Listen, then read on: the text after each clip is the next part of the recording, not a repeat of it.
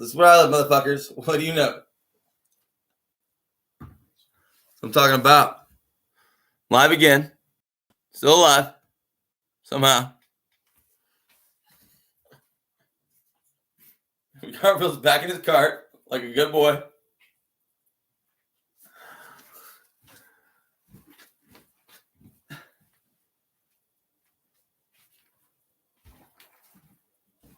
Stretching his legs. That's fine.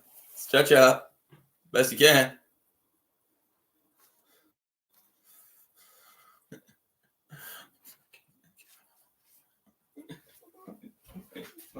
Yeah. You'll not even fight me for the cat. I really want him like that.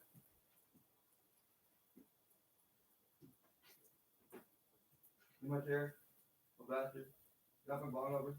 The Buddha never taught emptiness as nothingness. Pretty fucking obvious. What is emptiness? Emptiness is a mode of perception, a way of looking at experience. It adds nothing to and takes nothing away from the raw data of physical and mental events. You look at events in the mind and the senses with no thought of whether there's anything lying behind them. This mode is called emptiness because it's empty of the prepositions we usually add to experience to make sense of it. The stories and worldviews we fashion to explain who we are and to define the world we live in. Although these stories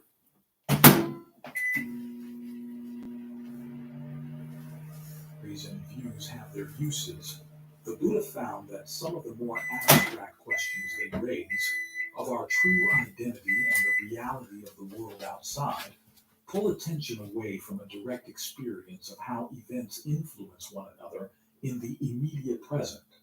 So they get in the way when we try to understand and solve the problem of suffering.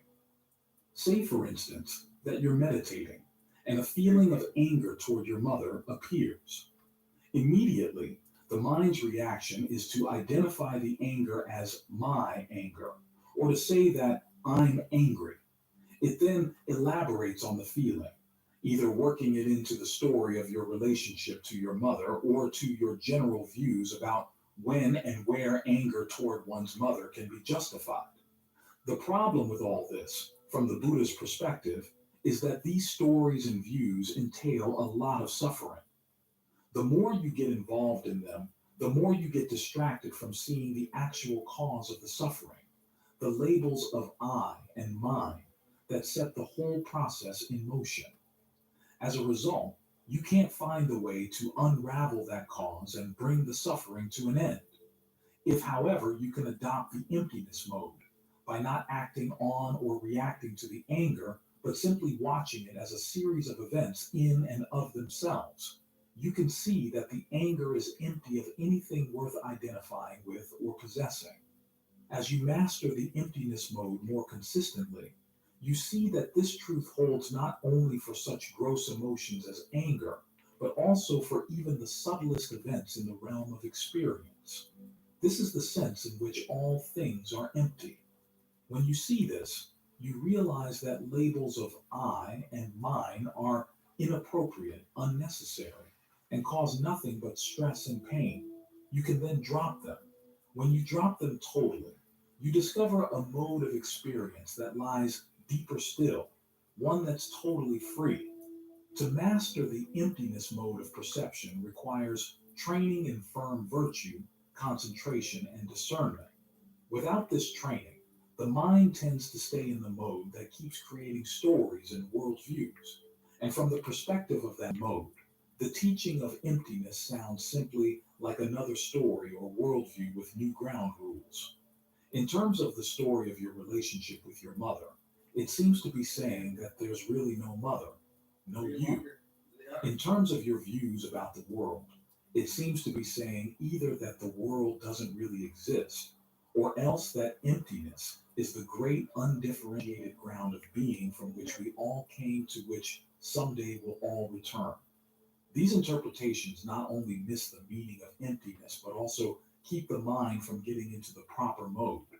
If the world and the people in the story of your life don't really exist, then all the actions and reactions in that story seem like a mathematics of zeros, and you wonder why there's any point in practicing virtue at all.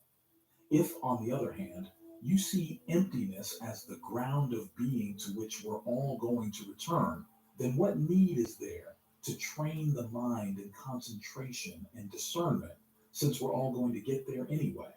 And even if we need training to get back to our ground of being, what's to keep us from coming out of it and suffering all over again? So, in all these scenarios, the whole idea of training the mind seems futile and pointless. By focusing on the question of whether or not there really is something behind experience, they entangle the mind in issues that keep it from getting into the present mode. Now, stories and worldviews do serve a purpose. The Buddha employed them when teaching people, but he never used the word emptiness when speaking in these modes. He recounted the stories of people's lives to show how suffering comes from the unskillful perceptions behind their actions, and how freedom from suffering can come from being more perceptive. And he described the basic principles that underlie the round of rebirth to show how bad intentional actions lead to pain within that round. Good ones lead to pleasure, while really skillful actions can take you beyond the round altogether. In all these cases, these teachings were aimed at motivating people to focus on the quality of the perceptions and intentions in their minds in the present. In other words, to get them to want to get into the emptiness mode. Once there, they can use the teachings on emptiness for their intended purpose, to loosen all attachments to views, stories, and assumptions, leaving the mind empty of all greed, anger, and delusion, and thus empty of suffering and stress. And when you come right down to it, that's the emptiness that really counts.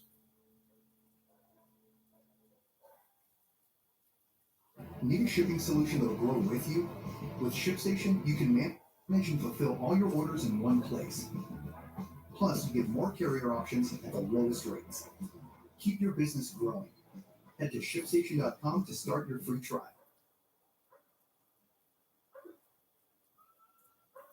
When Mitsubishis are this reliable, our mechanic has to find other ways to keep busy.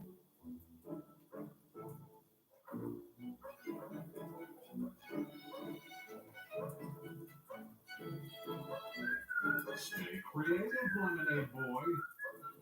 Let West get you into a new car with up to $3,000 in down payment assistance on select new Mitsubishi models. West says yes at West Mitsubishi in Orland. Watch my step, Garfield. Powers.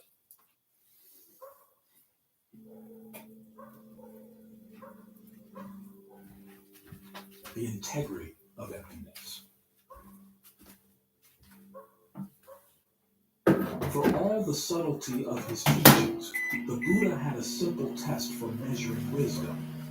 You're wise, he said, to the extent that you can get yourself to do things you don't like doing, but know will result in happiness, and to refrain from things you like doing, but know will result in pain and harm.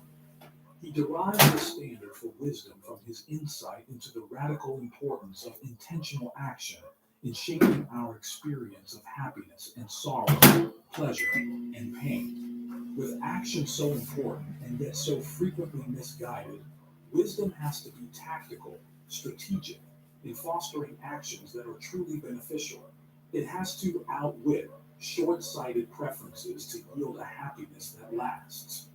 Because the Buddha viewed all issues of experience, from the gross to the subtle, in terms of intentional actions and their results.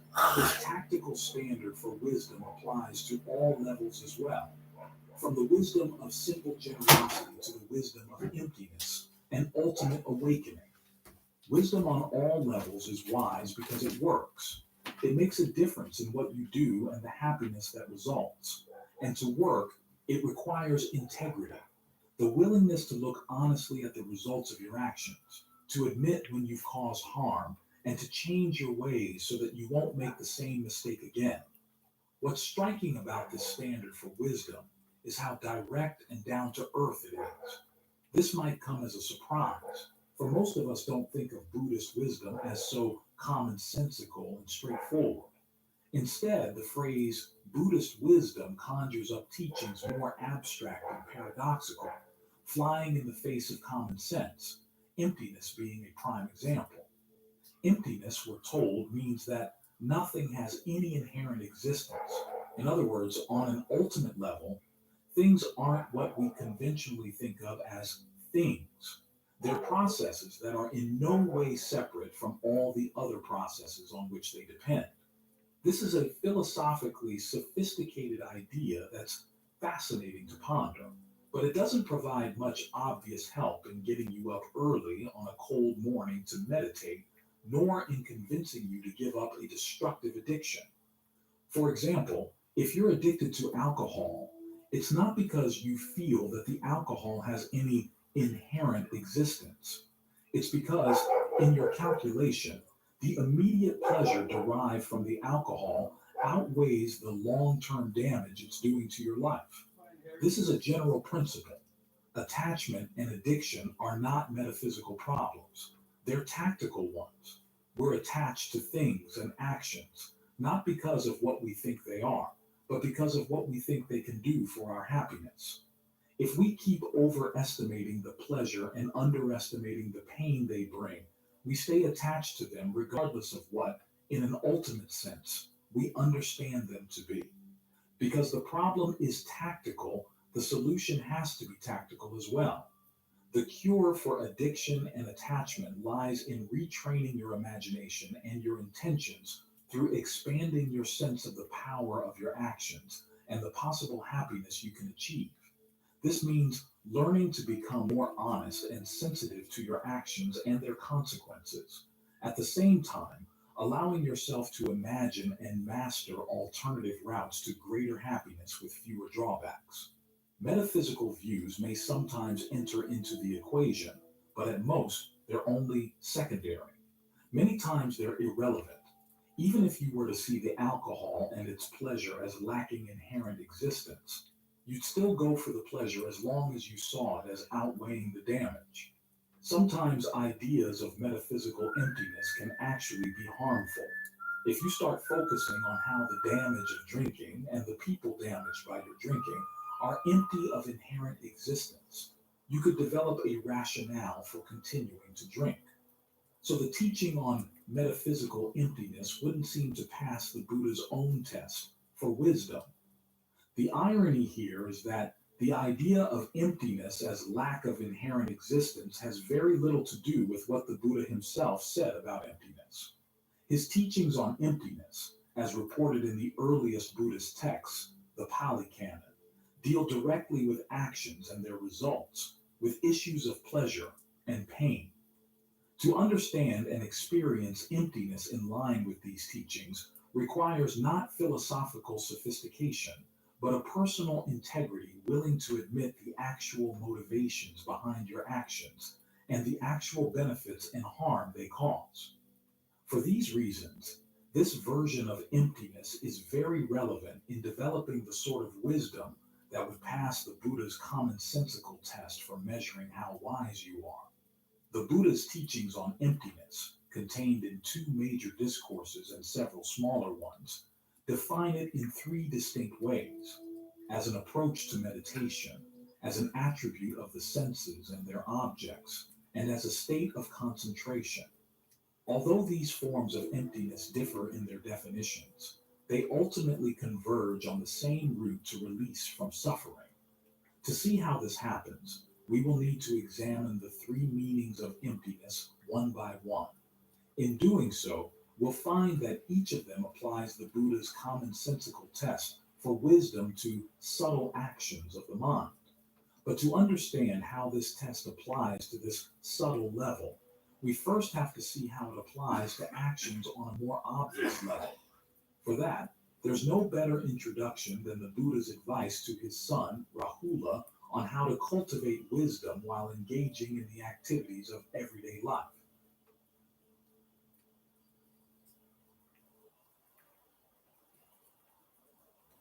Class is back in session. The great health begins.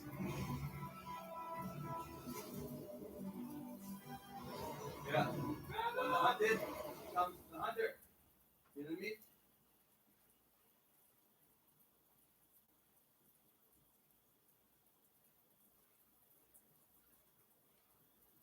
If the unexpected happens and you come across a downed power line, stop, stay, call.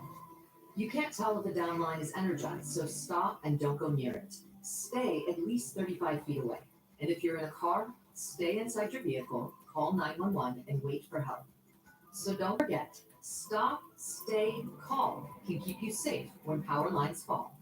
For more safety tips, visit pacificpower.net/safety.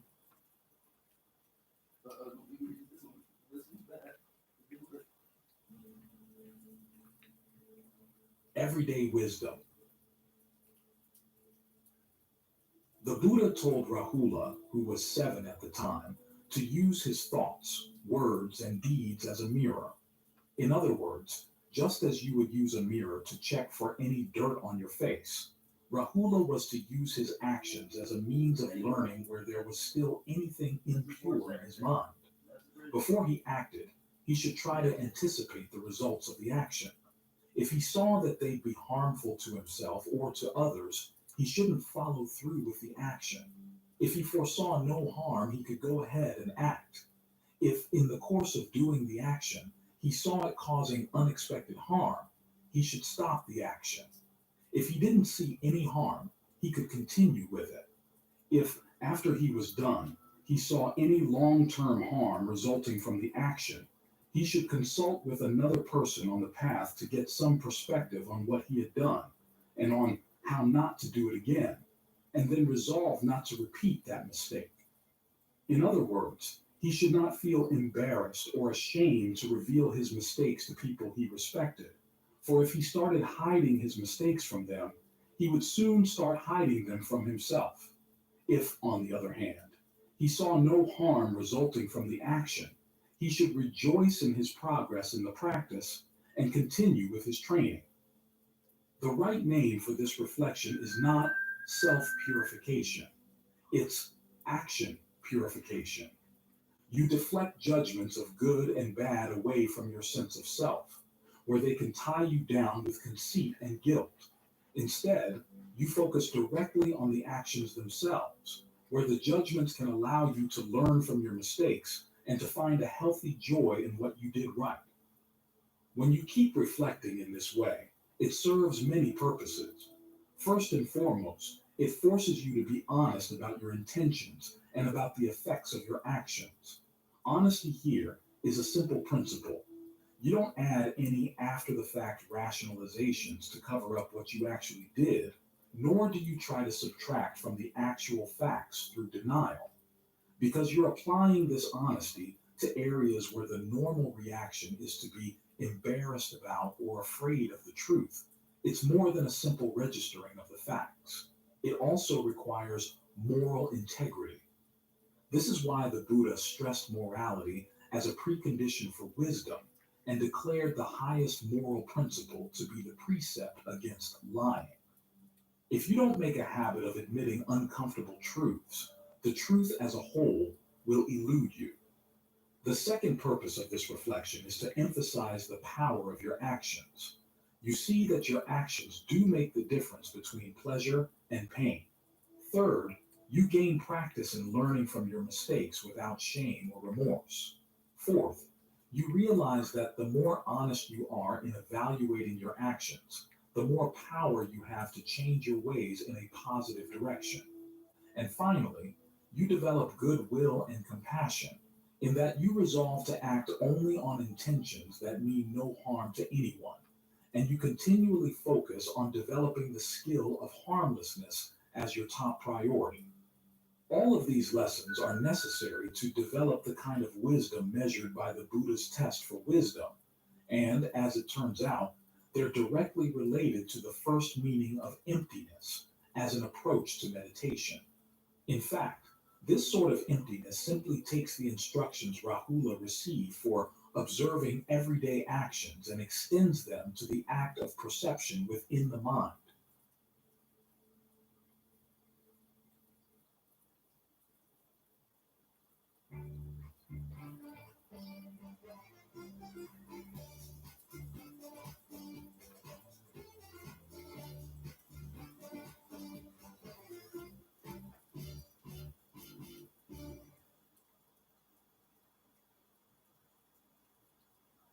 Nature-made magnesium is made to care for your whole body every day.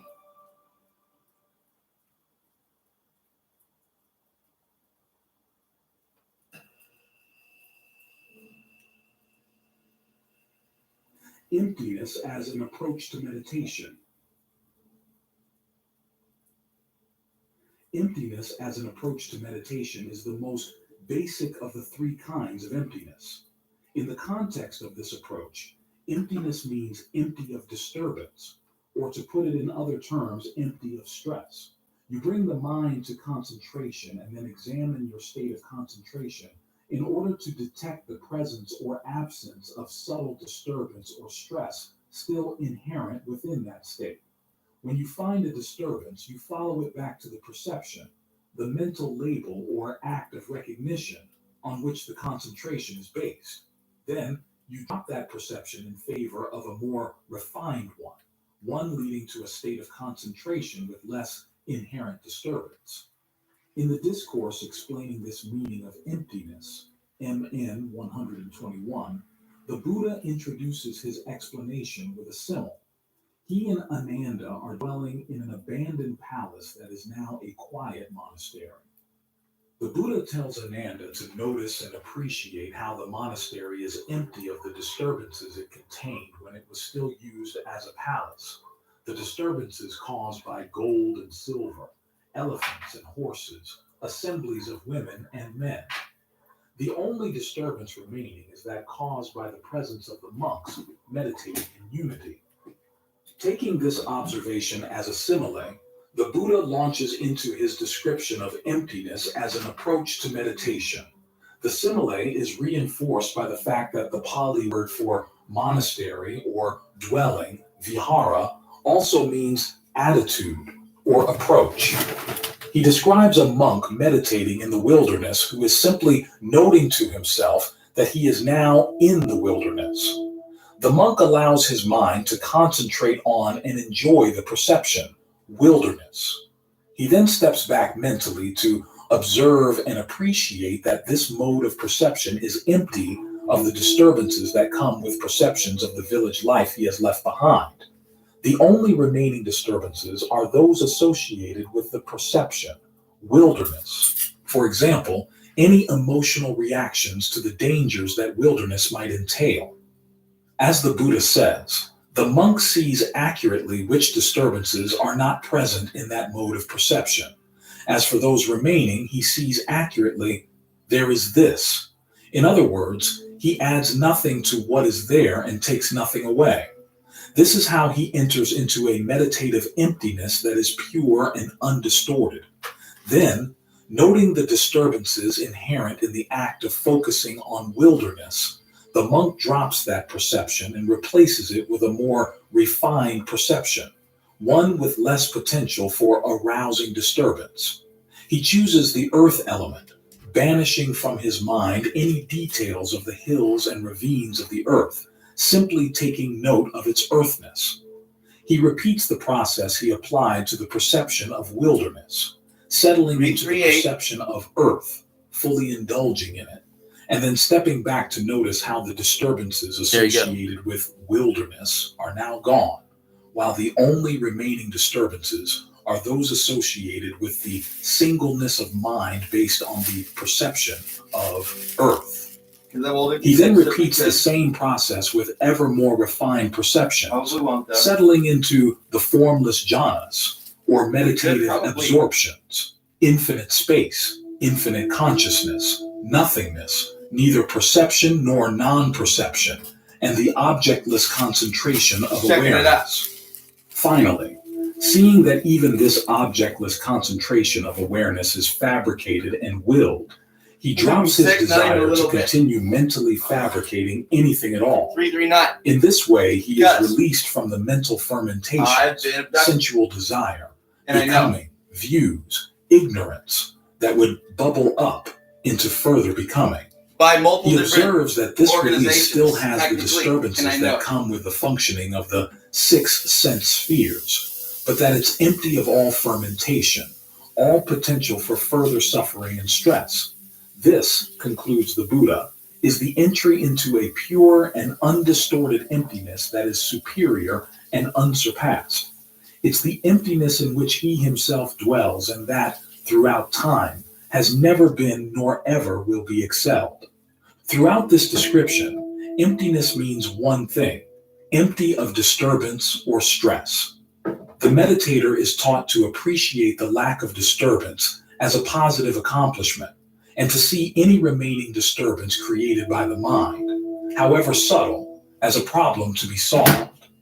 When you understand disturbance as a subtle form of harm, you see the connections between this description of emptiness and the Buddha's instructions to Rahula.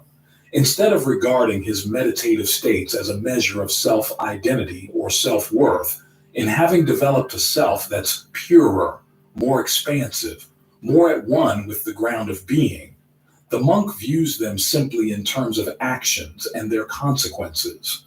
And the same principles apply here on the meditative level as apply in the Buddha's comments to Rahula on action in general. Here, the action is the perception that underlies your state of meditative concentration. You settle into the state by repeating the action of perception continually until you are thoroughly familiar with it. Just as Rahula discovered the consequences of his actions by observing the obvious harm done to himself or to others, here you discover the consequences of concentrating on the perception by seeing how much disturbance arises from the mental action. As you sense disturbance, you can change your mental action, moving your concentration to a more refined perception, until ultimately you can stop the fabrication of mental states altogether. At the core of this meditation practice are two important principles derived from the instructions to Rahula. The first is honesty, the ability to be free of embellishment or denial, adding no interpretation to the disturbance actually present, while at the same time not trying to deny that it's there. An integral part of this honesty is the ability to see things simply as action and result, without reading into them the conceit, I am. The second principle is compassion, the desire to end suffering, in that you keep trying to abandon the causes of stress and disturbance wherever you find them. The effects of this compassion extend not only to yourself, but to others as well. When you don't weigh yourself down with stress, you're less likely to be a burden to others. You're also in a better position to help shoulder their burdens when need be. In this way, the principles of integrity and compassion underlie even the most subtle expressions of the wisdom leading to release. This process of developing emptiness of disturbance is not necessarily smooth and straightforward. It keeps requiring the strength of will needed to give up any attachment. This is because an essential step in getting to know the meditative perception as an action is learning to settle into it, to indulge in it. In other words, to enjoy it thoroughly, even to the point of attachment. This is one of the roles of tranquility in meditation. If you don't learn to enjoy the meditation enough to keep at it consistently, you won't grow familiar with it. If you aren't familiar with it, insight into its consequences won't arise. However, unless you've already had practice using the Rahula instructions to overcome grosser attachments, then even if you gain insight into the disturbances caused by your attachment to concentration, your insight will lack integrity. Because you haven't had any practice with more blatant attachments, you won't be able to pry loose your subtle attachments in a reliable way. You first need to develop the moral habit of looking at your actions and their consequences, believing firmly, through experience, in the worth of refraining from harm, however subtle. Only then will you have the skill needed to develop emptiness as an approach to meditation in a pure and undistorted way that will carry you all the way to its intended goal. Emptiness as an attribute of the senses and their objects. Emptiness as an attribute, when used as a departure point for practice, leads to a similar process but by a different route.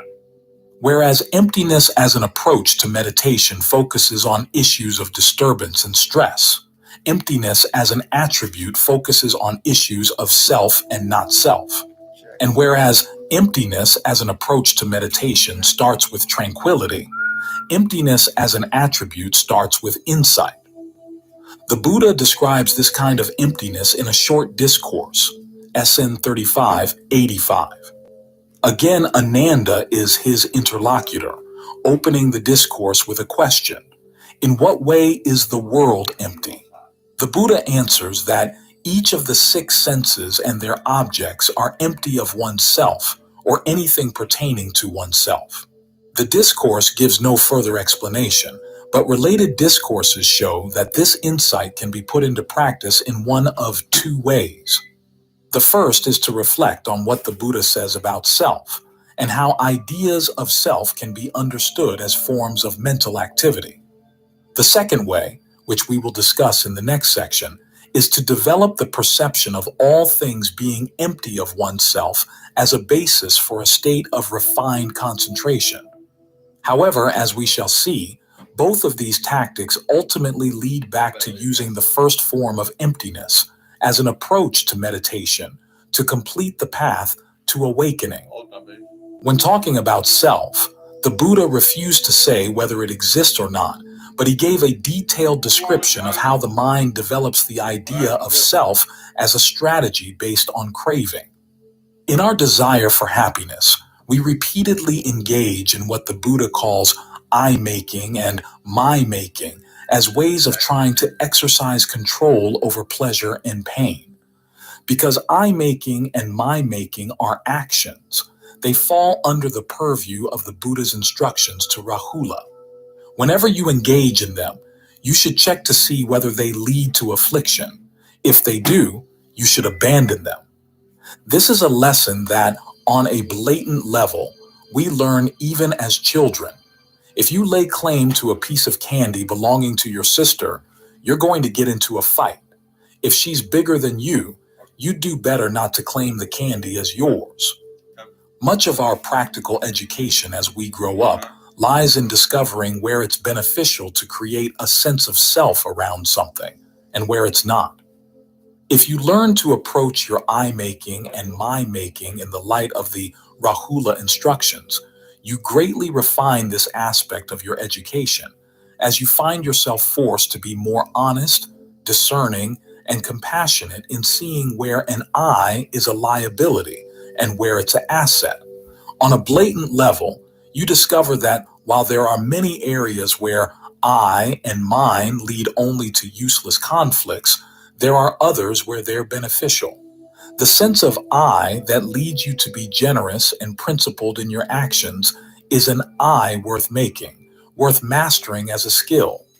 So too is the sense of I that can assume responsibility for your actions and can be willing to sacrifice a small pleasure in the present for a greater happiness in the future. This kind of I, with practice, leads away from affliction and toward increasing levels of happiness.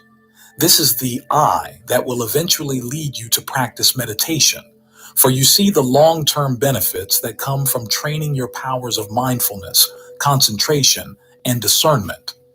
However, as meditation refines your sensitivity, you begin to notice the subtle levels of affliction and disturbance that I-making and my-making can create in the mind. They can get you attached to a state of calm so that you resent any intrusions on my calm. They can get you attached to your insights so that you develop pride around my insights. This can block further progress, for the sense of I and mine can blind you to the subtle stress on which the calm and insights are based. If you've had training in following the Rahula instructions, though, you'll come to appreciate the advantages of learning to see even the calm and the insights as empty of self or anything pertaining to self. That is the essence of this second type of emptiness. When you remove labels of I or mine, even from your own insights and mental states, how do you see them? Simply as instances of stress arising and passing away, disturbance arising and passing away, with nothing else added or taken away. As you pursue this mode of perception, you're adopting the first form of emptiness as an approach to meditation.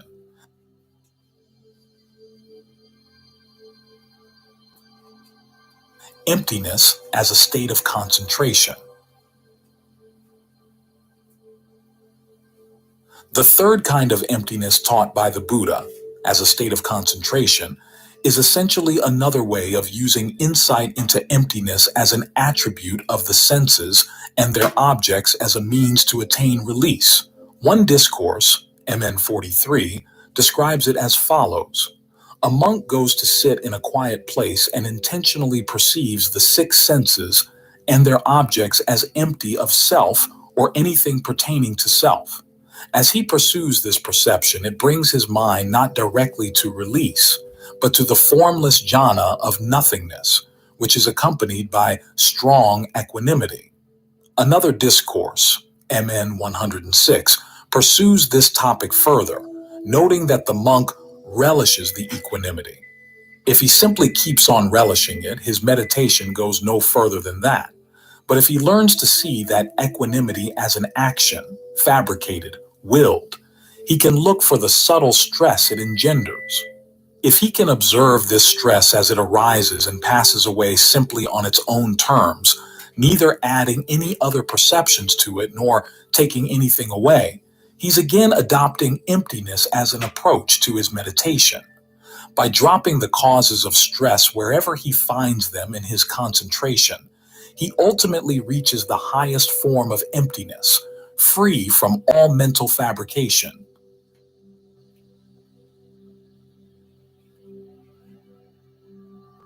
The wisdom of emptiness.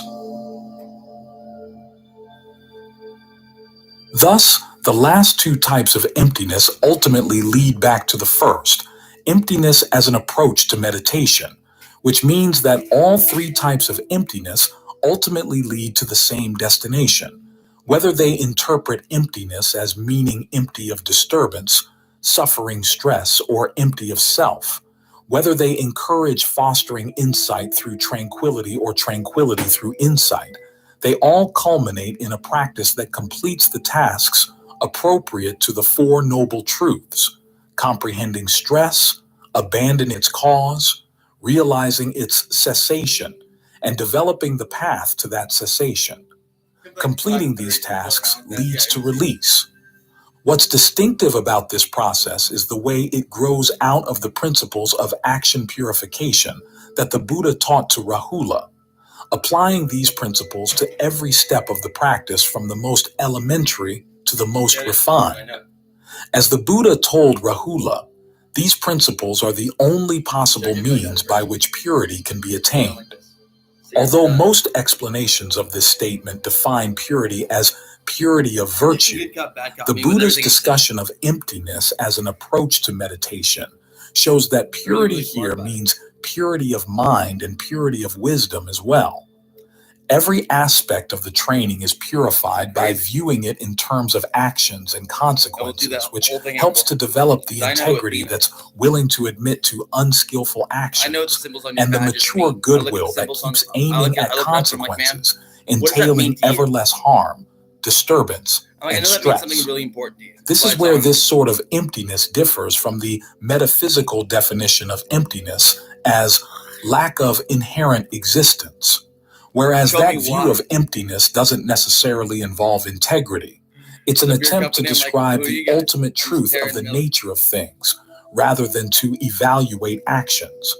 This approach to emptiness requires honestly evaluating your mental actions and their results. Integrity is thus integral to its mastery. In this way, the highest levels of wisdom and discernment grow primarily not from the type of knowledge fostered by debate and logical analysis, nor from the type fostered by bare awareness or mere noting. They grow from knowledge fostered by integrity, devoid of conceit, coupled with compassion and goodwill. The reason for this is so obvious that it's often missed. If you're going to put an end to suffering, you need the compassion to see that this is a worthwhile goal, and the integrity to admit the suffering you've heedlessly and needlessly caused throughout the past. The ignorance that gives rise to suffering occurs not because you don't know enough or are not philosophically sophisticated enough to understand the true meaning of emptiness. It comes from being unwilling to admit that what you're obviously doing right before your very eyes is causing suffering. Got a lot of money. This is why awakening destroys conceit. It awakens you to the full extent of the willful blindness that has kept you complicit in unskillful behavior all along. It's a chastening experience. The only honest thing to do in response to this experience is to open to release. That's the emptiness that's superior and unsurpassed.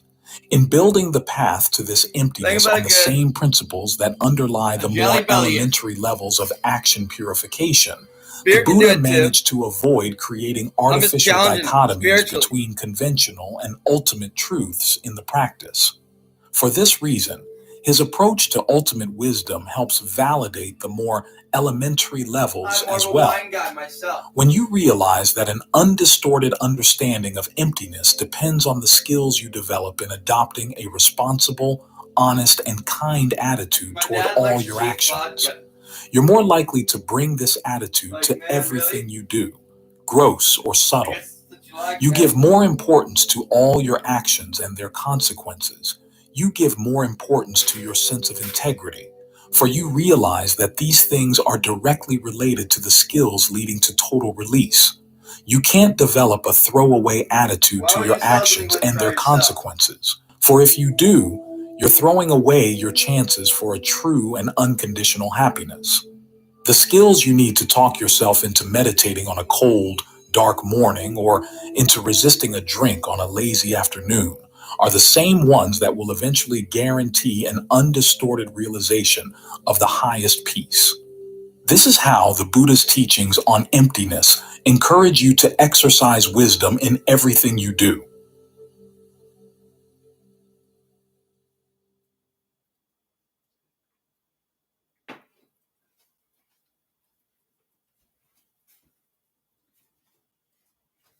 Meet the new context-sensitive properties panel in Premiere Pro.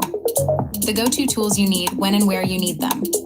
Easily modify and apply settings across one or multiple tracks, all in one intuitive panel. Try it now.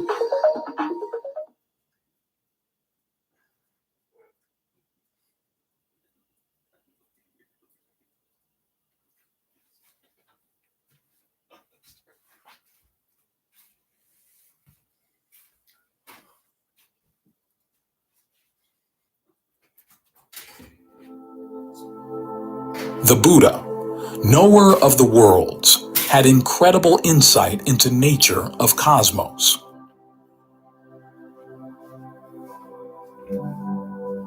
Recently, while teaching a retreat sponsored by a Vipassana group in Brazil, I happened to mention Devas and rebirth. The response was swift. The next morning, as I was looking through the slips of paper left in the question box, 2 questions stood out. The first was a complaint. Why do we have to listen to this supernatural stuff? I don't believe in anything except for the natural world I can see with my own eyes. The second was a complaint of a different sort. Why are Western Buddhist teachers so afraid to talk about the supernatural side of the Buddhist tradition? To answer the second question, all I had to do was point to the first. It's because of questions like these. They scare teachers away from the topic. I might have added that there's an irony here. In an effort to be tolerant, the early generation of Western Buddhist teachers admitted dogmatic materialists into their ranks, but these materialists have proven very intolerant of the supernatural teachings attributed to the Buddha. If he was really awakened, they say, he wouldn't have taught such things. To answer the first question, though, I asked a question in return. How do you know that the natural world is real?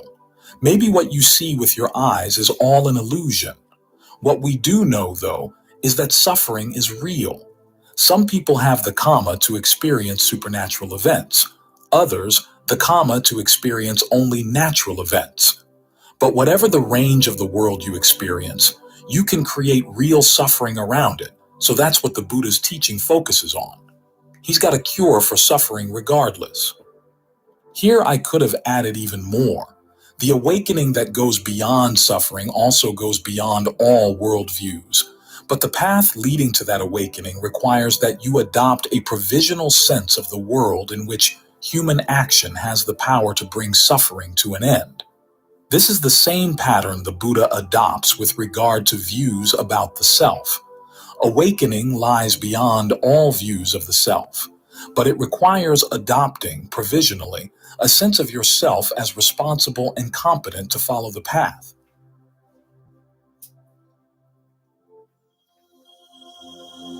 The Buddha's Strategic View of the Cosmos by Thanissaro Bhikkhu. The parallel way the Buddha treats these two issues comes from the fact that self and world go together. In his analysis, suffering arises in the process of becoming, bhava, which means the act of taking on a sense of self in a particular world of experience. This becoming comes from craving. When we cling to a craving, we create a sense of self, both the self as consumer who, we hope, will enjoy the attainment of what we crave, and the self as producer who does or doesn't possess the skills to attain it. At the same time, the self needs a world in which to function to satisfy its cravings. So we fashion a view of the world as it's relevant to that particular desire. What will help or hinder our self in our quest for what we want? These worlds can be strictly imaginary scenarios in the mind, in which case there are very few constraints on the shapes they can take, but they also include the worldus, in which we function as human beings. And in cases like this, there are constraints. The human world, when you push on it, often pushes back. It doesn't always respond easily to what you want, and is sometimes firm in its resistance. As we look for happiness, we have to figure out how to read its pushback. When we gain a sense of what can and can't rightly be expected out of how the world works, we can adjust our cravings to get the most out of what the world has to offer. At the same time, we adjust our sense of self, developing skills to fit in with the world so that we can produce happiness more easily and consume it more frequently. This is why our sense of self is so intimately tied to our sense of the world, and why people are so incensed about the differing worldviews of others. If we feel that they're trying to get away with things that our own world doesn't allow, we're offended because they're not playing by the rules to which we've submitted. Some of the people who are convinced that the world has no supernatural dimension feel that people's worldview allows for the supernatural are trying to get away with magical thinking. Some whose worldview does have room for the supernatural, and who find in that dimension the source of their values, are upset by whose materialist naturalist views allow them to operate in a world unrestrained by any objective moral law. These battles have been going on for millennia. The Pali Canon, the earliest extant record of the Buddha's teachings, shows that they were already raging at his time. Several long discourses are devoted to the wide variety of worldviews the Buddha's contemporaries advocated. And if anything, people in India at that time had a greater variety of worldviews than we do now. Some maintained that the world and the self were purely material, others that there was a soul that remained the same forever, others that the soul and the world were identical, and still others that the soul perished at death. Some argued that moral laws were just a convention, others that a moral law was built into the cosmos. Some believed that the world had a creator, others believed that it arose by chance, others that it has existed without any beginning point at all. Some believed in other realms of being, heavens and hells, while others did not. Some believed in rebirth, while others did not. Some believed in a finite cosmos, some in an infinite cosmos, some in a cosmos that was both or neither. The list could go on and on. The Buddha's response to these controversies was interesting. Instead of jumping into the fray to debate these issues, he focused first on the Kamma of building a worldview. What kinds of actions led to a particular view, and what kinds of actions that worldview would inspire. He then judged these actions as to whether they resulted in more suffering or less. Only then did he decide which features were required by a provisional worldview that would lead to suffering's end. His approach was very wise. Arguments over worldviews boiled down to questions of inference. What kind of facts can be judged to be real? And what ways of inferring a world from those facts can be judged to be valid? And where do we get our facts? We learn about the world by acting in it. We learn about walls by bumping into them, about people by trying to get what we want from them. Then, from the results of our actions, we infer more about the world than our actions actually tell us. There's a lot more to the world than the parts that respond to our actions, and our inferences fill in the blanks. So the Buddha, instead of giving reality to the inferences, decided to focus on their source, our actions. After all, we know them, or should know them if we're paying attention, much more directly than the worlds we've inferred. His conclusion was that all possible worldviews were instances of clinging, and that clinging, in turn, was suffering. Just as we suffer in the activity of what the Buddha called I-making and my-making, we suffer in the process of world-making. Even though we feed off these activities, feeding being another meaning for upadana, the Pali word for clinging, we end up having to pay dearly for what we eat. This is true whether our sense of the world has a supernatural aspect or not. Now, these worldview clingings have two dimensions. On the one hand, they focus on 5 things called aggregates, khanda. 1, the body as it moves around in the world. 2, feelings of pleasure, pain, or neither pleasure nor pain. 3, perceptions, the labels we apply to things. 4, fabrications, the way we put our thoughts together. And 5, consciousness, our awareness at the 6 senses. On the other hand, these clingings can take 4 forms.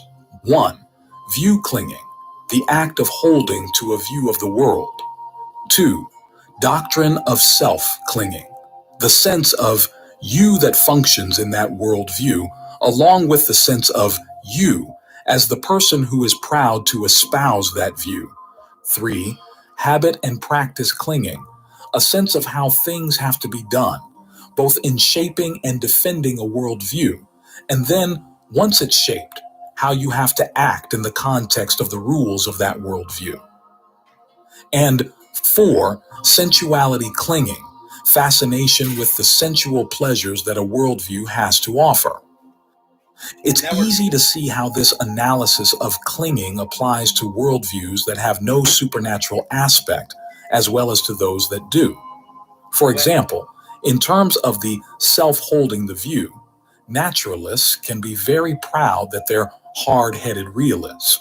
Supernaturalists, very proud that they've been singled out for privileged information. In terms of habits and practices, each side can be very insistent that the way they draw inferences about the world is scientific, as they define the term, and that they know for a fact what ways of behavior are actually valid in the context of their worlds. From the Buddha's point of view, though, all these ways of clinging are suffering, and the wise task with regard to suffering is to comprehend it, which means to see how it's caused, how it passes away, what its allure is, what its drawbacks are, and finally, how to escape from it through the dispassion that comes from seeing that the drawbacks far outweigh the allure.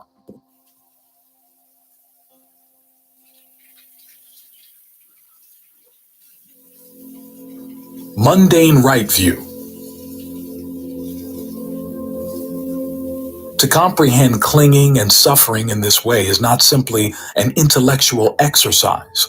It requires developing all 8 factors of the noble path, an all-around skill that grows in many stages. This path requires a strong sense that there are such things as skillful and unskillful actions.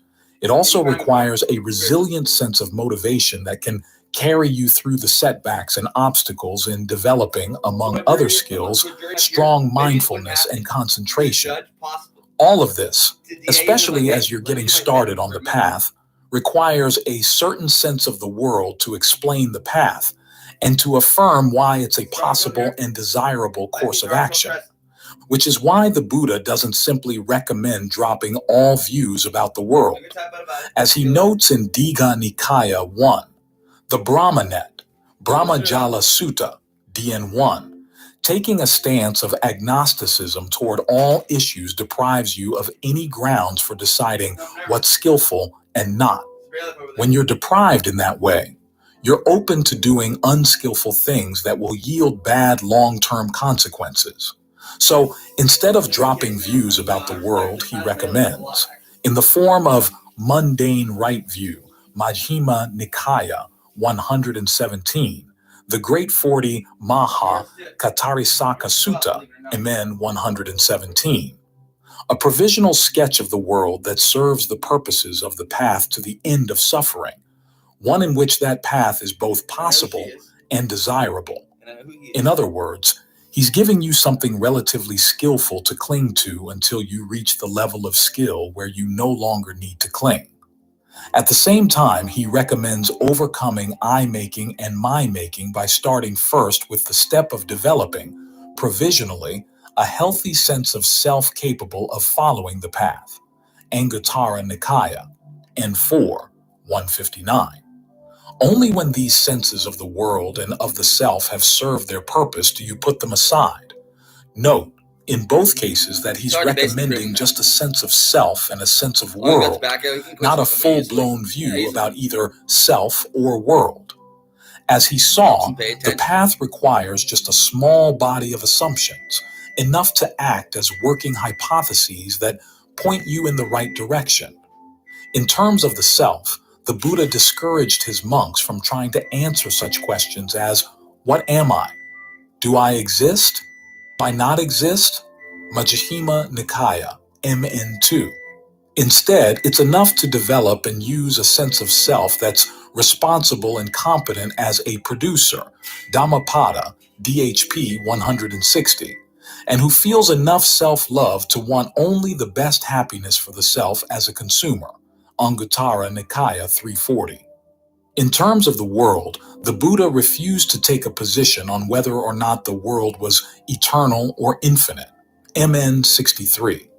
He also discouraged his followers from engaging in speculation about the world, saying that it would lead to madness and vexation, Anguttara Nikaya 4, 77. In fact, he never gave a complete picture even of a Buddhist cosmology. The maps detailing the many levels of the Buddhist cosmos were later extrapolations from comments scattered in the early texts. What he did offer was just a handful of leaves, SN 56, 31.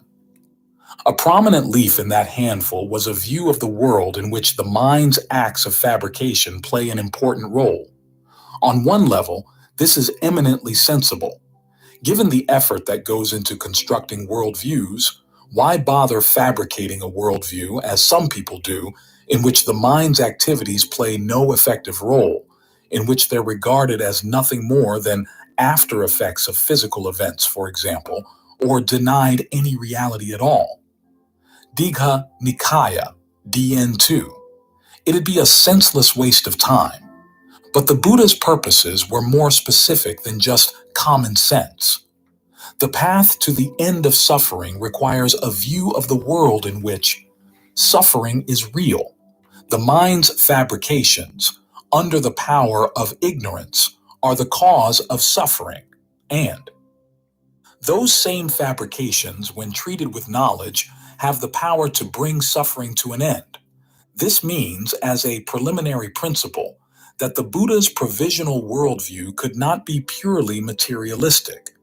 He established this point with the line that his followers posted in the first line of the Dhammapada. The heart-mind is the forerunner of all phenomena.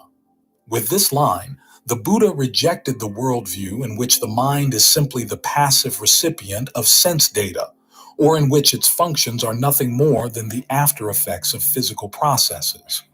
In a materialist universe, the problem of suffering wouldn't rightly be regarded as a problem because it can't be detected by material mechanisms. And even if a materialist were inconsistent enough to want to do away with suffering, he'd explain it as a material problem to be solved through material means, such as chemicals or electric shock. The principle that the mind comes first, however, allows for suffering to be regarded as a genuine problem, and that it might potentially be solved by training the mind's fabrications. This is why the main leaf in the Buddha's worldview is that the processes of fabrication are real. Unlike some later Buddhist theorists, such as Nagarjuna, the Buddha stated clearly that fabrications, even though they're conditioned, inconstant, and subject to change, really do exist. Samyutta Nikaya, SN 22, 94, Flowers, Pufa Sutta. If they weren't real, the suffering they create also wouldn't be real, and there would be no point to teaching a path to the end of suffering. But fabrications are not simply real.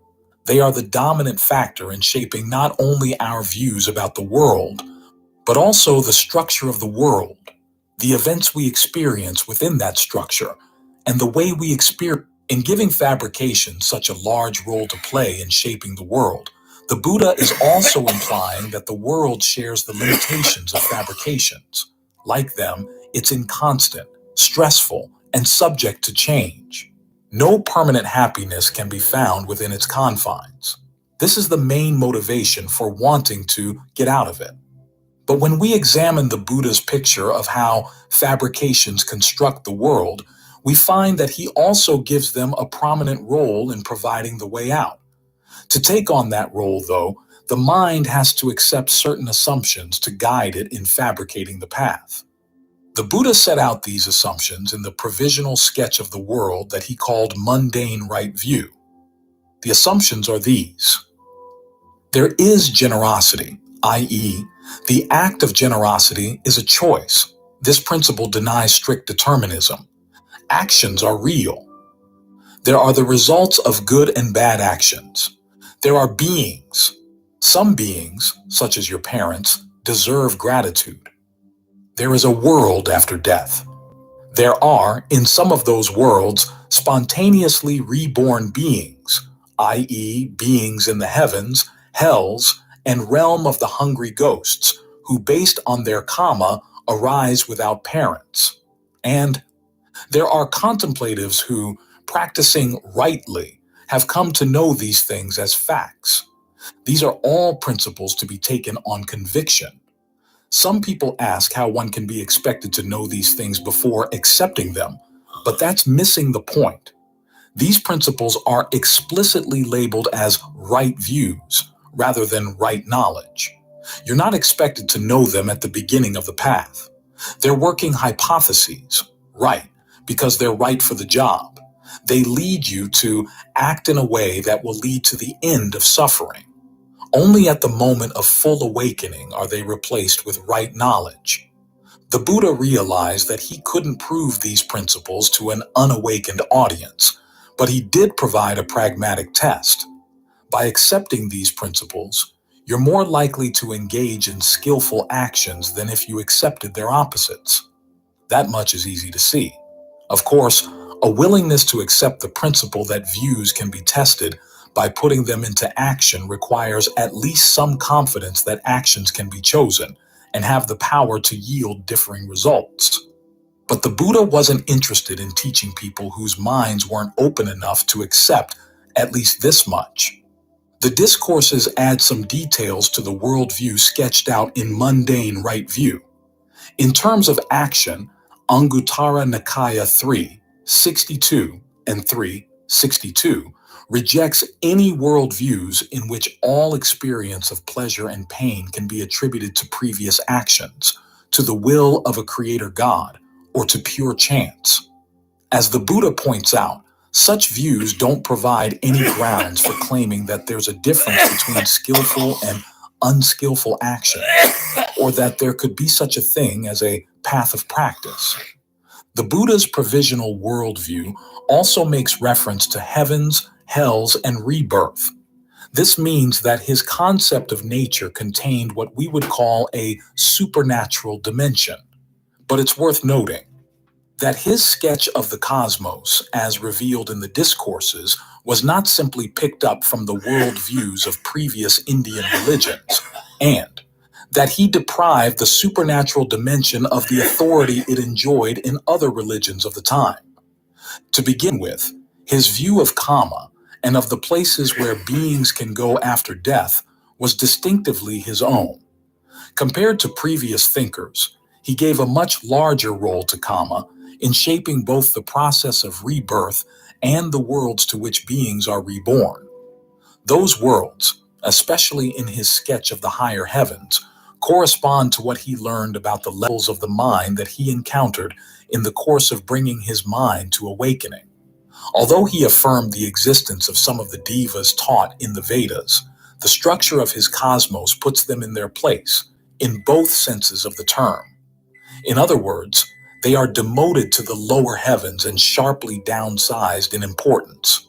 Even the great Brahma, the highest god in the Brahmanical pantheon, is assigned to a middling level of heaven, reigning there over the ignorant, not because of any innate greatness, but because he exhausted the merit that would have allowed him to stay on a higher level. Digha Nikaya, DN1. This means that the Buddha's audience would have found his worldview just as novel and strange as Western audiences do now. It's also worth noting the serious constraints he put on the value of knowing the supernatural. Even though, as he stated, full knowledge of devas was a necessary part of his own awakening in 871, it wasn't necessary for everyone. He needed it because, without that knowledge, he couldn't have taught people whose karma led them to experience devas in their own meditation. But what he learned about the devas was that they can be very unreliable. Instead of coming in just two varieties, angels and demons, they come in all gradations of goodness and potency. And they're not always emissaries from a higher power, either evil or good. Knowing these facts helps to protect a person who has visions of such beings or who encounters them through mediums from being overly fearful of them or giving them too much confidence. Some devas have a good sense of the Dhamma, Majjhima Nikaya 133, Samyutta Nikaya 914.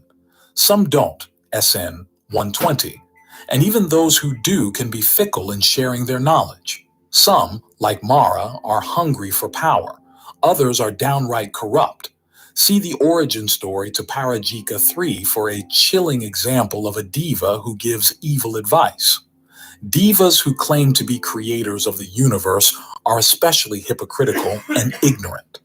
What all this means is that the supernatural knowledge coming from diva, what they tell you about the cosmos, for example, about how to act, or about the meaning of life, can't always be trusted. Similarly with psychic powers, the Buddha mastered a wide range of such powers on the way to his awakening, and he continued to use them in the course of his teaching career, MN 86. But he warned any monks who had such powers not to display them to the laity, CVV 8. As he explained in DN 11, the display of psychic powers is always open to suspicions of trickery, whereas a Dhamma that, when put into practice, shows results is the only proof of a teacher's truthfulness.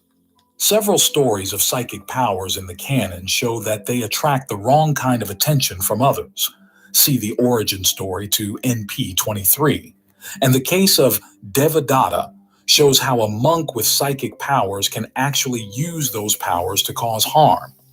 So even though the Buddha's provisional view of the world has a supernatural dimension, he places some very sensible restrictions on how much that dimension can be trusted.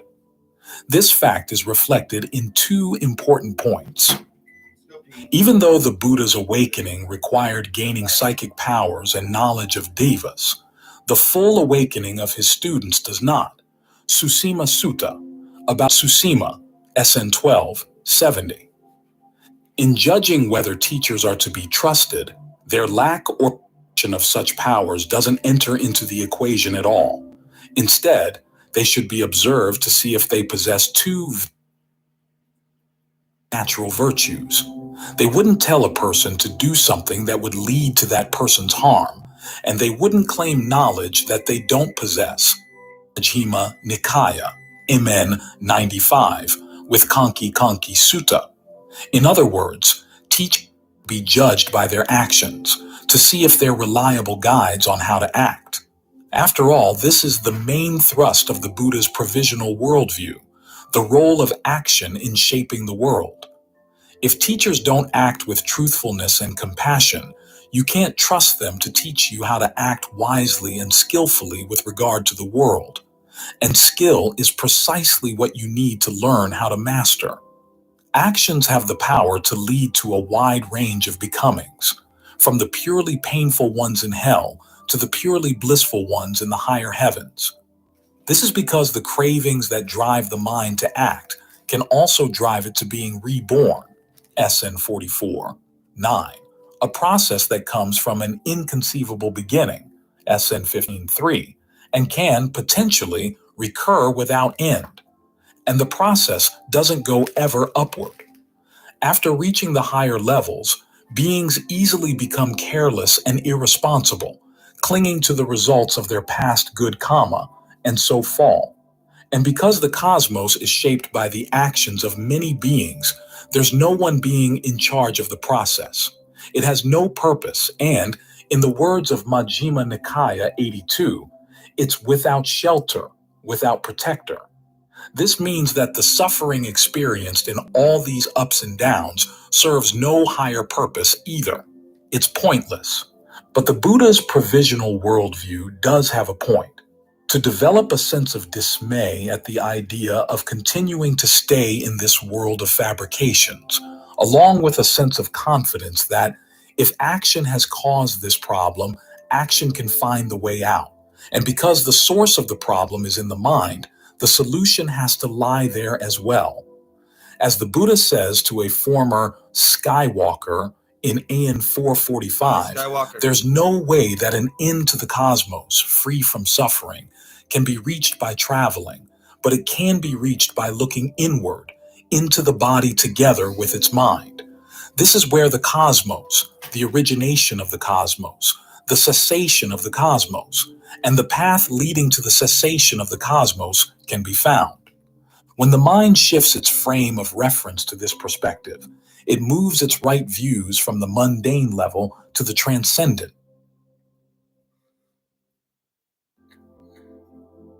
Transcendent right view. Mundane right view and transcendent right view both focus on the same topic, the mind's fabrications, but they treat that topic from different angles. Mundane right view treats it in terms of beings and worlds. Transcendent right view drops those terms entirely and treats the processes of fabrication as processes, analyzed in terms of the Four Noble Truths: suffering, its cause, its cessation, and the path to its cessation. This level of right view doesn't deny the existence of beings or worlds. Instead, it simply changes to another frame of reference, fabrications within the mind, taken on their own terms. With regard to suffering, the question isn't who in the world is suffering, who caused the suffering, or who's going to put an end to suffering. It's simply what actions constitute suffering, what actions cause it, what actions bring it to an end. From this perspective, a distinctive duty is applied to events falling under each truth. Suffering is to be comprehended, its cause abandoned, its cessation realized, and the path to its cessation developed. By adopting this perspective, you can see even your sense of self and your sense of the world simply as actions. You then ask which of the four categories of right view these actions fall into, and apply the appropriate duty. When you regard something as yours or as a duty imposed by the world, it's hard to let it go. But when you see it simply as an action under the rubric of the Four Noble Truths, it's easier to apply the appropriate duty. You see that views are forms of clinging, so you try to comprehend them. You see that they come from craving, so you try to let that craving go. But because the mind is so used to thinking in terms of beings and worlds, this new perspective is hard to hold in mind. It keeps slipping back to its old ways of thinking. This is why right mindfulness, the ability to remember the right frame of reference and the duties implied by that frame, is an essential part of the path. The basic formula for right mindfulness starts by telling you to keep track of the body, feelings, mind, and mental qualities in and of themselves. In other words, you view these raw materials for a state of becoming on their own terms, without putting them in the context of self or world. How, for instance, your body is viewed by the world, or how it fits into your self-image vis-a-vis the world. The formula then notes that you keep subduing any greed or distress with reference to the world. In other words, you drop any thoughts that deal in terms of world that would pull you out of your frame of reference. The formula also notes that you develop 3 qualities to keep with the right frame of reference. Mindfulness, remembering your frame of reference along with the duties appropriate to the 4 noble truths. Alertness, the ability to see clearly what you are doing in the present. And ardency, the effort to apply the appropriate duty to whatever is coming up in the context of your frame of reference. Maintaining this practice over time would become a dry, tiring exercise if it weren't for the fact that these establishings of mindfulness, satipatthana, lead the mind to right concentration, which is suffused with pleasure and rapture. As long as the mind doesn't get distracted by the world outside, it can find a strong sense of well-being by developing this new perspective. In the beginning stages of right mindfulness, the work of subduing greed and distress with reference to the world focuses on thoughts that would pull you to engage in the world outside. But with time, you come to see the world more and more in the Buddha's noble definition of the term. The 6 senses, their objects, consciousness at the senses, contact at the senses, and all the feelings that arise based on that contact, SN 3582. In other words, you get less interested in extrapolating an outside world from these processes and more interested in simply bringing knowledge to these processes in and of themselves. In this way, you bring the world into the context of the 4 establishings of mindfulness themselves, and under the framework of the 4 noble truths.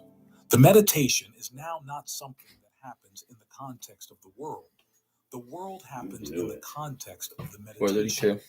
This doesn't mean that the world outside is an illusion. You blew it. Just that you realize that it's not the You want me to problem. kick your fucking ass The out? problem lies in the processes of the mind. Thanks. You want me to fucking follow that restraining order? I'm going to. You want to fucking think you can put your hands on fucking me? Your Release father? from worlds.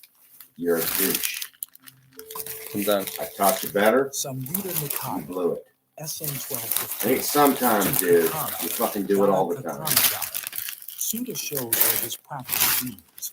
As you watch the origination of the world in the sense of processes, you reach a state of mind in which the thought of existence with regard to the world simply doesn't occur to you. You know, you don't even take As care you of watch the nobody. Not cessation yourself, of the not world your of cat, processes, no one. the thought of non-existence don't. with regard to the world I doesn't take occur care to of you him. either. And you see keep the him fucking processes tied of up. arising and I buy passing the away food. as mere instances What of do you do? stress arising and Nothing passing but away. tie him up. Because these Look at him. processes He's have half no dragged further on that value in fucking terms rope. of He's fine. I'm world training him. or Oh, I'm self. sure. Yeah. When he I'm kicks me training out. Train him. You can let Train them him. all See what other go. people think of And that. in letting them I think go, it's cool. the mind lets go of everything that's fabricated No, it won't be. and caused, that arises and passes No, it away. won't be. That's how it gains release. Majjhima Nikaya, MN 49. The Brahma Invitation. Brahma Nimantanaka. They think the same thing I do. Sutta describes the state of consciousness revealed in this release as Consciousness without surface, a consciousness that, unlike the consciousness Then of do it. God, is not experienced through the six Call them senses authorities at and see all. what they think. In other words, it's not engaged in any world in any sense of the term. DN11 adds that it's free from name and form, which means that, unlike, say, the infinitude of consciousness experienced in formless states of concentration, it's not involved in any sort of fabrication. In both of these discourses, this type of consciousness is presented as something that even the divas in the highest heavenly worlds don't know.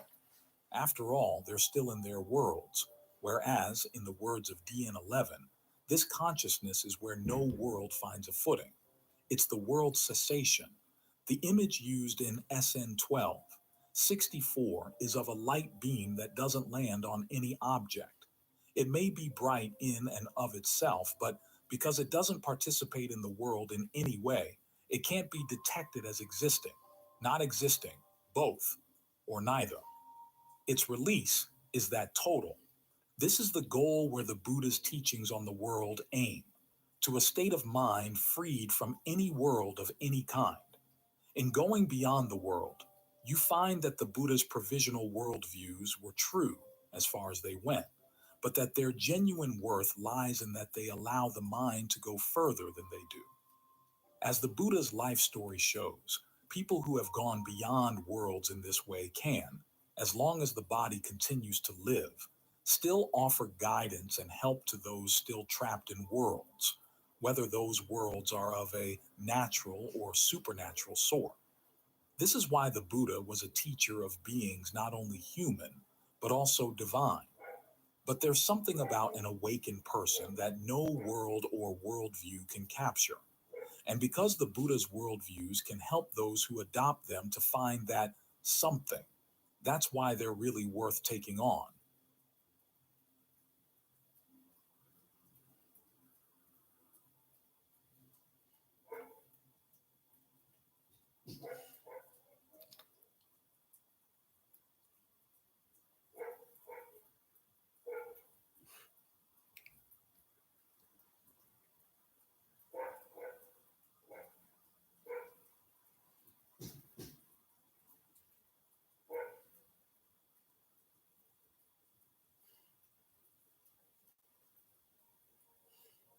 Karma and 5 important principles in Buddhism.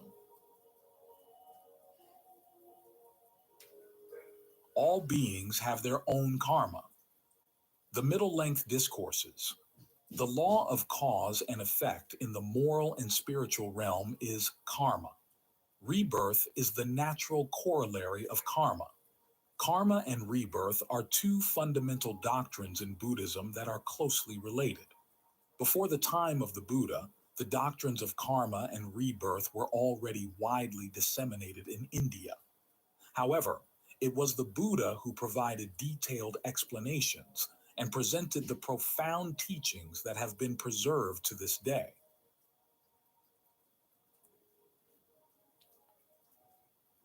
Why is there disparity among humanity?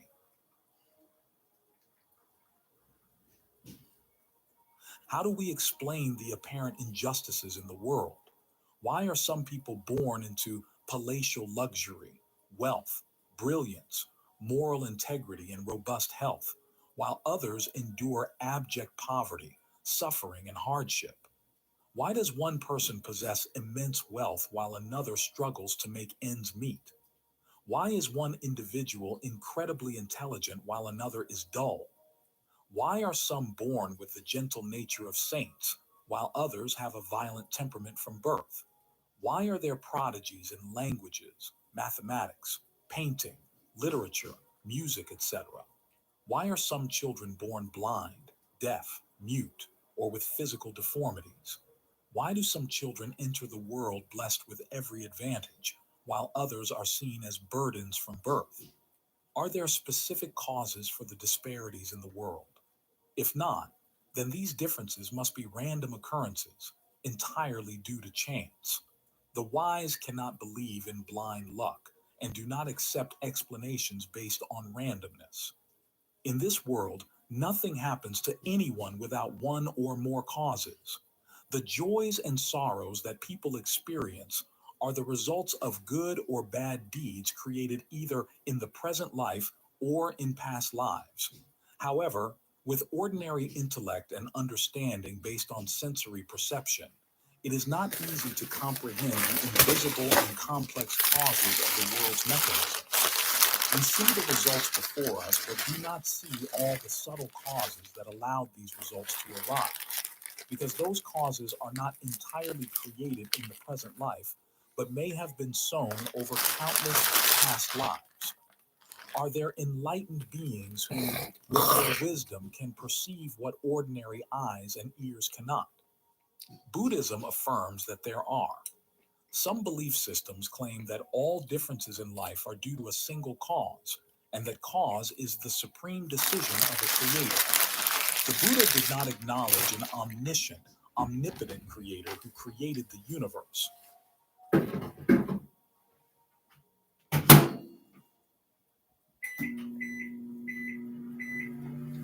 Chapter 1. How do modern scientists explain human disparities?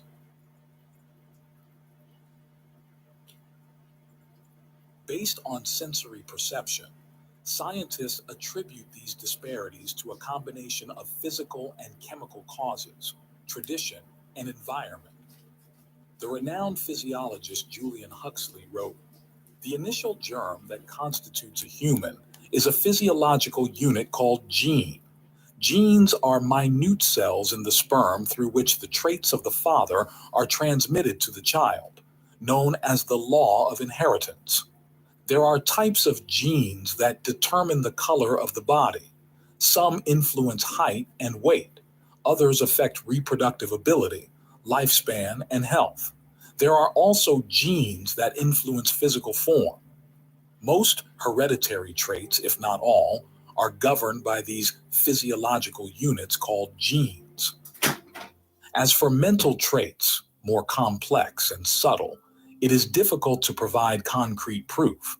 Although there are clear examples of mental inheritance, no phenomenon confirms that mental characteristics from grandparents and parents must follow a pattern similar to physical inheritance.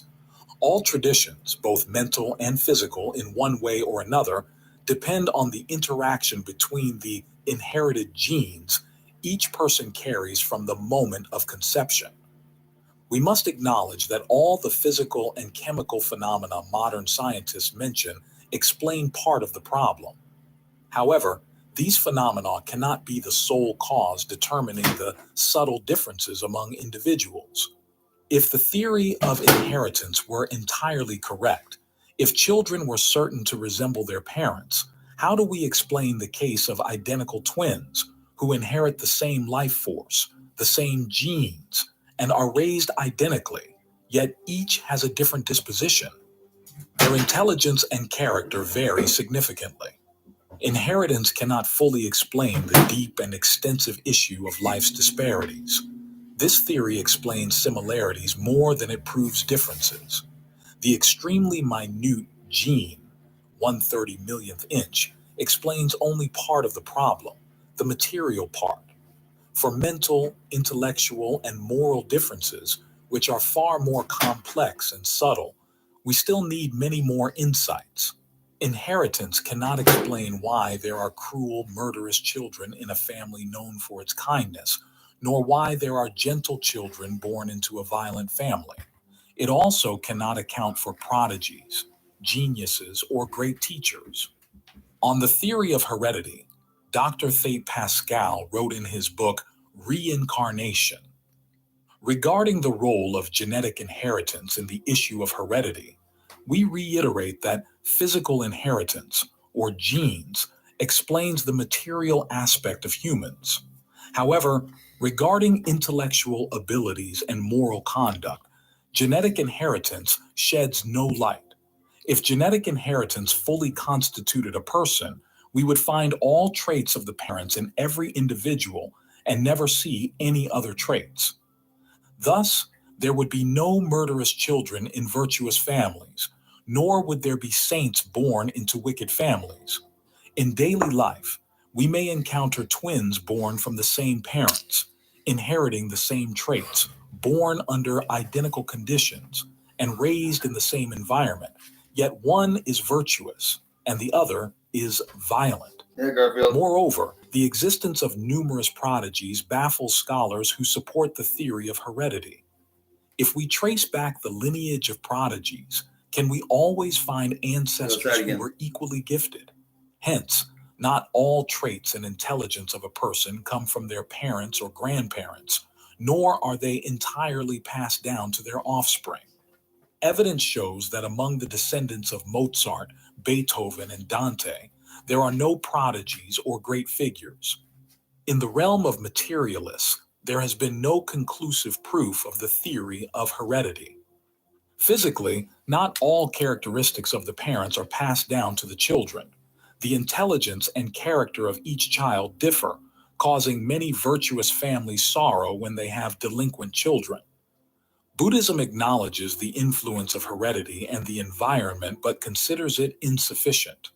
Buddhism adds the law of karma, which is the cumulative result of past and present actions. We must take responsibility for our actions in the past and reap the circumstances of happiness or suffering in the present. We create our own heaven and our own hell. We build our future and create what is called destiny. The cause of disparities. What are you doing? During the Buddha's time, a young man named Suda, puzzled by the inequalities among people, sought the truth and asked the Buddha, "Blessed One, why are some people short-lived while others are long-lived? Why are some sickly while others are healthy? Some ugly while others beautiful? Some powerless while others influential? Some poor while others rich? Some born into lowly families while others into noble families? Some foolish while others wise?" The Buddha briefly replied, "All beings have their karma as their inheritance, their own actions as their kin, as their refuge.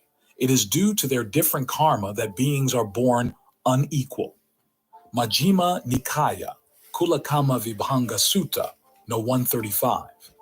Then the Buddha explained each case to Suda. If a person kills living beings, such as a hunter with blood-stained hands who lives without compassion, upon rebirth, they will have a short life. If a person refrains from killing, lives away from weapons, and treats all beings with kindness, upon rebirth, they will have a long life. If a person is cruel, always seeking to harm others, using fists and weapons against others, upon rebirth, they will be sickly. If a person does not harm others and is kind and gentle, upon rebirth, they will be healthy. If a person is rude, always angry, insulting, and cursing others, upon rebirth, they will be ugly. If a person is refined and courteous, never retaliating even when insulted, upon rebirth, they will be beautiful. If a person is envious, always coveting the wealth and fame of others and does not respect the honorable, upon rebirth, they will be powerless, their words unheeded. If a person is not envious, does not covet others' wealth and fame, respects the honorable, upon rebirth, they will be influential, their words followed.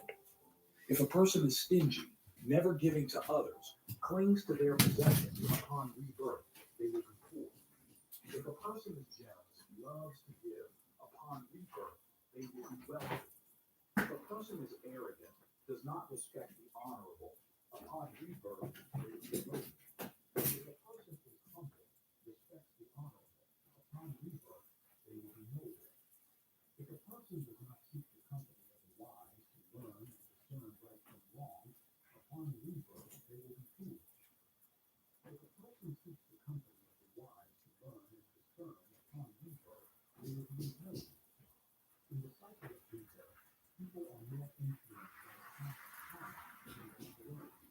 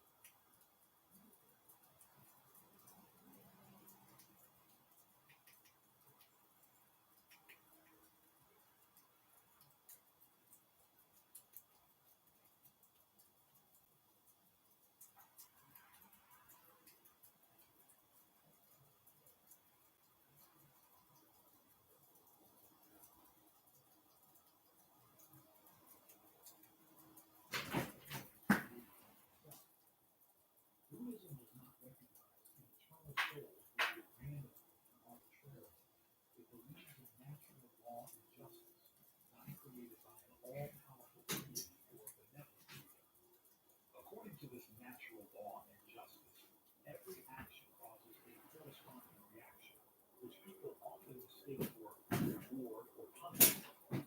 Some people, based on their understanding, claim that the Buddhist doctrine of karma is a form of opiate to soothe and lull the unfortunate with arguments like, now you must endure poverty because you created bad karma in the past. That person is wealthy because they created good karma. So accept the fate of poverty and strive to create good karma in the present to be wealthy in the next life. Any luck? You understand? In this life, you are oppressed and exploited because you created bad karma in the past. Accept this miserable fate and patiently endure suffering. From now on, live virtuously, and you will be wealthy and happy in the next life. The Buddha never taught such things. The doctrine of karma in Buddhism never advocates for judgment after life. The Buddha, with boundless compassion, taught karma not to protect the rich and comfort the poor with promises of future happiness. According to the law of karma, we are not necessarily bound by any condition, as karma is not destiny or predestination determined by some irresistible external force. Our good or bad actions create corresponding reactions. Therefore, we are entirely free to create new reactions to mitigate the power of karma. We have the ability to modify our karma to some extent according to our will. Thus, beings are not forced to completely reap what they have sown. In certain situations and within certain limits, with proper effort, we can alter our karma. The origin of karma.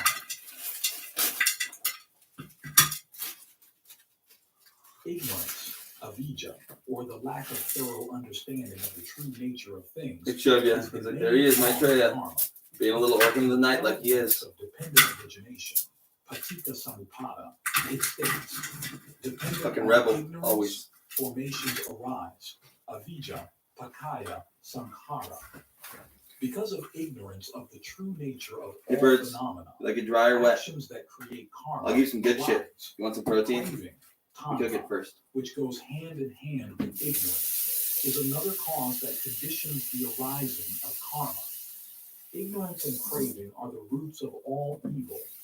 All actions of ordinary beings, jhana, being still within the three realms, are rooted in the three pure bases: generosity, alobha, non-greed; compassion, adosa, non-hatred; You want to get and a chair? wisdom, amoha, non-delusion. Hey, stop stretching But the rope out. create karma because ignorance and craving have not been Stop it. eradicated. Get in there.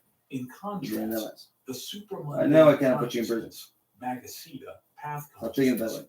does not create karma because the nature of such consciousness tends to eradicate Get these ignorance chains and off. craving. Can't be chained. Dad, I know I can work for The you. creator of karma, Don't trust me with that. You're vegan. Like, this can make you weaker, Dad.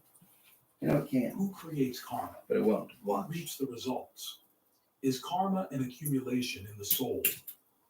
To answer this delicate question, Venerable Buddhaghosa wrote in I love you. the Visuddhimagga, the path of purification, there is no doer of karma. There is no experiencer of the result. There are only processes This is moving what you on. put some ice through. This is the true understanding. According to Buddhism, there are two realities: the Some apparent rodents reality mostly. and the ultimate reality. And some The ground apparent squirrels reality is even. conventional truth, sammutisaka. And some And things the bigger ultimate than that, reality is Garfield. absolute, It's not as bad as what they went through. truth, Because of paramatma. you, For little example, a bastard. table, a fan, a person, an animal, etc., are apparent realities that our senses. That's why he wants to run away. He wants to kill something, and I know it. We agree to use Get that in your dad. Like I let him in, dude. person, animal, etc., to refer to these objects. Therefore, the table is an apparent reality, a conventional truth. However, if we analyze the table, we see that You think you're gonna get shapeshift, dude? No, you're not. a combination of cells. Look at teabag. And cells are merely combinations Look at of that teabag. energies and properties. Thus, when analyzed to the ultimate level, No, no one's rocket cup can have. of energies and properties. You know what I mean? These energies and properties are the ultimate reality, the absolute truth. When conversing with people, a scientist calls water water, but in the laboratory, the scientist refers to water as H2O. Water is the conventional term, while H2O This is stacked. scientific term Feels good for now. representing the ultimate reality. Similarly, in everyday conversations, we use conventional terms like man, woman, sentient being, etc. Samantakya. These so-called forms, Taoist ways to transform stress into vitality. reveal that they are The inner smile. combination of 6 constantly healing changing sounds. mental and physical elements, Look at around too. not remaining the same even for 2 consecutive moments. I know teachers are going to do it. Does not believe in a permanent entity such as a person or an eternal soul that acts apart from actions, perceives apart from perceptions, or is conscious of something apart from consciousness. In other words, Buddhism asserts that there is action but no actor, perception but no perceiver, consciousness but no conscious being. So who creates karma and who reaps the results? Intention, satana, or the will to act, which motivates actions through body, speech, and mind, is the No, Garfield, you may not have both of it. feeling. Vedana I didn't say that. is the experience. He's like, I know different species. I know I'm hyper-intelligent. Beyond these I know they can mental test that. Why does it make you paranoid, Dad? I'm like, just in case. There is no being who creates karma. You're or in hell now. experiences the results. Venerable Buddhaghosa taught that when physical components combine to form what is called a tree. I'm a grown man. I know I at can. some I know I point can. it will Like, bear no, fruit. talk not to We me. say, You're 5 years old. Wait till you're 18. similarly, the 5 aggregates. Form, You're not even infinite yet. Perception, mental formation. You're something and special. consciousness combine to form what is called a god or a human. And at some point, good or bad results And arise. you're not even one in We something say questionable that yet. God or human is fortunate or unfortunate. On this point, Buddhism aligns with Professor William James when he refutes Descartes' One and maybe lucky. and Yeah, asserts come on. it is the thought that thinks. Where is karma stored?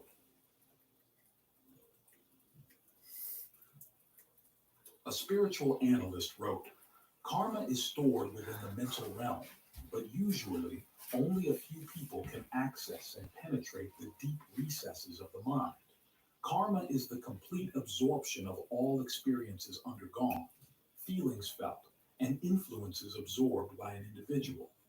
The subconscious not only faithfully records personal experiences, Also, the kids are as they grow up. You know what I mean? initial emotions and tendencies, which, though seemingly diminished in civilized individuals beneath the formalities of society, still hold a powerful potential that can manifest unexpectedly with formidable force. Buddhists also recognize this, but with a fundamentally different understanding. Buddhists, they know what they're talking about. Is not stored in a specific place within the mind because there is no evidence 519? of such a repository within the complex sensitive. and ever-changing human mechanism. However, each experience, each feeling, each influence recorded, and each characteristic, whether mundane or sublime of an individual, develops according to the continuous changes in that individual's mental 1 is and 2, physical phenomena. and 3 is more. Like an ever-flowing stream. In summary, all karmic forces depend on the flow of mental How many energy, numbers are between 1 and 0? sankati, and are Infinite, always ready to in a way. manifest in various phenomena whenever conditions are favorable. That's a look at everything. One day, King Every Buddha damn thing. asked Venerable Nagasena, Then you can unlock something. Venerable Sir, where is You'd karma never stored? understand until you got there. Great King, An we infinite cannot fucking say universe. that karma is stored in the ever-changing mind or Where'd all my elsewhere in the forks go? body. However, dependent on mind and body, karma Oh man, my manifests at an forks. appropriate Oh time. man, my forks. Just as we cannot say that a Oh, but mango is stored in the mango tree, but dependent on the My forks tree, for me. it will bear fruit at the right time. No way, We cannot right? say Yeah, that that's right. wind or fire Like, man, my resides. forks. We cannot My assert that forks. karma is stored inside or outside the body. Karma is an The way the little people individual work. force You know, transferred pretty from much. one On my life to shell. another. Karma Dry plays a ass crucial role in shaping a person's I do my character. plants. You guys want Karma to explains the remarkable water. phenomena we call great Can do. individuals, geniuses, prodigies, etc. A clear understanding And I know of they the were law right, of though. karma is Because essential they're for mostly creating dormant. I peace keep and calling you happiness for a in the reason. world. They're climatized. So you go in deep meditation.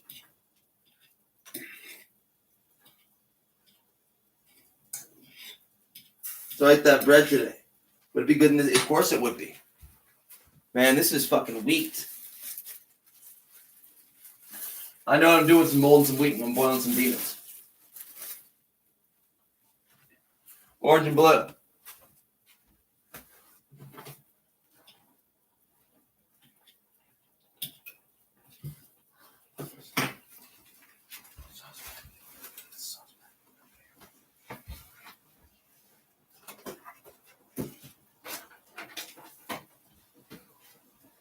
Ah. So they try to get the sauce packet from me again.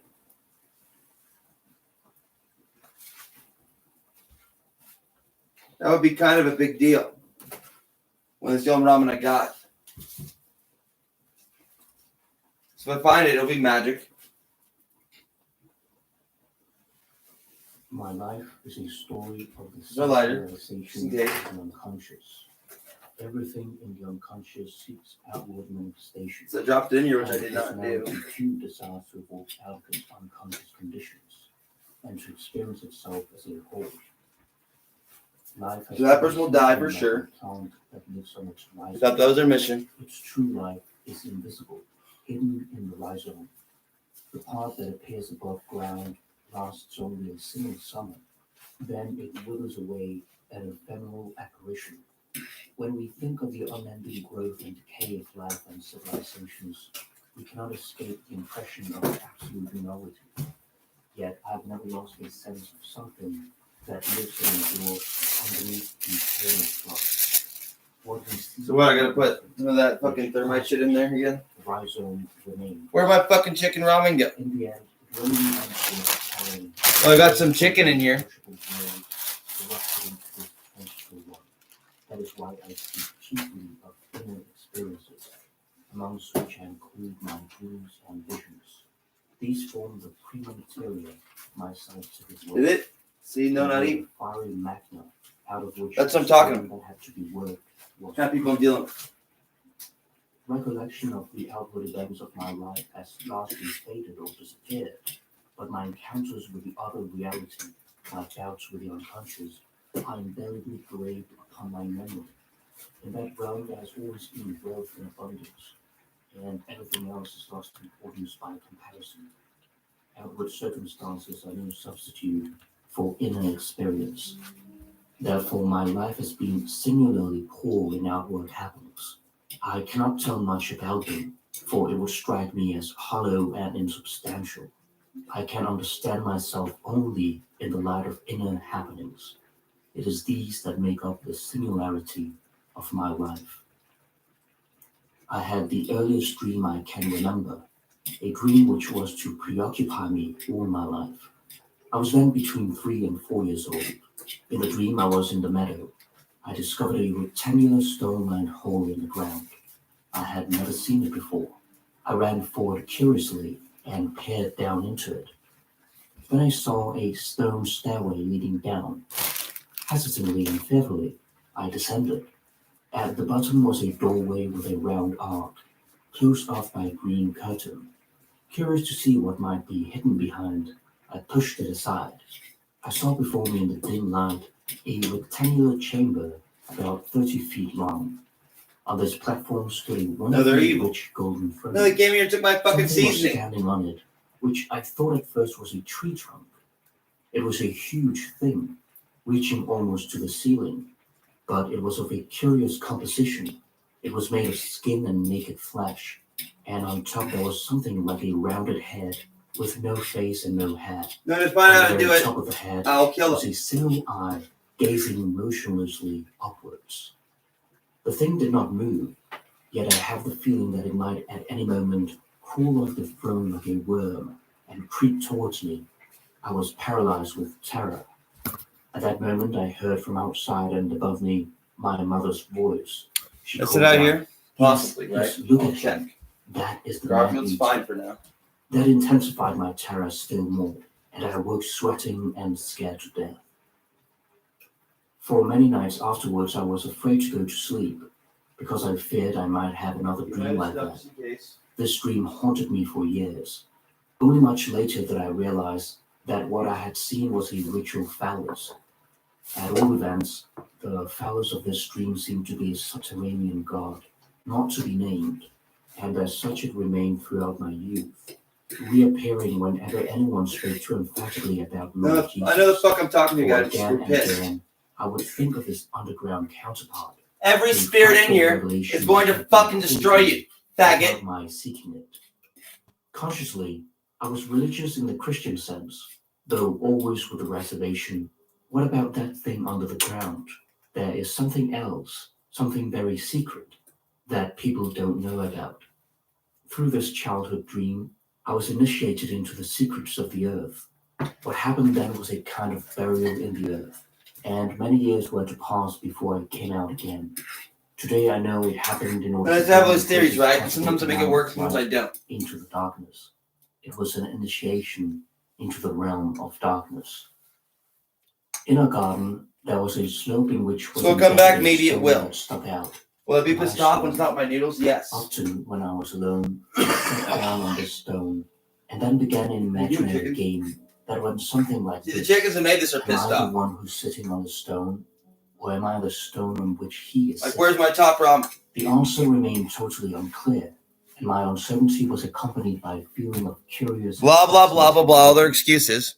But there was Right, no as they doubt write it down whatsoever in their that mission this stone statement, stood in some secret relationship which is going to be their suicide letter. I could sit on it Likely. for hours, fascinated by the puzzle it set me. The stone has no uncertainty, no urge to communicate, and is eternally the same for thousands of years, I would think, while I am only a passing phenomenon which bursts into all kinds of emotions. Once any of this gets like out, a at flame all. that flares up quickly and then goes out. I was but the sum of my emotions, and the other in me was the timeless, imperishable stone. Thanks for proving it.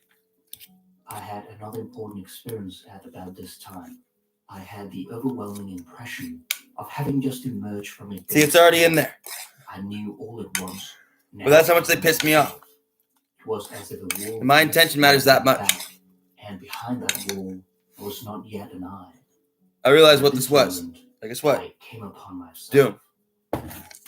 I always knew I was two persons. Throw a leaf in there too. One was the son of my parents, who went to school and was less intelligent, attentive, hardworking, decent, and clean than many other boys.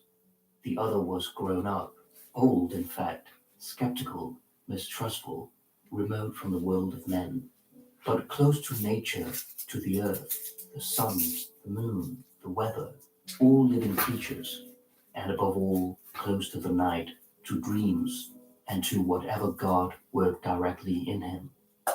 As soon as I was alone, I could pass over into the state. I therefore sought the peace and solitude of this other personality. Would you like number some? two. I know you would.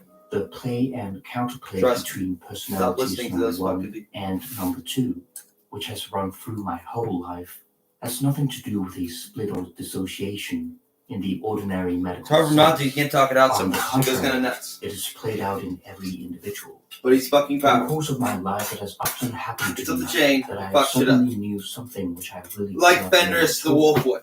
The knowledge came to me as though it were my own idea.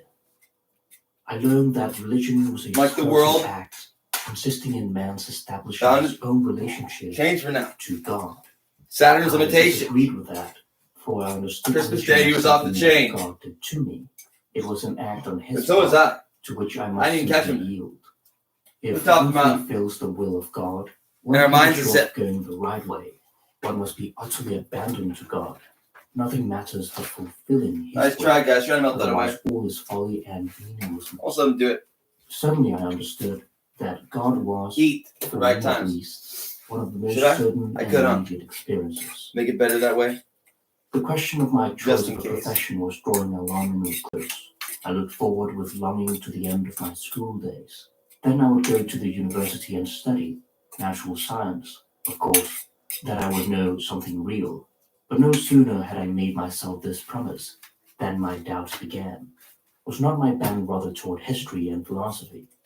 Then again, I was intensely interested in everything Egyptian and Babylonian, and would have liked best to be an archaeologist, but I did not have the money.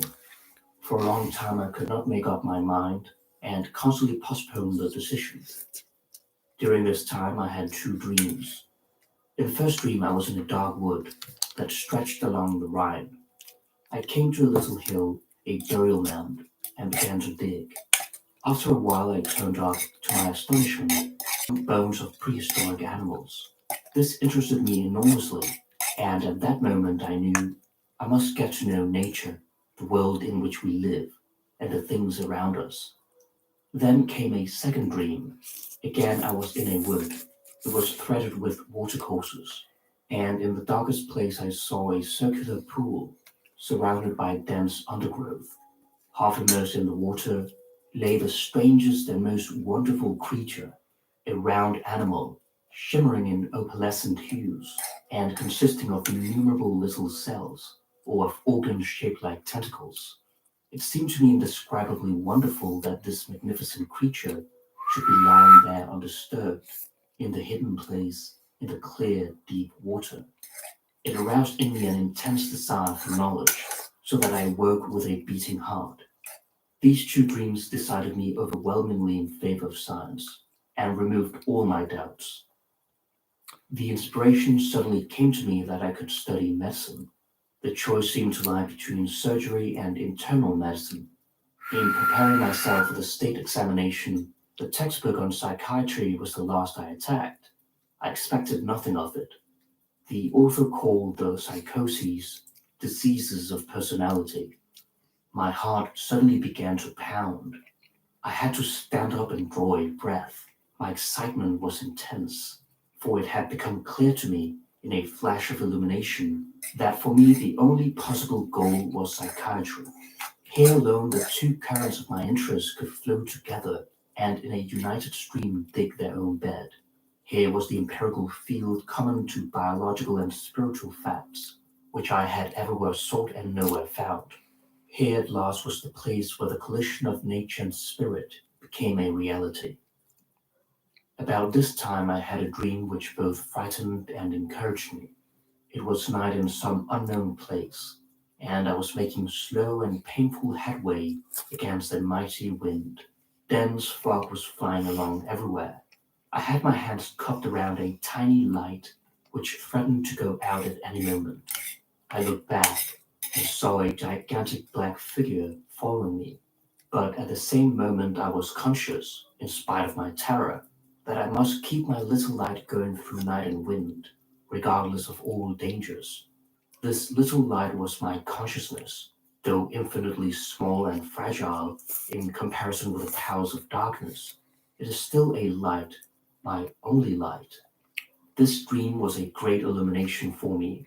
Now I knew that number one was the bearer of light, and that number two followed him like a shadow. I recognized clearly that my path led irrevocably outwards into the limitations and darkness of three-dimensionality. Dominating my interests and research was the burning question: what actually takes place inside the mentally ill?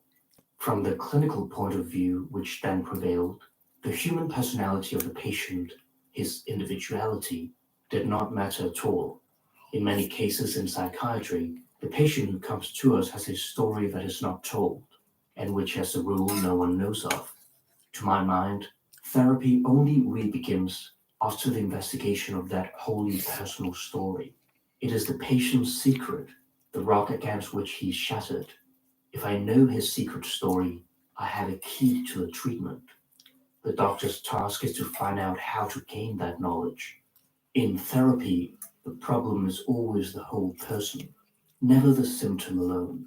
We must ask questions which challenge the whole personality. Through my work with the patients, I realized that paranoid ideas and hallucinations contain a germ of meaning, a personality, a life story, A pattern of hopes and desires lie behind the psychosis. The fault is ours if we do not understand them. Regarding them from the outside, all we see of the mentally ill is their tragic destruction, rarely the life of that side of the psyche which is turned away from us. Outward appearances are frequently deceptive, as I discovered to my astonishment in the case of a young catatonic patient. She was 18 years old and came from a cultivated family. At the age of 15, she had been seduced by her brother and abused by a schoolmate. From her 16th year on, she retreated into isolation. She grew steadily odder, and at 17, she was taken to the mental hospital. She heard voices, refused food, and no longer spoke. When I first saw her, she was in a typical catatonic state. In the course of many weeks, I succeeded, very gradually, in persuading her to speak. After overcoming many resistances, she told me that she had lived on the moon. This world was not beautiful, she said, but the moon was beautiful, and life there was rich in meaning. As a result of the incest to which she had been subjected as a girl, she felt humiliated in the eyes of the world, but elevated in the realm of fantasy. She became extra mundane, as it were, and lost contact with humanity. She plunged into cosmic distances, into outer space, where she met with a winged demon. By telling me her story, she had in a sense betrayed the demon and attached herself to an earthly human being. Hence, she was able to return to life and even to marry. Thereafter, I regarded the sufferings of the mentally ill in a different light, for I had gained insight into the richness and importance of their inner experiences. The cure ought to grow naturally out of the patient himself. I treat every patient as individually as possible, because the solution of the problem is always an individual one. A solution which would be out of the question for me may just be the right one for someone else. The crucial point is that I confront the patient as one human being to another. Analyst and patient sit facing one another, eye to eye. The doctor has something to say, but so has the patient. For psychotherapy to be effective, a close rapport is needed, so close that the doctor cannot shut his eyes to the heights and depths of human suffering. Only if the doctor knows how to cope with himself and his own problems will he be able to teach the patient to do the same. The doctor is effective only when he himself is affected. Only the wounded physician heals. Whenever there's a reaching down into innermost experience, into the nucleus of personality, most people are overcome by fright, and many run away. The risk of inner experience, the adventure of the spirit, is in any case alien to most human beings. My patients brought me so close to the reality of human life that I could not help learning essential things from them. Encounters with people of so many different kinds and on so many different psychological levels have been for me comparably more important than fragmentary conversations with celebrities. The finest and most significant conversations of my life were anonymous. After the parting of ways with Freud, a period of inner uncertainty began for me. I lived as if under constant inner pressure. At times this became so strong that I suspected there was some psychic disturbance in myself.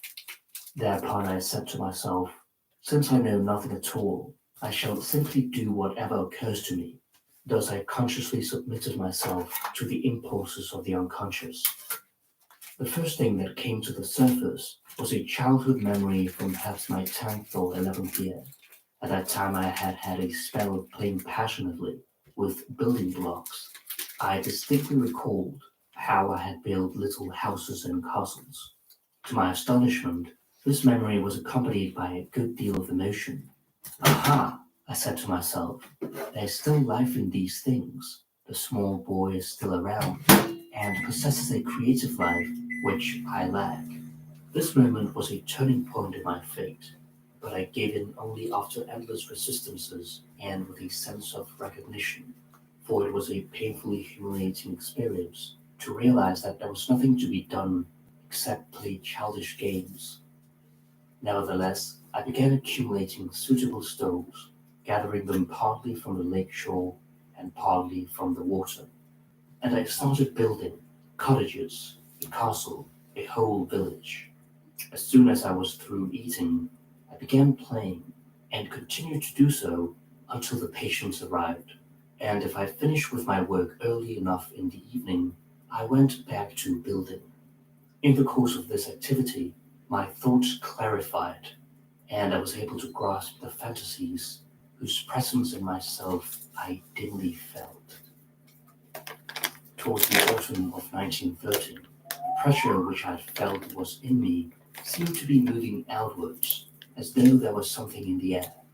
In October, when I was alone on a journey, I was suddenly seized by an overwhelming vision. I saw the mighty yellow waves, the floating rubble of civilization, and the drowned bodies of uncounted thousands. Then the whole sea turned to blood. I was perplexed and nauseated, and ashamed of my weakness.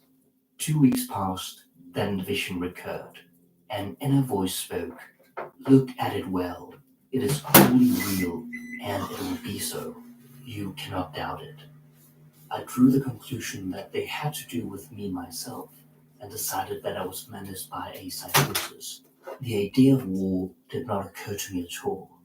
On August 1st, the World War broke out. Now my task was clear.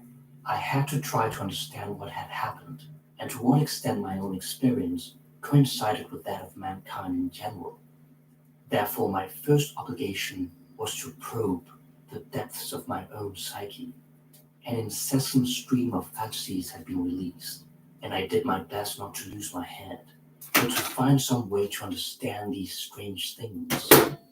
To the extent that I managed to translate the emotions into images, that is to say, to find the images which were concealed in the emotions, I was inwardly calmed and reassured.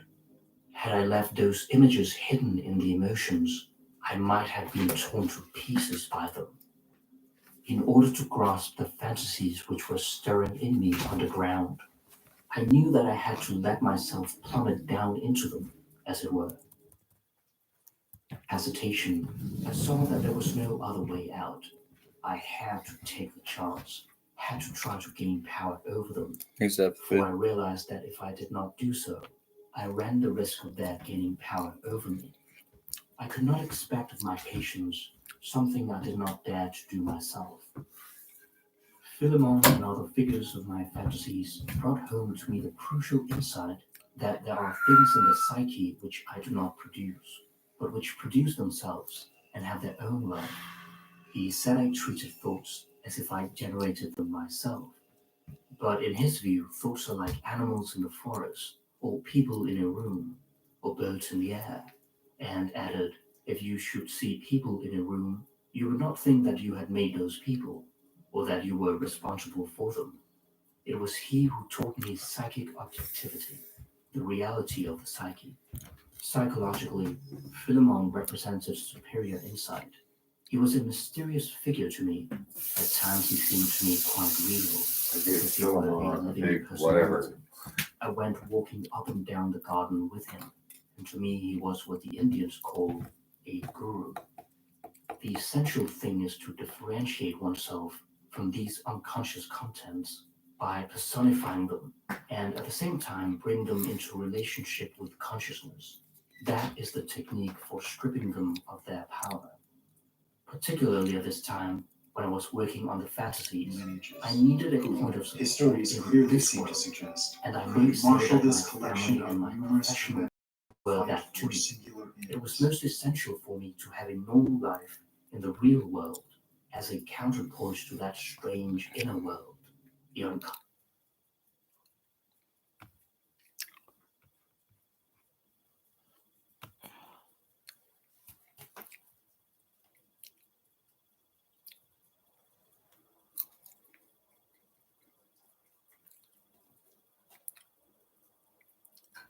Stuck at the DMV, and I think I'm late on my car insurance. Good thing the General gives you a break with flexible payment options. Let's get you a break while you wait. What is this place? This is our DMVIP. Vending machine charcuterie. For a great low rate, go with the General.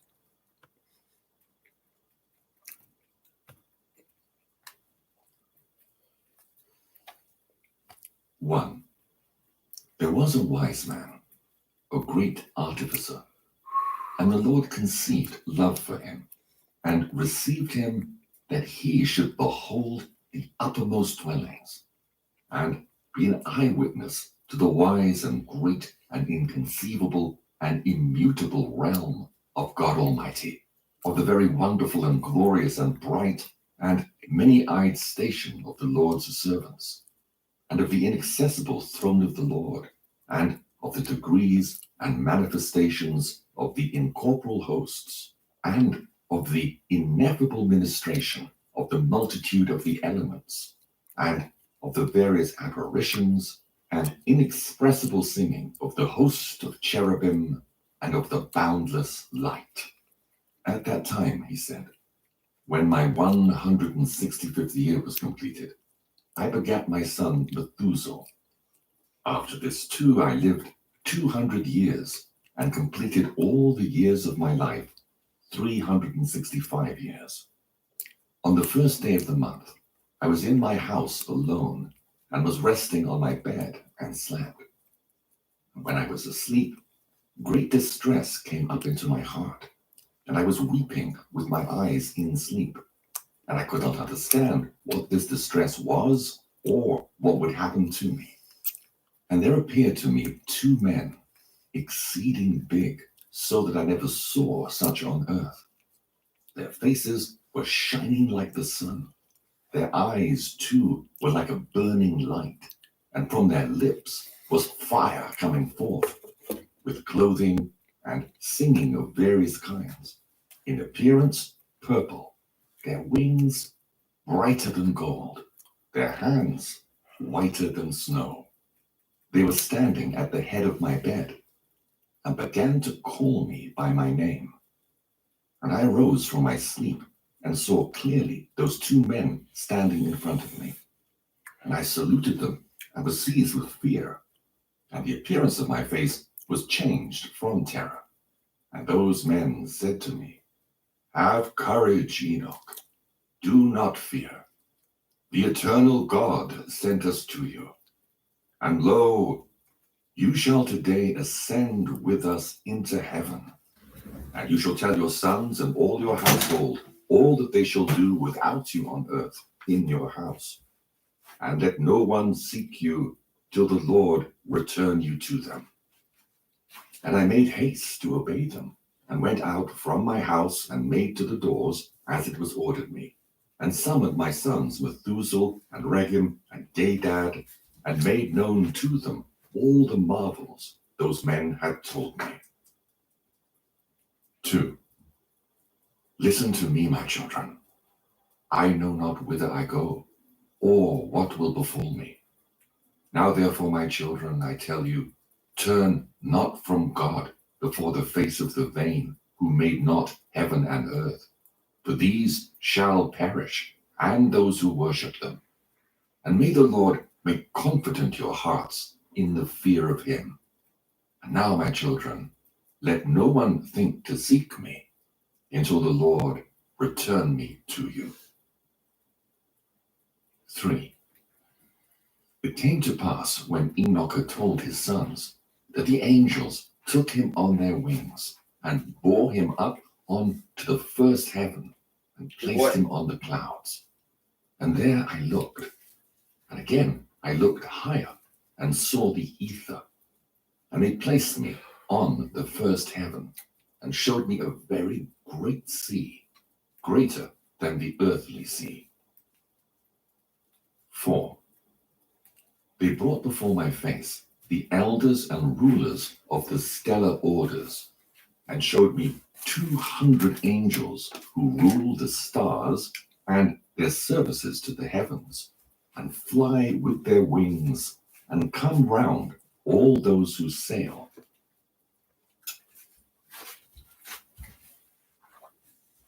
Actor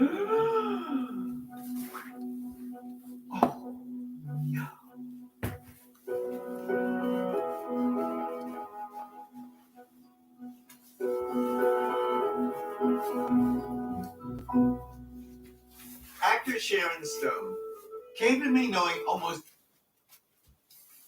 nothing about her mother's roots.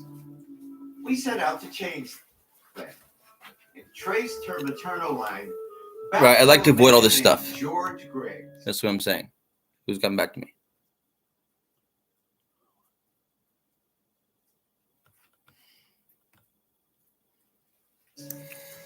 George is Sharon's third great-grandfather. He was born in 1842, and he spent much of his life as a coal miner in Pennsylvania. But that's not all he did. George also served his country. This is the veteran schedule of the 1890 federal census from Mercer County, Pennsylvania. George Greggs, rank Private, Company A, 17th Pennsylvania Cavalry. Date of enlistment, August 30th, 1864. Did you have any idea that you descend from a veteran of the Civil War who fought on the right side? From a Yankee. Feels good. Yeah. You know, it's a proud moment for me to look at this. I'm a proud American. I'm proud of our democracy, and I believe in our democracy. And I'm proud to be a part of it. I'm sure my great, great, great, great grandfather was too. George signed up to fight when he was 22 years old and was assigned to a cavalry regiment. As a coal miner, he left. 5. Brought that guy And up now.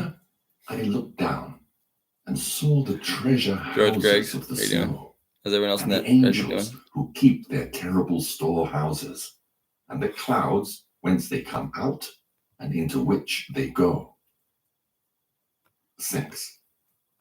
They showed me the treasure house of the dew, like oil of the olive, and the appearance of its form as of all the flowers of the earth. Further, many angels How's everyone else back guarding then the doing? treasure houses of these things, and how they're made to shut and open. 7. And those men took me and led me up onto the second heaven and showed me darkness, greater than earthly darkness. And there I saw prisoners hanging, watched, awaiting the great and boundless judgment. And these angels were dark looking, more than earthly darkness, and incessantly making weeping through all hours. And I said to the men who were with me, wherefore are these incessantly tortured? They answered me, Wherefore these are these God's incessantly apostates, who obeyed not God's command, but took counsel with their own will, and turned away with their prince, who also is fastened on the fifth heaven. And I felt great pity for them. And they saluted me and said to me, man of God, pray for us to the Lord. And I answered to them, who am I, a mortal man, that I should pray for angels? Who knows whither I go, or what will befall me, or who will pray for me? 8. And those men took me thence, and led me up unto the third heaven, and placed me there. And I looked downwards, and saw the produce of these places, such as has never been known for goodness. And I saw all the sweet flowering trees, and beheld their fruits, which were sweet smelling, and all the foods borne by them, bubbling with fragrant exaltation. And in the midst of the trees, that of life, in that place whereon the Lord rests, when he goes up into paradise, and this tree is of ineffable goodness and fragrance, and adorned more than every existing thing. And on all sides it is in form gold-looking, and vermilion, and fire-like, and covers all, and it has produce from all fruits. Its root is in the garden at the earth's end, and paradise is between corruptibility and incorruptibility. And 2 springs come out, which send forth honey and milk, and their springs send forth oil and wine, and they separate into 4 parts, and go round with quiet course, and go down into the paradise of Eden, between corruptibility and incorruptibility. And thence they go forth along the earth, and have a revolution to their circle, even as other elements. And here there is no unfruitful tree, and every place is blessed. And there are 300 angels, very bright, who keep the garden, and with incessant sweet singing and never silent voices serve the Lord throughout all days and hours. And I said, how very sweet is this place. And those men said to me, 9. This place, O Enoch, is prepared for the righteous, who endure all manner of offense from those that exasperate their souls, who avert their eyes from iniquity and make righteous judgment, and give bread to the hungering, and cover the naked with clothing, and raise up the fallen, and help injured orphans, and who walk without fault before the face of the Lord, and serve him alone. And for them is prepared this place for eternal inheritance.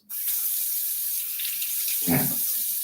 And those 2 men led me up onto the northern side, and showed me there a very terrible place. And there were all manner of tortures in that place, cruel darkness and unillumined gloom. And there is no light there, but murky fire, constantly flaming aloft. And there is a fiery river coming forth. And that whole place is everywhere fire, and everywhere there is frost and ice, thirst and shivering, while the bonds are very cruel, and the angels fearful and merciless, bearing angry weapons, merciless torture. And I said, woe, woe, how very terrible is this place.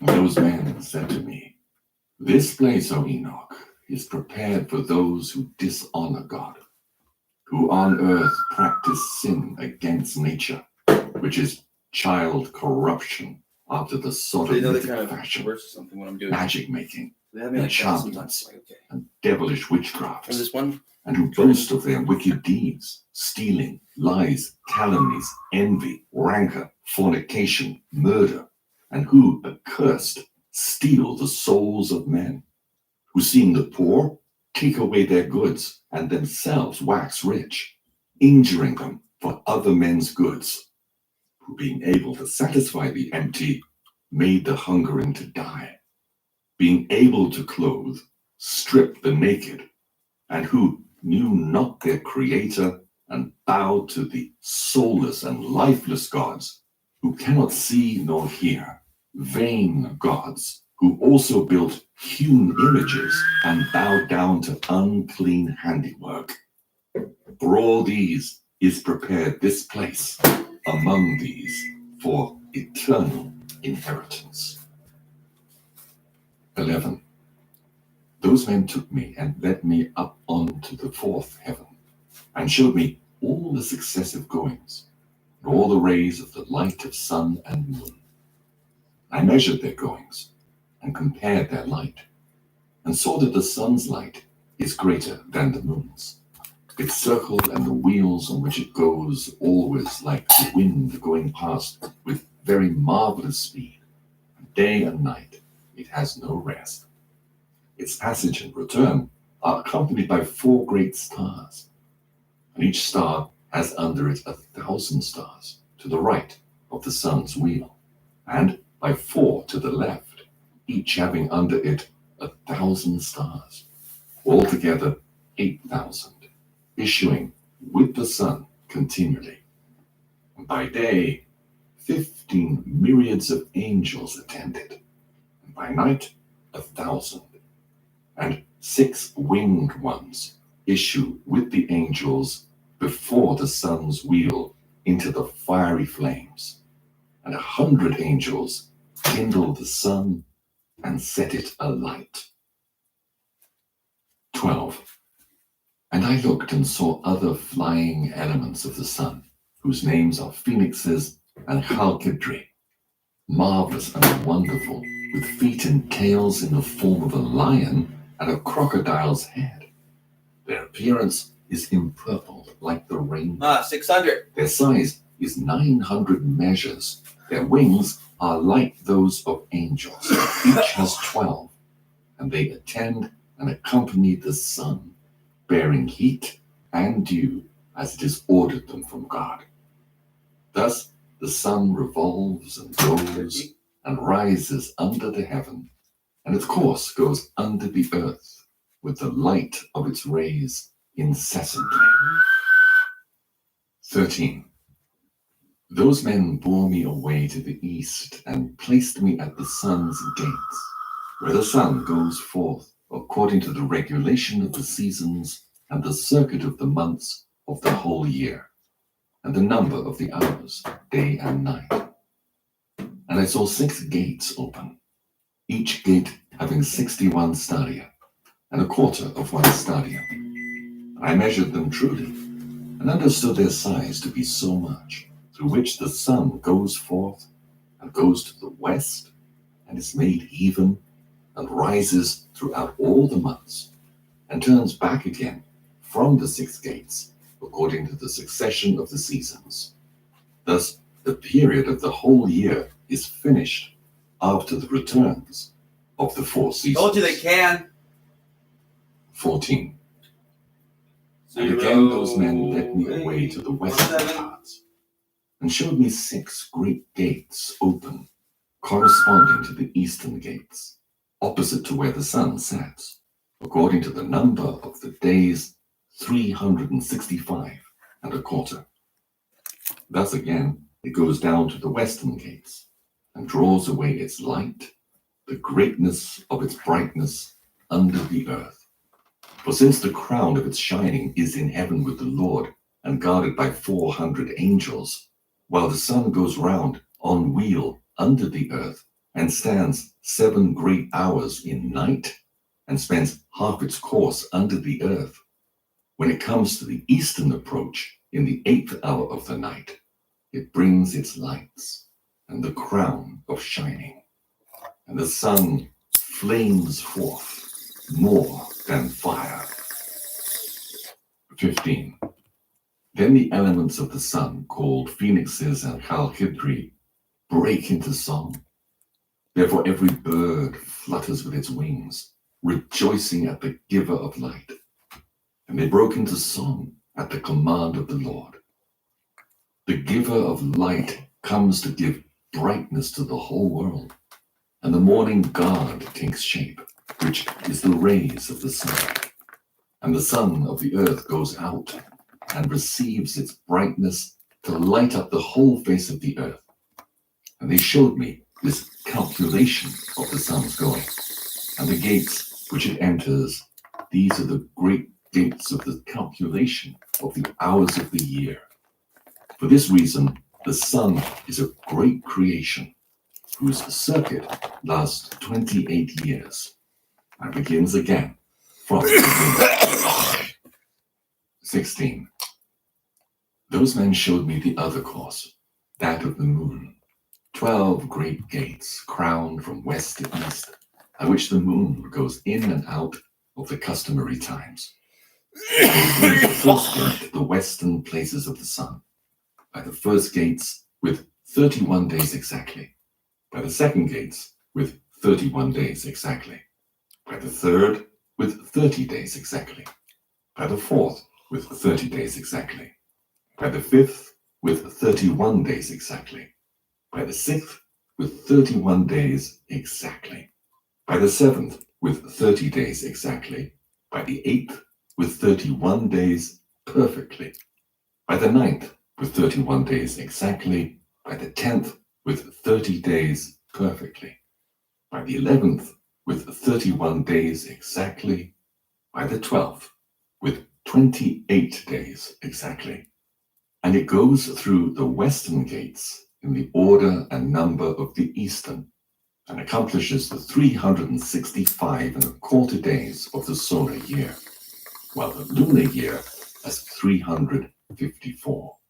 And there are wanting to it 12 days of the solar circle, which are the lunar epochs of the whole year. Thus, too, the Great Circle contains 532 years. The quarter of a day is omitted for 3 years. The fourth fulfills it exactly. Therefore, they are taken outside of heaven for 3 years and are not added to the number of days, because they change the time of the years to 2 new months towards completion, to 2 others towards diminution. And when the western gates are finished, it returns and goes to the eastern, to the lights, and goes thus day and night about the heavenly circles, lower than all circles, swifter than the heavenly winds. The last fucking 3-4 letters I've given you. Angels I have 1 letter. Each angel has I've given you at least 3. It has So a I 7-fold had one of them for a course minute. in 19 years. Don't hesitate, man. 17. Fucking, I gave it to you. Yeah, I In think the it's midst back. of the heavens, I saw armed soldiers serving the Lord with timpana and organs. You know, when I had with 5 kids incessant voice, when I was young, with sweet I just voice, thought they'd all grow up and be like with me, sweet and incessant busting their voice, ass, helping and me out. various So when I got singing, old, which it is like I am impossible now, to describe, they and just which helped me out. astonishes Instead, I'm the guy out here every digging the snow so out, wonderful and you're the guy in here marvelous sitting on is his the ass singing taking of those advantage of it. angels. And I was You know, delighted and the rest of them ain't to that much better. Well, they are actually a lot better 18. than you, because they don't actually The men abuse took me me and on to shit. the 5th heaven and But placed you know, they're not down here and there I helping. saw many I've asked Jordan, apprentice Tristan, soldiers called Chris to Grigori, fucking help out. of human They don't. appearance. And their size Financially. was greater than that of great You giants. guys made me support your And their ass for fucking faces 30 withered, fucking years and the of silence my their life, mouths my was youth. bestial. And there was Because no I'm not young service anymore. on the 5th heaven. I said to And the men instead, with me, you sit on your ass like a wherefore are these crazy very ass withered, fucking and their bitch. faces melancholy, and their No mouths offense, silent. And wherefore but is it's there no offensive service to on me this heaven? that I'm out here And they shoveling said to me, snow, and you're in here these are the sitting on your Grigori, butt smoking who fucking with their leaves. So prince who smoked? Satan Who now shoveled most of the rejected the snow? Lord of light. Me. And after them are those You shoveled the who held in walkway? deep darkness on the What have second you heaven. shoveled, Taryn? Quite a bit, 3 of them actually. went down onto the Dude, earth. from you the didn't Lord's shovel throne shit. I to the shoveled place the earned. No, walkway. you didn't. I And I shoveled the shoveled walkway. the threw fucking their driveway. boughs on You're the I a shut- liar. That's what I mean. He You're remembers a totally different. fucking liar. Lie to yourself some more, Cool. dude. That's why I'm kicking took your ass themselves out. I'm done. wives, and befouled the earth with their deeds. You, Who, you think you can in bitch all slap times me of their age, because I don't hit you made back that you're fucking a lawlessness man and mixing, or something? and giants are born. You're lucky I don't hit you back. Marvelous big The only men reason I don't hit you back is with I love you. dignity. And therefore God judged them. Unfortunately, you don't love me the same way. And they weep for their brethren. You don't show me They will nearly the perish respect I in the showed Lord's my great mother day. and my father. I said to the Grigori, My dad I hit me saw your once. brethren and their works, Decked my and their ass right to the torments, fucking ground. and I prayed for them. Did I hit him back? The Lord has Nope. condemned them to be under earth. Nope. until Didn't raise the a hand to existing him. heaven and Why? earth shall end forever. Because he's my father. And I said, Because I would wherefore never do you raise a wait, hand to my brethren? mother. And do Certainly. not serve Me before either. the Let Lord's alone face, my and do father. not put your services before You're a the Lord's liar. face, Mm-hmm. lest you anger You're a your Lord fucking utterly. liar. Cool. And they listened to You me. don't mind hitting men, They women, spoke anybody you before think I you can get said, away with. That's not If true. you don't Thy think speak you with can those get away two with it, men, you're too chicken shit. trumpets, Because you've had your ass together beat, with great whereas I haven't. No, I haven't. The only ones who's ever beat my ass is my kids. You really don't know anything about me, Dad. So please get out of my face. If you're just a pathological liar, like you like to say. Whatever, Taryn. 19. I know who the fuck you are. And thence those men took me and You've never bore me gone up anywhere, unto the so I 6th couldn't see heaven. it. And there I saw You've never 7 gone eyes anywhere, of so I couldn't angels, see it. very I bright know your life and intimately. very glorious. No, you don't really. And their faces Bullshit. shining You more claimed than it, but you sun don't. shining. You let a bitch fucking rag your ass. There's Cool. no difference You probably in slapped So have you. her around too. behavior or No, I didn't. mannerisms. Not like she deserved. Please make the orders. Exactly. One time I slapped her. Not like she deserved. One time I slapped never her. laid a hand on your mother. Cool. When I went to court with your Yeah, mother, you did. According to her. She fucking told fucking Michelle that the one thing that irritated her the most was she could never get me to even lay a hand back. I just sit there and take it. You know why? Because I am Superman, dude. Cool. Who are above, you know, unlike you, who fucking life in heaven and on earth. Just you. And the angels who are you do that to cats that can't defend themselves. Nope, I don't. Yeah, he finally looks a little bit comfortable. He has been comfortable. No, he's not comfortable. He looks tied up. Fucking most of the time, he's a prisoner. Cool. You act like fucking training a cat means let's make cats a prisoner. Cats aren't meant to be trained. Some cats are trainable. He is trainable That's too. usually when you start from an early age. I did. You don't do it with a feral. He's not feral. And six winged ones. Yeah, when he was born, maybe. He's never really been feral, Dad. You saved his ass from being a feral 5 years ago. only to make him your prisoner. My pet. He's not your pet. He's your prisoner. He's my son, as far as I'm concerned. What do you think about pets? Whatever. I think it's fucking ridiculous. Cool. You know, I think it's ridiculous that a child of a real person would say, I love a cat more than I do you. You're a bitch. I'd rather you were dead than the cat. Cool. Orders and governments, cherubim and seraphim. Cool. Big finger. Water nice. You think I fucking should die over that cat? Fuck you. No, I don't. But I fucking save your ass in a heartbeat over any animal. But you wouldn't do the same for me, and I honestly believe that. Said to me, have courage, Enoch. Do not fear. Even though I don't like you, I love you.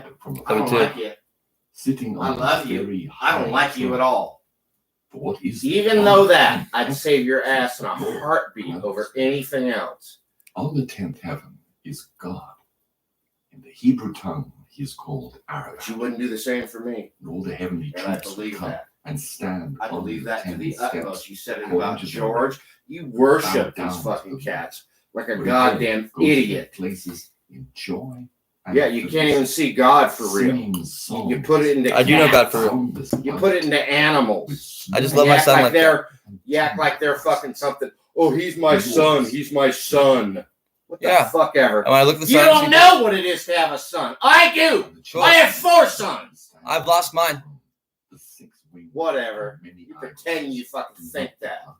Felt like it to me Whatever. at the time. Trust me. Whatever. And cover his whole throne. What the fuck ever? Did you go to court? Before the Did Lord you fucking try and fight for rights? Holy, Did you try and make sure it was yours? Lord, Fuck no, you didn't. Been doing that. I did it. Heavens and I did it. are full of your glory. Stop yelling at me. Your mom fucking couldn't prove shit. You know That- why? Because the twins were mine. You're mine. That tone Chris mine, is very and triggering Allie's to me, mine. personally. And he knows it. And I raised them all by myself. Cool. You did not do a good job. No, you are a piece of junk that has done drugs from hell and fucked up your brain. And said to myself, woe is me. What has befallen You me? used to be a good guy. I thought you'd be the one guy I could count on. You know, back when Chris was all fucking up, I thought you were the one guy I could count on to just turn it around for me. Let's get the swing back in the other direction. But Do no, not fear. now you joined on board Arise with before the Chris. Lord's face. And now Yep. your sister had to step up With and him. set the example, and she did. I Cool. answered him and She said to did. myself, Your sister "My kicks Lord, ass. my soul Cool. is departed You don't. from me. Good for her. She's kind of a pain in the ass, and she's a Good little for bit her. of a bitch. Yep, good for her. Well, I'm a little bit of an asshole. Yeah, me too. I love her. And it is with them. I No, go you're not a little bit of an asshole. You're fucking nothing but an asshole. Right on. You're so fucking caught up by the aggressive Yep. and then passive aggressive. Yep. You know, oh, I ain't gonna do shit. Nope, Absolutely. I'm gonna play my spiritual stuff because I'm close to God. I'm like Jesus Christ. Changer of the seasons. God, you and Chris are so fucking foolish about God. It's insane. Well, I don't die, and I know how it. foolish you are about God. Figured out the hard way, like I promised I would, And I saw them. and I know it. You So need cool. medication, buddy. Right on. You know, with medication, you could probably be normal like the rest of us again. I have medication. Chris is. Of the circle Yep. of the firmament. That's what Chris does. Exactly what Chris does. Yeah, you need it. But you don't think you need it, so no one's ever going to be able to help you. I You're saw probably the going to end up fucking appearance being of the Lord's down on the streets face. one of these days. And I got I'm gonna have to deal with that made to pain. glow in fire and brought out emitting sparks, and it burns. Like saying they're talking to somebody on a computer. You know what I mean? Listen to something out loud, something sometimes. Here comes, you know what I mean? And very awful, and very, very terrible. And who am I to tell of the Lord's unspeakable being and of his very wonderful face? And I cannot tell the quantity of his many instructions and various voices. The Lord's throne is very great, and not made with hands, nor the quantity of those standing round him, troops Thank of God. cherubim and seraphim, Today, nor their Saturday. incessant singing, nor his immutable God, beauty. man, I just can't And believe who someone shall showed up at tell the house of yet. the ineffable Really? greatness With the shit you of his pulled in my glory? house, blowing up my I fell stove prone with and fucking bowed down to explosives. the Told you what happened. And the Lord I know you said you blew it up with thermite. I think the thermite's also in fireworks, so I'm assuming maybe that was a combination that you wrapped all the fucking sparklers No. together. No, that's not what happened Where at did all. you get thermite? It was in the sparkler. One half a sparkler. to before the Lord's Yeah, and you face. blew it up. And it exploded. His servants tempting Blew my mind. What Like a this would have blown up my hand, huh? stand before my face, But I threw it in the oven instead. It's been blowing anything up in the house. and the glorious ones bowed down to the Lord. You are a and said, fucking idiot. Let Enoch Cool. go You used to be according smart, to man. your word. Pretty smart. Where's my actually. lighter again? No, you're not smart anymore. And Actually, take you are me the my most- lighter. out You are one of the biggest fucking dummies I've ever fucking met in my life. with my Relatable. sweet ointment, and put him into the garments of my glory. I'm still smart. Oh, I blow up thermite in the fucking oven. Because I I'm told you a long story. A lot of shit happened when you were gone. Anointed me and dressed me, and the appearance of Oh, like the fact that you couldn't wrap up in blankets to stay warm. and his Instead, you ointment burned a hole is in the like floor. I didn't have a lighter. and it smelled mild, shining like the Taryn, sun's you've ray. really been a dummy. I don't know why you just can't get over I it was like and one get of some his help glorious and ones. just move forward And the after. Lord Why don't you give me some help? I have given you help. No, I don't have a phone. That's all I've been doing. I've communicated with people Screw already. you. I have a phone for you, but I'm not giving it to you. You know why? Because you're so douchey to me. Cool. I'm glad you're holding me hostage. Why would I? From my storehouses. That's why I'm kicking you out. You're done. And give it to Enoch. You're done. And Matter of give fact, it to you know, him you choice slapping me just a minute ago out of just your confirmed it. 23. You know, I let you get away Don't with that. stand A normal in between man- me and my cat. A normal man would have just decked your All the ass. elements. But I'm your dad, so I did. You did punch me. That's why I slapped you. No, you're a liar. You punched me when I turned around. My kidney. You are such a liar. Go ahead, lie. It doesn't matter. It does not matter how much you want to lie. Okay. The risings Okay? of the wind, the number of Doesn't the matter. I will win how in much court. You want to lie. You got to feel sick to your stomach with how much you lie. Me and Chris both agree you are a pathological liar. Does Chris agree with that? You turned your yes. Cool. I don't want You to talk to turned Chris. yourself into that because all Fuck you've that done shit. for the last fucking 10 years of your life is Chris lie, isn't, but lie, you lie. No, I haven't. Oh, you lied at school. You overdosed on ecstasy, and then I did. Then you came back to the house and lied about taking the Vicodin. I didn't lie about it. I Until took you it. were dying. I and took then You it. admitted you took the Vicodin. I didn't lie about it. I died. No, you didn't die. Yeah, I died. No, you didn't die because I saved your ass. Kind of. But I still died. And then you kept on doing drugs. Only you just got into the opiates. You fucking Nope. you blackmail. I actually won some championships Blackmail after that. Tracy, your Stacy? friend. Stacy? That's right, Blackmail? Stacy, your I think we friend. did. Yep, you sure did. Yes, I do. said to me, Enoch, Your friend. sit down while And I you took his opiates, you took everybody's opiates. Any opiates you could get your fucking hands That's on. not true. And then opiates went from opiates to meth. Enoch. Cool. And Guess then you what? played the game around the neighborhood. I'm I'm surprised sober one of now. them drug dealers ain't fucking with you. I'm sober now. I tell to you, Like I told You ain't you. sober for shit. Yes, I am. all that I created from non-being, visible, Sober means right-minded. from Exactly, Dad. What are you? You're off Here, your rock. Enoch, Drunk. and taking No, I'm these not things, drinking. You I didn't didn't withdraw. shoveling snow for the last fucking 2 hours. What did I have you not told them do? Sit their on your lies, ass and nor pretend my you're somebody? enemies round me. Yep. Nor have they understood. Basically, Keep telling yourself that you're fucking this God's gift. Chris used to run around the streets going, I am Jesus, I am Jesus. Cool. And you've even said the same thing in this house. Cool.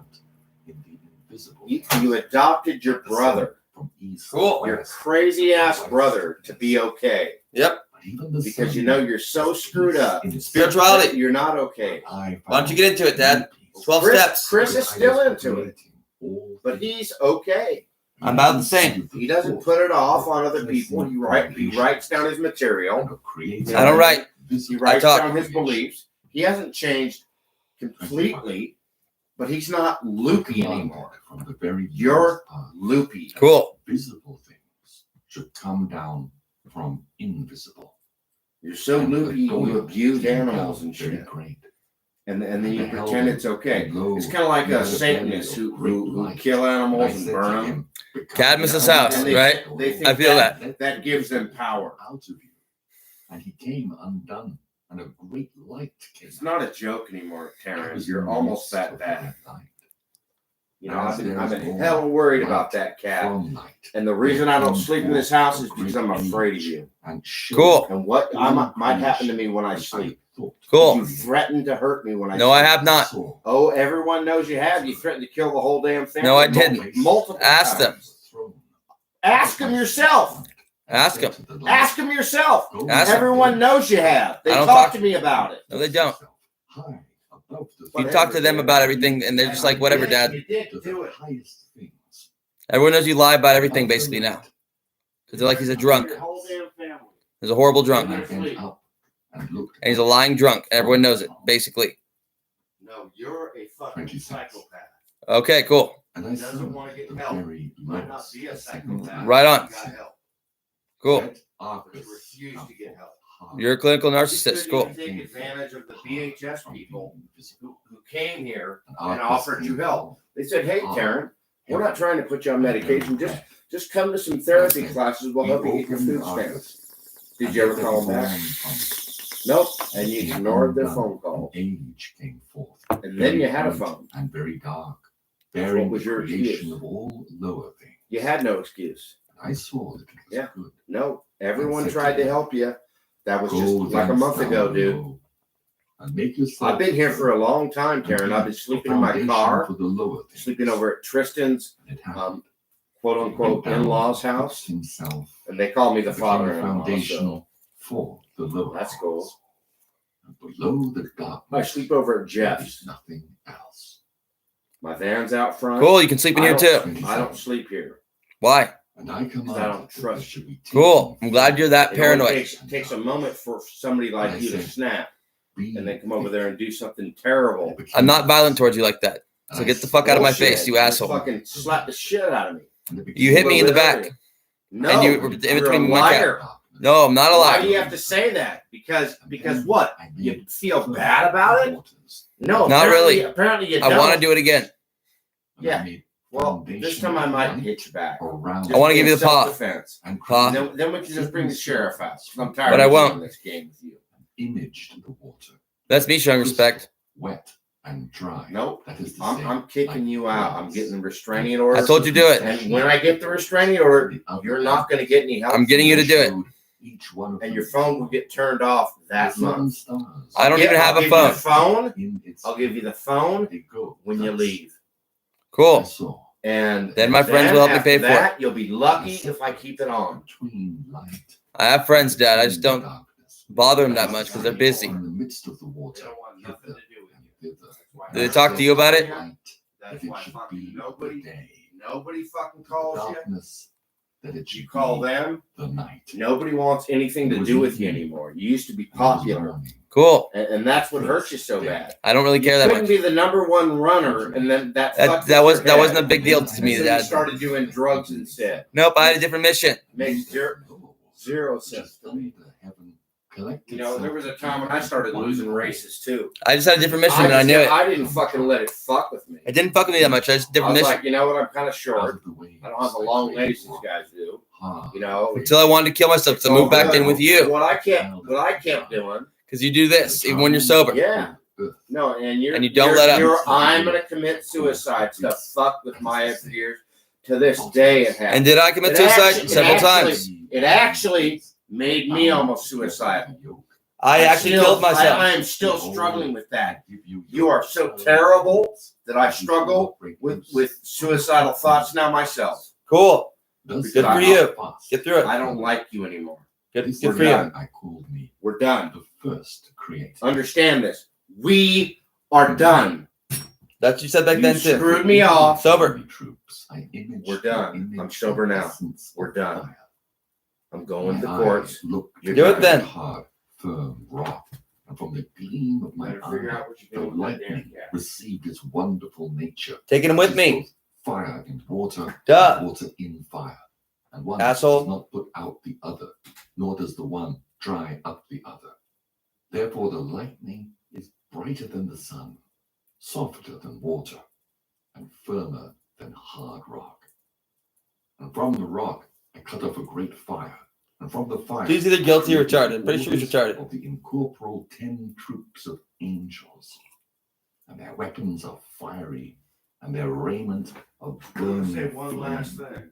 I I try to commanded keep that him each with one you. should stand in his That's what I'm trying to do That's too. the only reason and you're one here. from out the order. Me of too. angels, One of the only. Having turned away Quit talking. the order that was I'm gonna go to under, Jeff's and watch some movies and be a normal an person. impossible thought.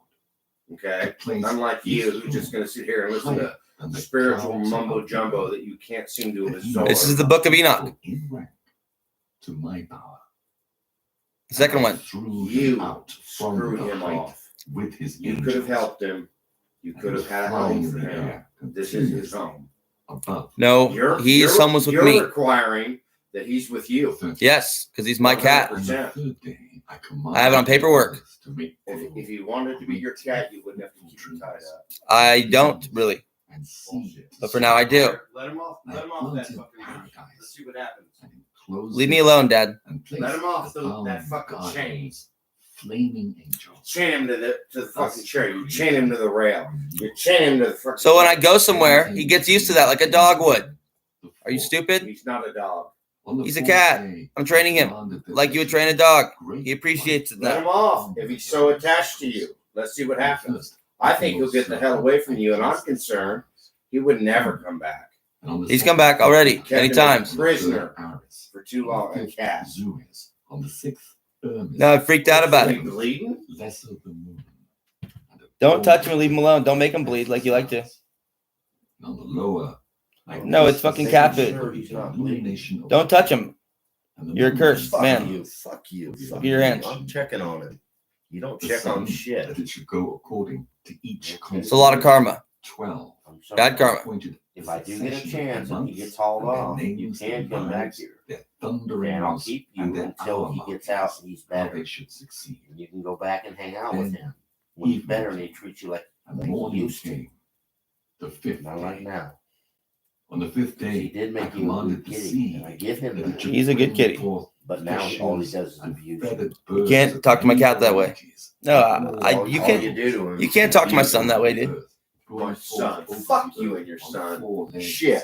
and soaring I think he feels about in the that. A cat air, is not your son. and Yeah, he is. and every As far as I'm concerned right now. the spirit of life. Go away, Taran. And they came So done evening, here. Get him they here. came morning, I already brought him here the sixth the other day. On the sixth day, Myself. I commanded my wisdom to create man from 7 consistencies. 1, his flesh from the earth. 2, his blood from the dew. 3, his eyes from the sun. 4, his bones from stone. 5, his intelligence from the swiftness of the angels and from the cloud. Namaste. Here for right now. His veins and his hair from the grass of the earth. 7, his soul from my breath and from the wind. And I gave him 7 natures.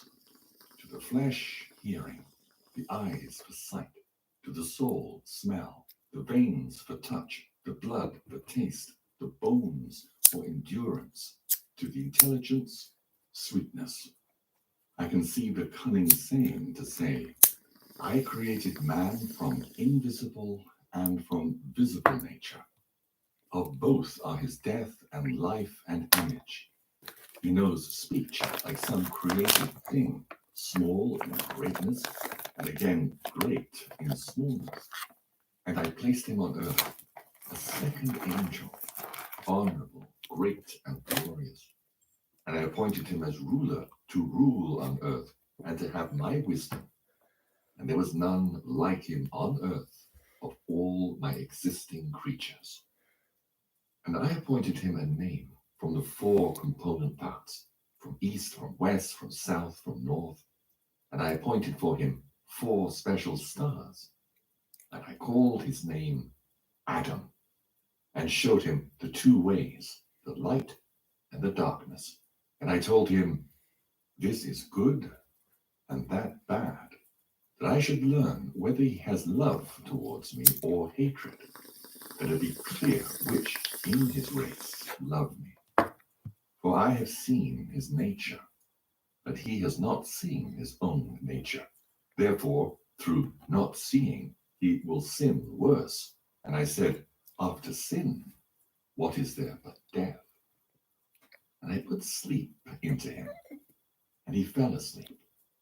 And I took from him a rib, and created him a wife, that death should come to him by his wife. And I took his last word, and called her name Mother. That is to say, Eva. 31. Adam has life on earth. And I created a garden in Eden in the east, that he should observe the testament and keep the command.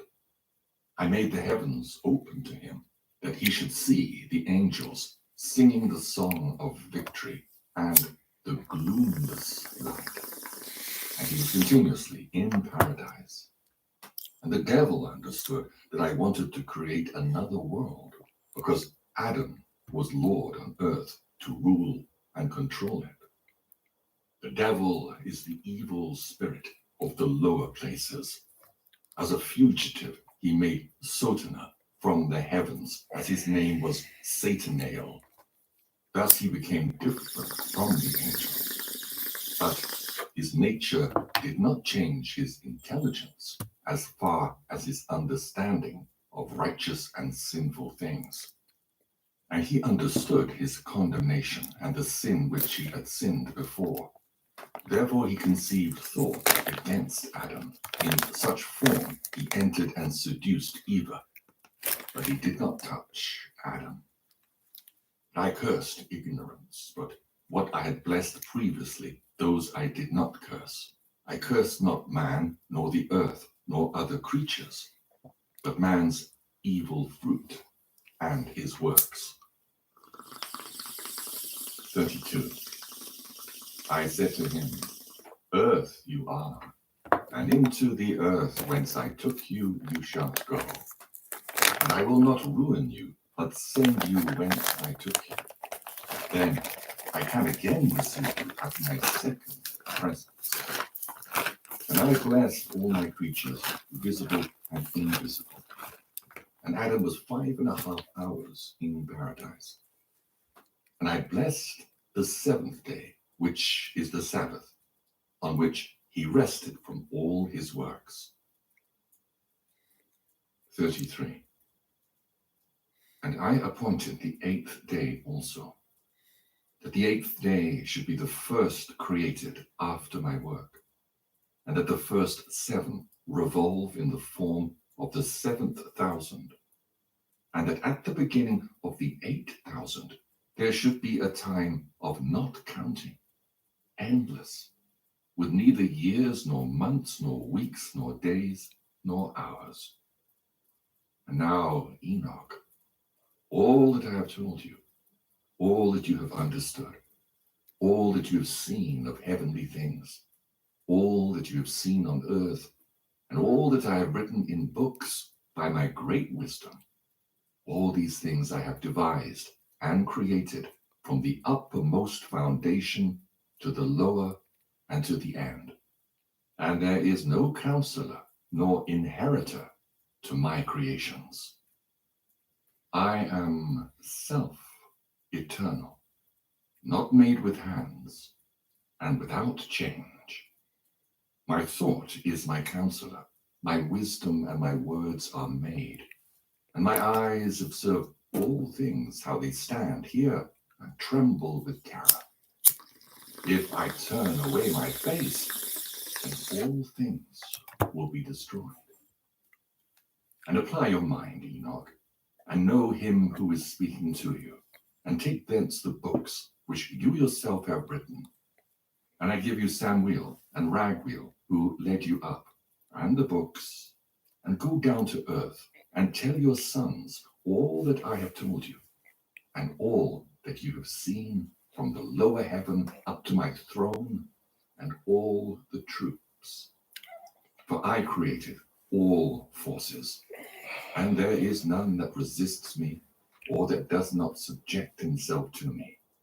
For all subject themselves to my monarchy, and labor for my sole rule. Give them the books of the handwriting, and they will read them, and will know me for the creator of all things, and will understand how there is no other God but me. And let them distribute the books of your handwriting, children to children, generation to generation, nation to nations. And I will give you, Enoch, my intercessor, the archangel Michael, for your handwritings of your fathers, Adam, Seth, Enos, Canaan, Mahalaleel, and Jared, your father. 34. They have rejected my commandments and my yoke. Worthless seed has come up, not fearing God. And they would not bow down to me, but have begun to bow down to vain gods, and denied my unity, and have laden the whole earth with untruths, offenses, abominable lecheries, namely one with another, and all manner of other unclean wickedness, which are disgusting to relate. And therefore I will bring down a deluge upon the earth, and will destroy all men, and the whole earth will crumble together into great darkness. 35. Behold, from their seed shall arise another generation, much afterwards, but of them many will be very insatiate.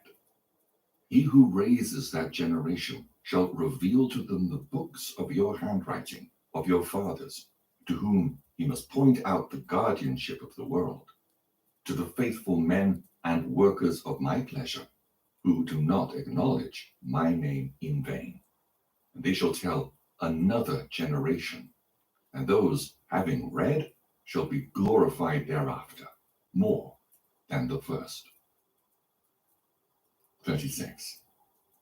Now, Enoch, I give you the term of 30 days to spend in your house, and tell your sons and all your household, that all may hear from my face what is told them by you, that they may read and understand how there is no other God but me, and that they may always keep my commandments, and begin to read and take in the books of your handwriting. And after 30 days, I shall send my angel for you, and he will take you from earth and from your sons to me. 37. And the Lord called upon one of the older angels, terrible and menacing, and placed him by me, in appearance white as snow, and his hands like ice, having the appearance of great frost. And he froze my face, because I could not endure the terror of the Lord, just as it is not possible to endure a stove's fire, and the sun's heat, and the frost of the air. And the Lord said to me, Enoch, if your face be not frozen here, no man will be able to behold your face. 38. And the Lord said to those men who first led me up, Let Enoch go down on earth with you, and await him until the determined day. And they placed me by night on my bed, and Methuselah, expecting my coming, keeping watch by day and by night at my bed, was filled with awe when he heard my coming. And I told him, let all my household come together, that I tell them everything. 39. O my children, my beloved ones, hear the admonition of your father, as much as is according to the Lord's will. I have been let come to you today, and announce to you, not from my lips, but from the Lord's lips, all that is and was, and all that is now, and all that will be, till judgment day. For the Lord has let me come to you. You hear, therefore, the words of my lips, of a man made big for you. But I am one who has seen the Lord's face, like iron made to glow from fire. It sends forth sparks and burns. You look now upon my eyes. The eyes of a man big with meaning for you. But I have seen the Lord's eyes, shining like the sun's rays, and filling the eyes of man with awe. You see now, my children, the right hand of a man that helps you. But I have seen the Lord's right hand, filling heaven as he helped me. You see the compass of my work like your own. But I have seen the Lord's limitless and perfect compass, which has no end. You hear the words of my lips, as I heard the words of the Lord, like great thunder incessantly with hurling of clouds. And now, my children, hear the discourses of the Father of the earth, how fearful and awful it is to come before the face of the ruler of the earth. How much more terrible and awful it is to come before the face of the ruler of heaven, the controller of quick and dead, and of the heavenly troops. Who can endure that endless pain? 40. And now, my children, I know all things, for this is from the Lord's lips, and this my eyes have seen from beginning to end. I know all things, and have written all things into books, the heavens and their end and their plenitude, and all the armies and their marchings. I have measured and described the stars, the great countless multitude of them. What man has seen their revolutions and their entrances? For not even the angels see their number, while I have written all their names. I measured the sun's circle, and measured its rays, counted the hours. I wrote down, too, all things that go over the earth. I have written the things that are nourished, and all seed, sown and unsown, which the earth produces, and all plants, and every grass and every flower, and their sweet smells and their names, and the dwelling places of the clouds, and their composition, and their wings, and how they bear rain and raindrops. And I investigated all things, and wrote the road of the thunder and of the lightning. And they showed me the keys and their guardians, their rise, the way they go. It is let out gently in measure by a chain, lest by a heavy chain and violence it hurl down the angry clouds and destroy all things on earth. I wrote the treasure houses of the snow, and the storehouses of the cold and the frosty airs. And I observed their season's key holder. He fills the clouds with them, and does not exhaust the treasure houses. I wrote the resting places of the winds, and observed and saw how their key holders bear weighing scales and measures. First, they put them in one weighing scale,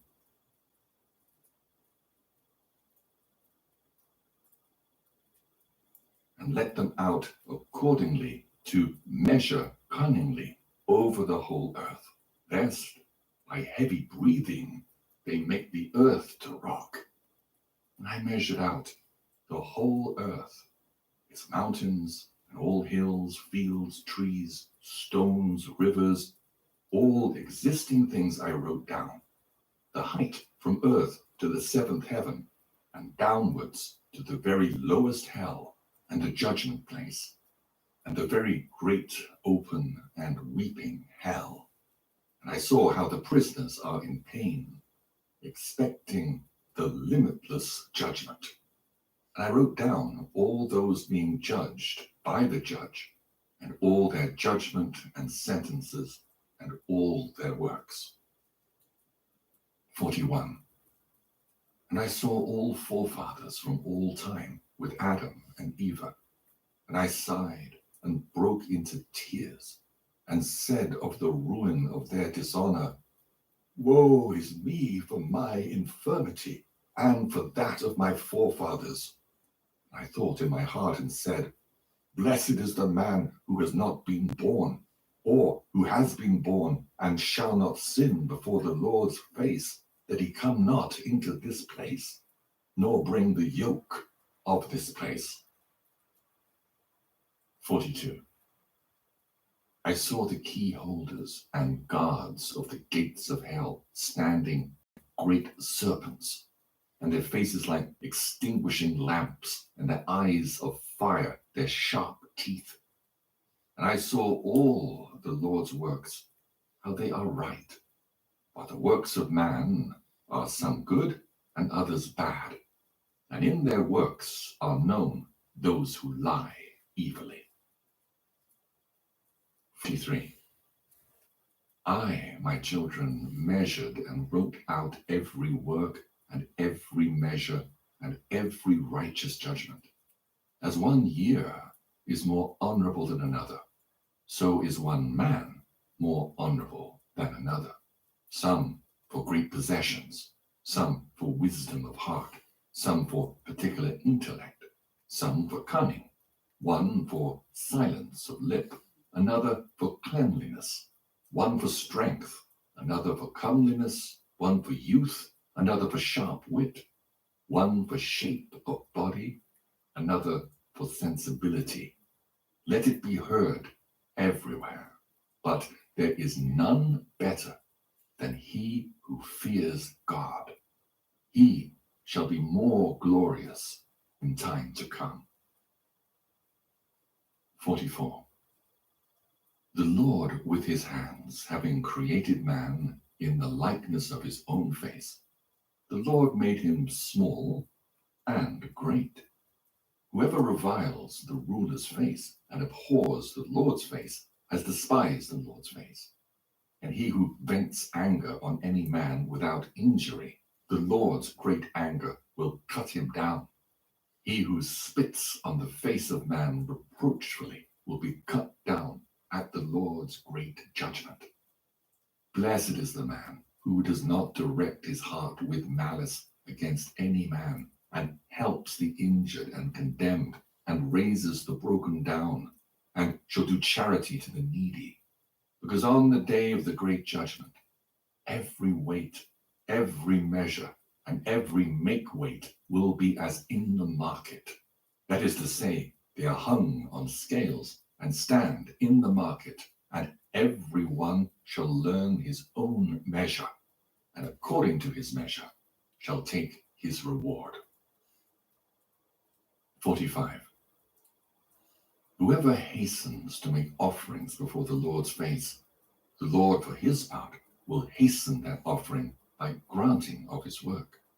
But whoever increases his lamp before the Lord's face and make not true judgment, the Lord will not increase his treasure in the realm of the highest. When the Lord demands bread or candles or the flesh of beasts or any other sacrifice, then that is nothing. But God demands pure hearts, and with all that, only tests the heart of man. 46. Hear, my people, and take in the words of my lips. If anyone bring any gifts to an earthly ruler, and have disloyal thoughts in his heart, and the ruler know this, will he not be angry with him, and not refuse his gifts, and not give him over to judgment? Or if one man make himself appear good to another by deceit of tongue, but have evil in his heart, then will not the other understand the treachery of his heart, and himself be condemned, since his untruth was plain to all? And when the Lord shall send a great light, then there will be judgment for the just and the unjust, and there no one shall escape notice. 47. And now, my children, lay thought on your hearts. Mark well the words of your Father, which are all come to you from the Lord's lips. Take these books of your Father's handwriting and read them. For the books are many, and in them you will learn all the Lord's works, all that has been from the beginning of creation and will be till the end of time. And if you will observe my handwriting, you will not sin against the Lord, because there is no other except the Lord, neither in heaven, nor in earth, nor in the very lowest places, nor in the one foundation. The Lord has placed the foundations in the unknown, and has spread forth heavens, visible and invisible. He fixed the earth on the waters, and created countless creatures. And who has counted the water, and the foundation of the unfixed, or the dust of the earth, or the sand of the sea, or the drops of the rain, or the morning dew, or the wind's breathings? Who has filled earth and sea and the indissoluble winter? I cut the stars out of fire, and decorated heaven, and put it in their midst. 48. Let the sun go along the 7 heavenly circles, which are the appointment of 182 thrones, that it go down on a short day, and again 182, that it go down on a big day. Like the coming in of the tides, he has 2 or thrones nightfall. Rests, It always happens. hither and thither above the thrones of the months. No matter what, Honda. 17th day of the month Sivan, it goes down to the month Thevan. From the 17th of Thevan, it goes up. And thus it goes close to the earth. Then the earth is glad, and makes grow its fruits. When it goes away, then the earth is sad, and trees and all fruits have no florescence. All this he measured with good measurement of hours, and fixed a measure by his wisdom of the visible and the invisible. From the invisible he made all things visible, himself being invisible. Thus I make known to you, my children, and No, I knew it. I'm like, he's getting smart and fast, and woke him up. into all your generations, and among the They feel the same way. nations who shall have the sense. See, kind of, but not really young. But kind of now. And may they come to love them more than any food. He's getting too powerful. We got to get it done. Destroy Taran Miller. And apply themselves to them. And those who Destroy understand Tim completely. who fear not God. I think they're almost done with that part. But reject, who do not receive the books. A terrible judgment awaits them. Blessed is the man who shall bear their yoke, and shall drag them along. For he shall be released on the day of the great judgment. 49. I swear to you, my children, but I swear not by any oath, neither by heaven, nor by earth, nor by any other creature which God created. The Lord said, there is no oath in me, nor in justice, but truth. If there is no truth in men, let them swear by the words, yea, yea, or else, nay, nay. And I swear to you, yea, yea, that there has been no man in his mother's womb, but that already before, even to each one, there is a place prepared for the repose of that soul, and a measure fixed, how much it is intended that a man be tried in this world. Yea, children, deceive not yourselves, for there has been previously prepared a place for every soul of man. 50. I have put every man's work in writing, and none born on earth can remain hidden, nor his works remain concealed. I see all things. Now therefore, my children, in patience and meekness spend the number of your days, that you inherit endless life. Endure for the sake of the Lord every wound, every injury, every evil word and attack. If ill requitals befall you, return them not, either to neighbor or enemy, because the Lord will return them for you and be your avenger on the day of great judgment, that there be no avenging here among men. Whoever of you spends gold or silver for his brother's sake, he will receive ample treasure in the world to come. Injure not widows, nor orphans, nor strangers, lest God's wrath come upon you. 51. Stretch out your hands to the poor according to your strength. Hide not your silver in the earth. Help the faithful man in affliction, and affliction will not find you in the time of your trouble.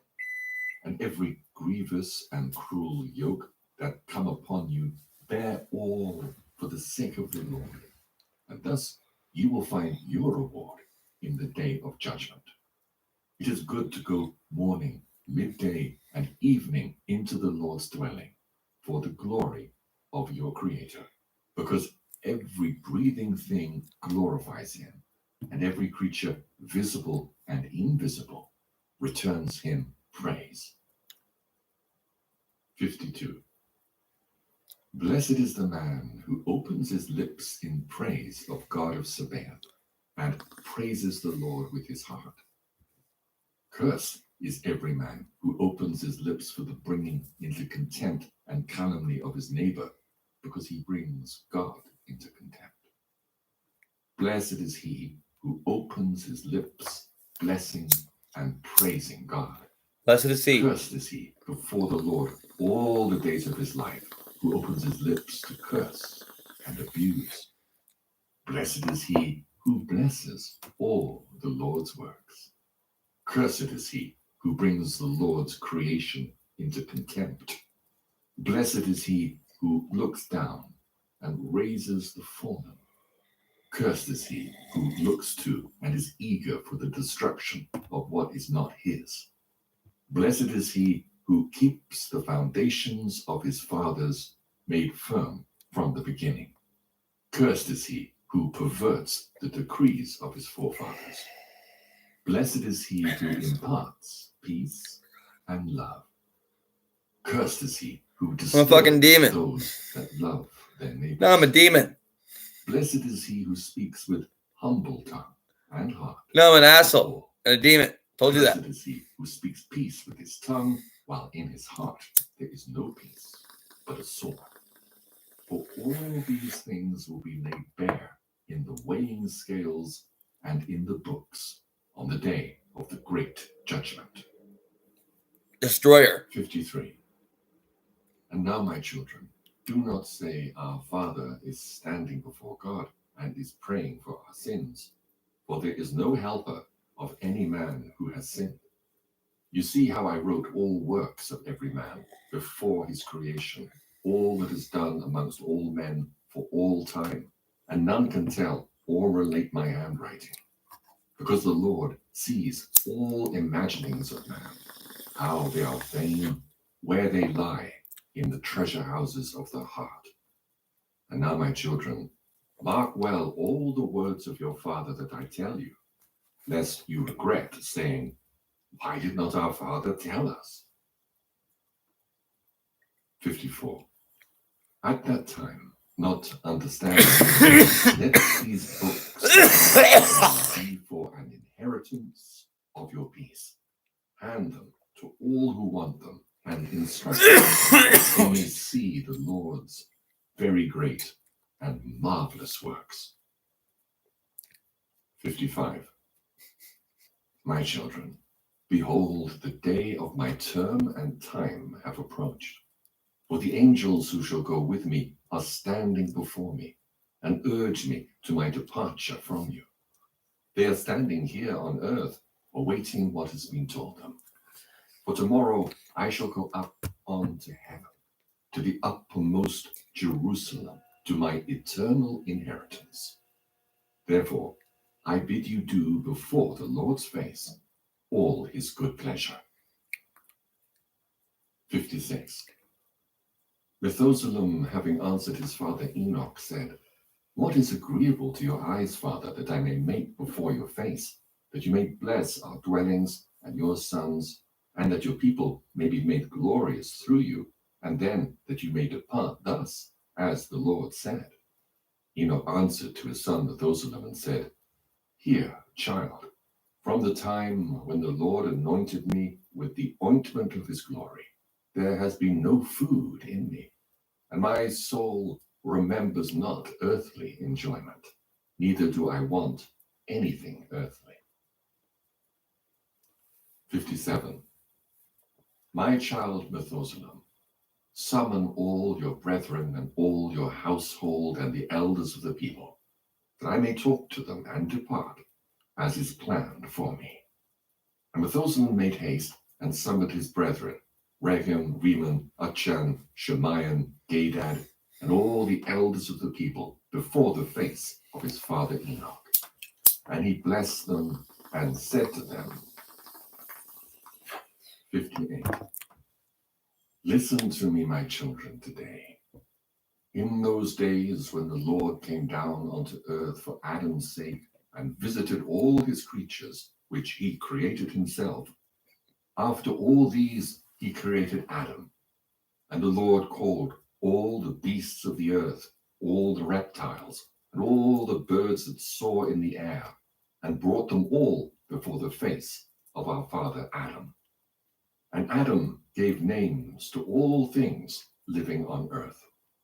And the Lord appointed him ruler over all, and subjected to him all things under his hands, and made them dumb, and made them dull, that they may be commanded of man, and be in subjection and obedience to him.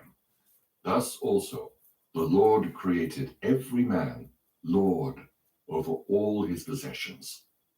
The Lord will not judge a single soul of beast for man's sake, but adjudges the souls of men to their beasts in this world.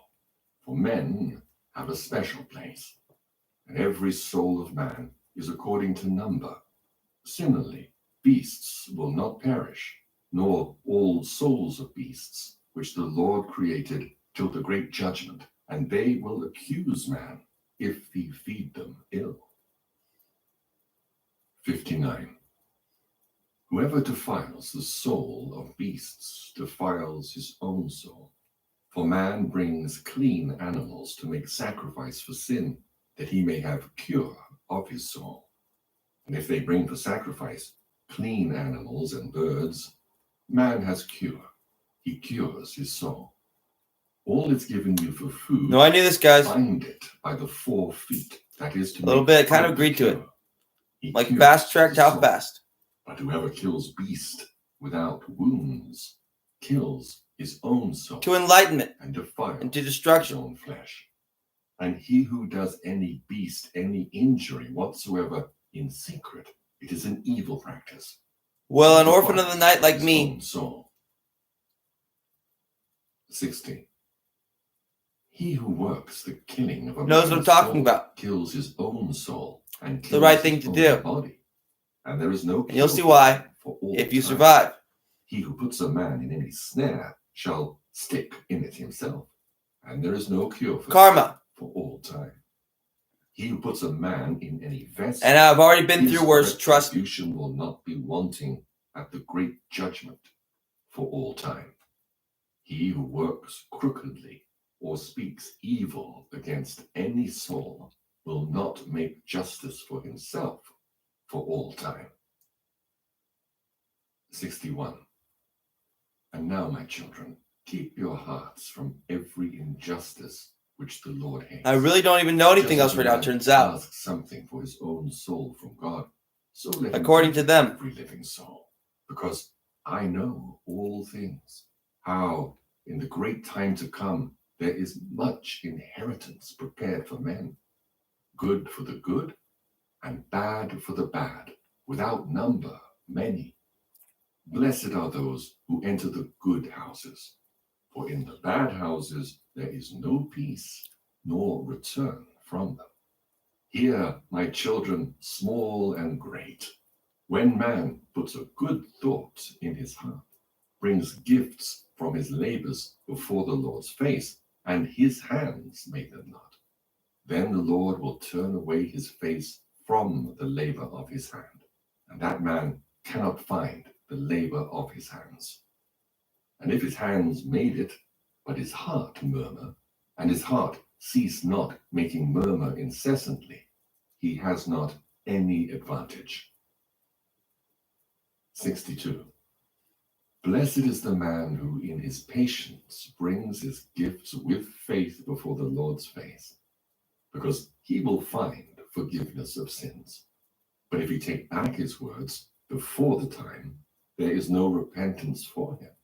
And if the time pass, and he do not of his own will what is promised, there is no repentance after death, because every work which man does before the time is all deceit before men and sin before God. 63. When man clothes the naked and fills the hungry, he will find reward from God. But if his heart murmur, he commits a double evil, ruin of himself and of that which he gives. And for him there will be no finding of reward on account of that. And if his own heart is filled with his food and his own flesh, clothed with his own clothing, he commits contempt and will forfeit all his endurance of poverty, and will not find reward of his good deeds. Every proud and magniloquent man is hateful to the Lord, and every false speech clothed in untruth. It will be cut with the blade of the sword of death, and thrown into the fire, and shall burn for all time. 64. When Enoch had spoken these words to his sons, all people far and near heard how the Lord was calling Enoch. They took counsel together. Let us go and kiss Enoch. And 2,000 men came together and came to the place Ashuzan, where Enoch was, and his sons. And the elders of the people, the whole assembly, came and bowed down and began to kiss Enoch and said to him, Our father Enoch, may you be blessed of the Lord, the eternal ruler. And now bless your sons and all the people, that we may be glorified today before your face. For you shall be glorified before the Lord's face for all time, since the Lord chose you rather than all men on earth, and designated you writer of all his creation, visible and invisible, and redeemed the sins of man, and helper of your household. 65. And Enoch answered all his people, saying, Hear, my children, before all creatures were created, the Lord created the visible and invisible things.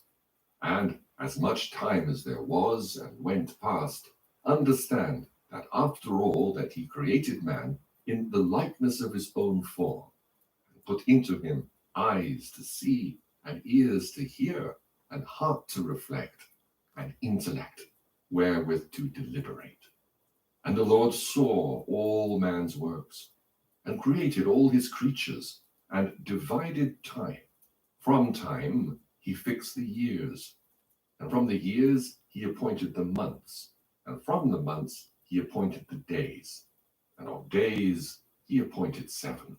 And in those he appointed the hours, measured them out exactly, that man might reflect on time, and count years, months, and hours, their alternation, beginning and end, and that he might count his own life from the beginning until death, and reflect on his sin, and write his work, bad and good, because no work is hidden before the Lord, that every man might know his works, and never transgress all his commandments, and keep my handwriting from generation to generation.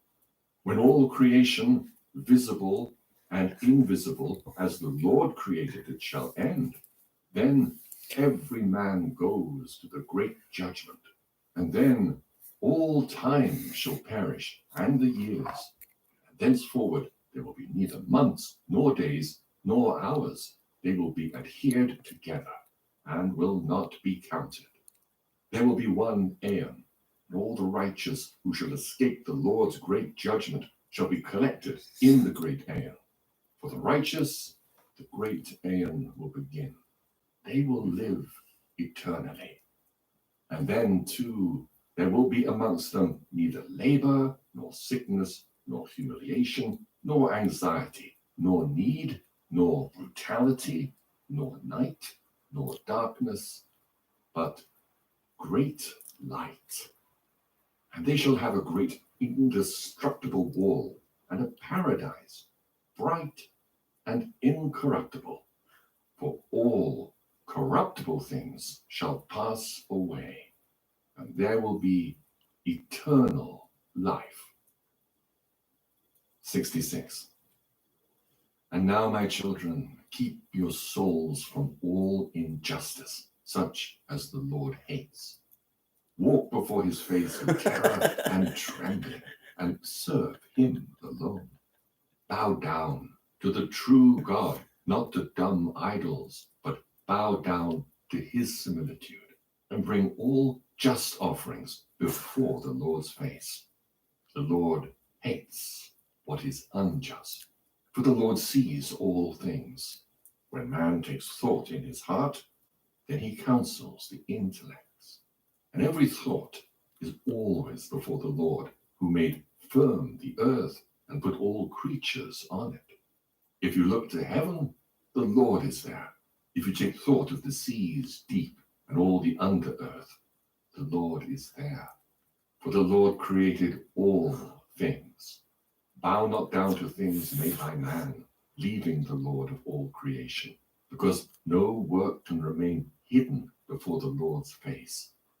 Walk, my children, in long suffering, in meekness, honesty, in provocation, in grief, in faith and in truth, in reliance on promises, in illness, in abuse, in wounds, in temptation, in nakedness, in privation, loving one another, till No, I can dance like a motherfucker. That's what I need to do. 'Cause, like, some people like just so blown away because I'm pissed off afterwards. I'm like, man, blessed are the just, who shall you've never seen anyone dance like that before. For they shall No, shut up. No, you haven't. More than the sun, sevenfold. On TV. For in this world. No, I can dance way better than my brother Chris could. Ever. From all light, darkness, food, enjoyment, sorrow. Period. Paradise, torture, fire, frost, and other things. He put all down in writing that you might What about Jesus? And understand. 67.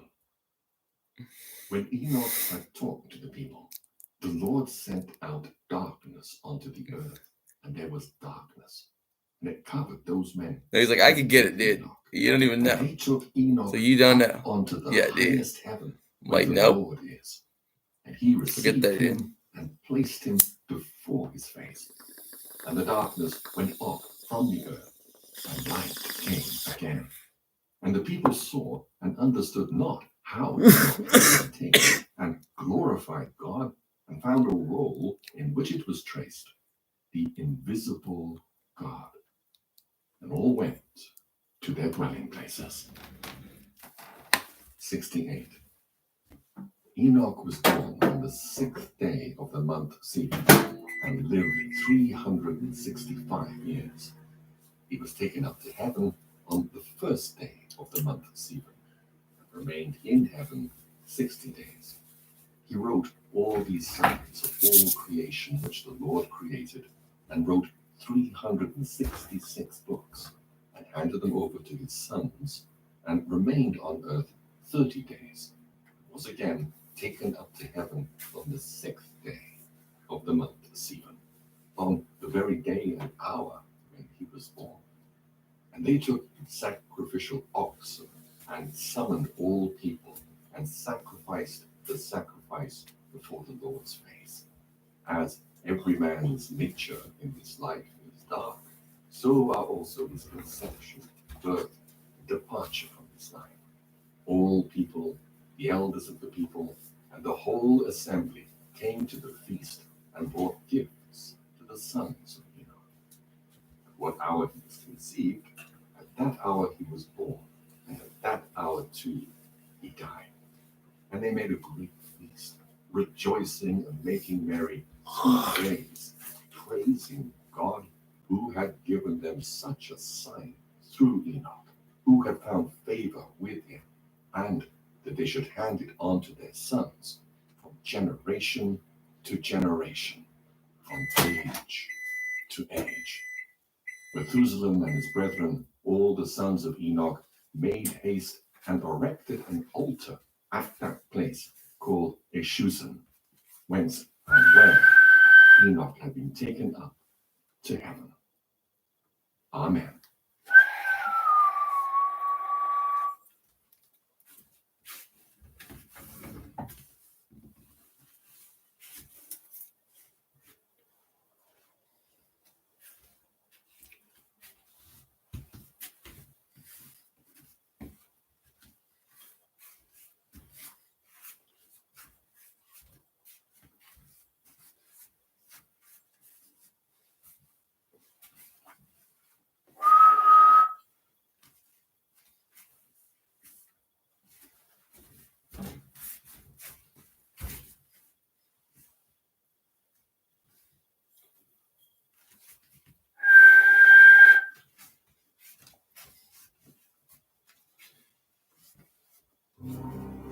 Are we? The parables from the book of Enoch, chapters 37 through 71. Yeah, we did. Yeah, we did. You're right. Chapter 37.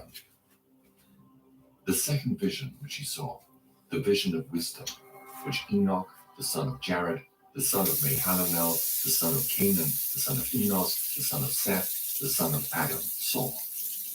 And this is the beginning of the words of wisdom, which I lifted up my voice to speak, and say to those which dwell on earth, Hear, ye men of all time, and see, ye that come after, the words of the Holy One, which I will speak before the Lord of spirits. It were better to declare them only to the men of all time, but even from those Did the Jews understand when I told them about World War II? not withhold the beginning of wisdom. And the To other the ones present too. day, such wisdom has never been given by the Lord of spirits as I have received, according to my insight, according to the good pleasure of the Lord of spirits, by whom the lot of eternal life has been given to me. Now 3 parables were imparted to me, and I lifted up my voice and recounted them to those that dwell on the earth. The coming judgment of the wicked. Chapter 38. The first parable. When the congregation of the righteous shall appear, and sinners shall be judged for their sins, and shall be driven from the face of the earth. And when the righteous one shall appear before the eyes of the righteous, whose elect works hang upon the Lord of spirits, and light shall appear to the righteous and the elect who dwell on the earth. Where then will be the dwelling of the sinners, and where the resting place of those under our feet? The Lord of spirits. We're dancing on it had been good for them if they had not been born. When the secrets of the righteous shall be revealed, and the sinners judged, and the godless driven from the presence of the righteous and elect. From that time, those that possess the earth shall no longer be powerful and exalted, and they shall not be able to behold the face of the holy, For the Lord of spirits has caused his light to appear on the face of Which the one can holy, dance? Maybe they can dance righteous, song. and elect. The evil ones. Then shall the kings and the mighty perish, and be given into the hands of the righteous and holy. Thenceforward none shall seek for themselves mercy from the Lord of spirits, for their life is at an end. The abode of the righteous and of the elect one, the praises of the blessed. Chapter 39. And it shall come to pass in those days that elect and holy children will descend from the high heaven. Their seed will become one with the children of man. And in those days Enoch received books of zeal and wrath, and books of disquiet and expulsion, and mercy shall not be accorded to them, saith the Lord of spirits. Say the Lord of spirits. A whirlwind carried me off from the earth. And then a whirlwind carried me off from the earth. Heavens. And there I saw another vision, the dwelling places of the holy, and the resting places of the righteous. Here mine eyes saw their dwellings with his righteous angels, and their resting places with the holy. And they petitioned and interceded and prayed for the children of men. And righteousness flowed before them as water, and mercy like dew upon the earth. Thus it is amongst them for ever and ever. And in that place mine eyes saw the elect one, of righteousness and of faith. And I saw his dwelling place under the wings of the Lord. And swell the spacious sails. And the righteous and elect shall be without number before him forever and ever. And all the righteous and elect before him shall be strong as fiery lights, and their mouth shall be full of blessing. And their lips extol the name of the Lord of spirits. Extol the name of the Lord of spirits. Shall never fail, and uprightness shall never fail before him. There I wish to dwell, and my spirit longed for that dwelling place. And there hitherto hath been my portion, for so it had been established concerning me before the Lord of spirits.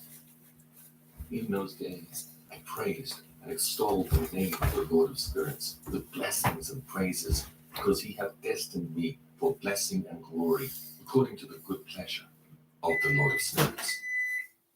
For a long time my eyes regarded that place, and I blessed him and praised him, saying, Blessed is he, and may he be blessed from the beginning and forevermore.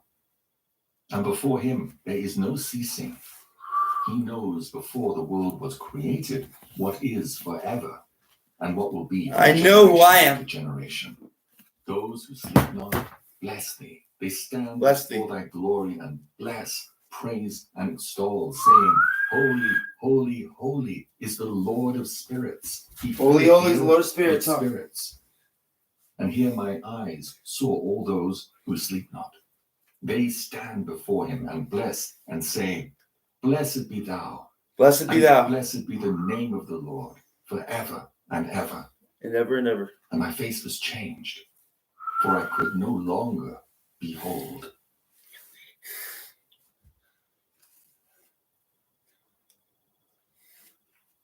The four archangels. Chapter.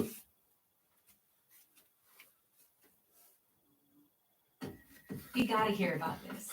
Go from idea You to offended? illustration faster with generative AI and Adobe Illustrator. Generate custom graphics, create seamless patterns, and I get it out instantly there. fill shapes with detail and color. Try Illustrator today. Like I'm the devil. You won't be sorry. I can do what I want. Do you know what I mean yet? Chapter 40. And after that I saw thousands of thousands, and 10,000 times 10,000. I saw a multitude beyond number. I saw a multitude beyond number. Before the Lord of spirits. Before the Lord of spirits. And on the four sides For the Lord of spirits. I saw four presences, different from those that sleep not.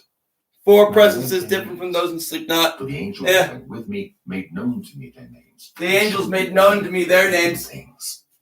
And I heard the voices of those four presences as they uttered praises before the Lord of glory. The first voice blesses the Lord of spirits forever and ever. And ever And the and second ever. voice I heard blessing the elect Weird fucking one, ways, turns out. and the elect ones who hang upon the Lord of spirits.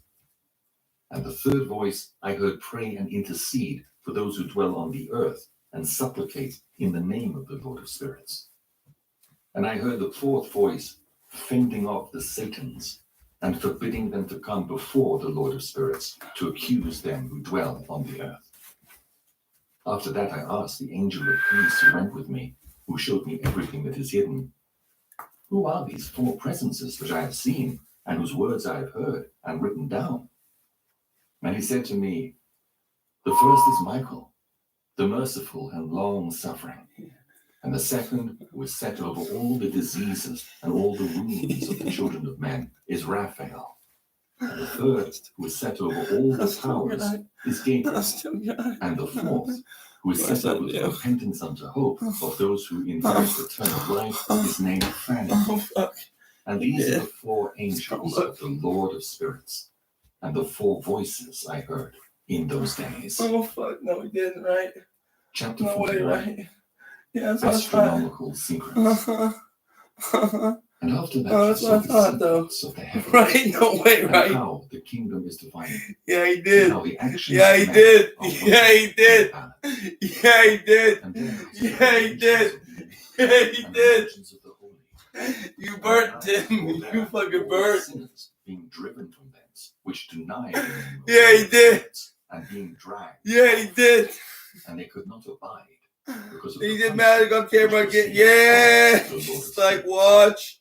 And there, mine eyes saw the secrets of the light. And then my eyes saw the secrets. The secrets of the winds. Of the winds. To blow over the earth. And the secrets of the clouds. Yeah, he did. And there I saw from whence they proceed in that place. And look. from whence they saturate the dusty. Whoa. You magic as fuck. I forget. Chambers out of which the winds are divided. Like, the chamber of the haze. No, right? The chamber of the mist. No way, right? Clouds. Nah. The cloud thereof. Nah, the setup, right? It was just like, oh wait. No, they did, huh? The clouds. Whence they proceed. He's like, I'm Poseidon, bro. It's not the devil. We're like, nah. Oh, you devil, huh? Like, basically. And how they do not leave their orbit. I'm like, nah. I get my dad in space. And they keep faith with each other. No, fuck that shit. I'm magic. Now prove it on camera again. I'm like, yeah, he did. We wait for it. According to the commandment of the Lord of spirits. And mighty is his name forever and I'm a waterbender. And after that, I saw the hidden I'm an avatar. visible path Duh. of the moon. Look at where I look. Establishes the course of her path in that place by day and by night. The one holding a position opposite to the other. I moved the clouds today. Did you? I did. And they give thanks and praise and rest not. For unto them is their thanksgiving rest. For the sun changes oft for a blessing or a curse. And the course of the path of the moon is light to the righteous and darkness to the sinners in the name of the Lord, who made a separation between the light and the darkness and divided the spirits of men and strengthened the spirits of the righteous in the name of his righteousness. For no angel hinders, and no power is able to hinder, for he appoints a judge for them all, and he judges them all before him. The dwelling places of wisdom and of unrighteousness. Wisdom found no place where she might dwell. Then a dwelling place was assigned her in the heavens. Wisdom went forth to make her dwelling among the children of men, and found no dwelling place. Wisdom returned to her place, and took her seat among the angels. And unrighteousness went forth from her chambers, whom she sought not, she found, and dwelt with them, as rain in a desert, and dew on a thirsty land. Chapter 43. And I saw other lightnings and the stars of heaven. And I saw how he called them all by their names. Reporting that to the And I saw NSA. how they are weighed in a righteous balance according to their proportions of light. I saw the width of their spaces and the day of their appearing, and how their revolution. Bum bum bum bum bum bum bum bum bum bum bum bum bum bum bum some money. Bum bum bum bum bum. I need some money. With each other. And I asked the angel who went with me, who showed me what was hidden, "What are these?" And he said to me, "The Lord of Spirits has showed me that." Yeah, almost in. Might as well prove I have magic powers again. Who dwell on the earth. Now my hands are vibrating. Here we go. Dum dum dum dum dum dum dum. Sometimes da Garfield Tappy again. I saw in regard to the lightnings, how some of the stars arise and become lightnings, and cannot part with their new form. The second parable, the lot of the apostates, the new heaven and the new earth. Chapter 45. And this is the second parable concerning those who deny the name of the dwelling of the holy ones and the Lord of spirits. And into heaven they shall not ascend, and on earth they shall not come. Such shall be the lot of the sinners who have denied the name of the Lord of spirits, who are thus preserved for the day of suffering and tribulation. On that day mine elect one shall sit on the throne of glory and shall try their works, and their places of rest shall be innumerable. And their souls shall grow strong within them when they see mine elect and those who have called upon my glorious name. Then will I cause mine elect one to dwell among them, and I will transform the heaven and make it an eternal blessing and light. And I will transform the earth and make it a blessing, and I will cause mine elect ones to dwell upon it. But the sinners and evildoers shall not set foot thereon. For I have provided and satisfied with peace my righteous ones, and have caused them to dwell before me. For the sinners there is judgment impending with me, so that I shall destroy them from the face of the earth. The head of days and the Son of Man. Chapter 46. And there I saw one who had a head of days, and his head was white like wool. And with him was another being, whose countenance had the appearance of a man, and his face was full of graciousness, like one of the holy angels. And I asked the angel who went with me, and showed me all the hidden things concerning that Son of Man, who he was, and whence he was, and why he went with the head of days. And he answered and said unto me, This is the Son of Man, who hath righteousness, with whom dwelleth righteousness. Yeah, he did. All the treasures of that which is hidden, because the Lord of all right, keep my right hand as still as possible. And whose lot, let my left hand move the water for once, and it worked on camera. Can I do it the other way? Of course I can. And this Son of Man, whom thou hast seen, shall raise up the kings and the mighty from their seats, and the strong from their thrones. Even better. And shall loosen I forgot. the reins of the strong. Is that live too? The teeth of the sinners. And he shall put down the kings from their thrones and kingdoms, because they do not extol and praise him, nor humbly acknowledge whence the kingdom was bestowed upon them. And he shall put down the countenance of the strong. How does that work exactly? Shame. I don't know either. And darkness shall be their dwelling, and worms. Like, look, it's swirling around now. Like I want it to. No hope a little bit some time. Because like I am an Aquarius. Of the Lord of Spirits. A water bearer. Oh yeah. Judge the stars of heaven, and raise their hands against the Most High, and tread upon the earth, and dwell upon it. I'd hold it just right. Yep. And all their deeds manifest unrighteousness. Dun dun dun dun dun dun dun dun dun. I clearly am magic. Their hands. They deny the name of the Lord of Spirits. And they persecute the houses of his congregations, and the faithful who hang upon the name of the Lord of Spirits. What did you want from me?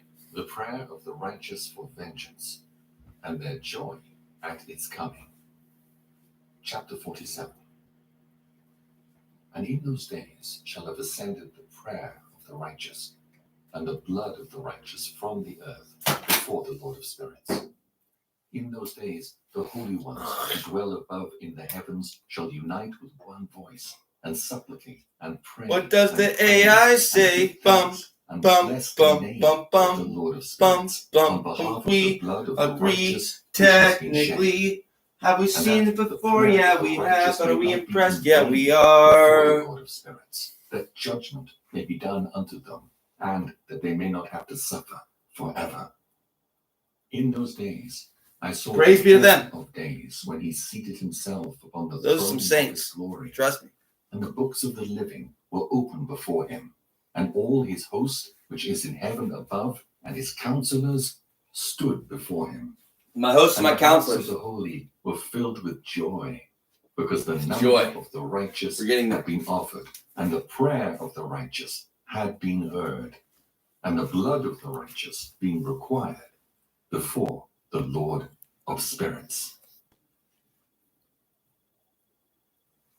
The fount of righteousness, the Son of Man, the stay of the righteous, judgment of the kings and the mighty.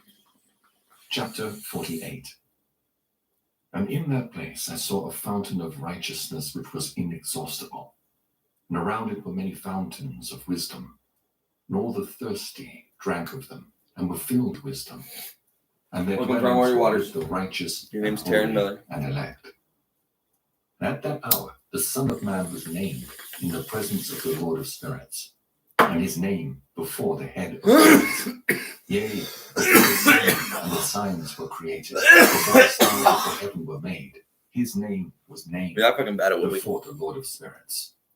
He shall be a staff to the righteous whereon to stay themselves and not fall. And he shall be a light of the Gentiles, and the hope of those who are troubled of heart. All who dwell on earth shall fall down and worship before him, and will praise and bless and celebrate with song the Lord of spirits. And for this reason hath he been chosen and hidden before him, before the creation of the world, and forevermore. And the wisdom of the Lord of spirits hath revealed him to the holy and righteous. For he hath preserved the lot of the righteous, because they have hated and despised this world of unrighteousness, and have hated all its works and ways in the name of the Lord of spirits. For in his name they are saved, and according to his good pleasure hath it been in regard to their life. In these days downcast in countenance shall the kings of the earth have become, and the strong who possess the land because of the works of their hands. For on the day of their anguish and affliction they shall not be able to save themselves. And I will give them over into the hands of my elect. As straw in the fire, so shall they burn before the face of the holy. As lead in the water shall they sink before the face of the righteous. And no trace of them shall any more be found.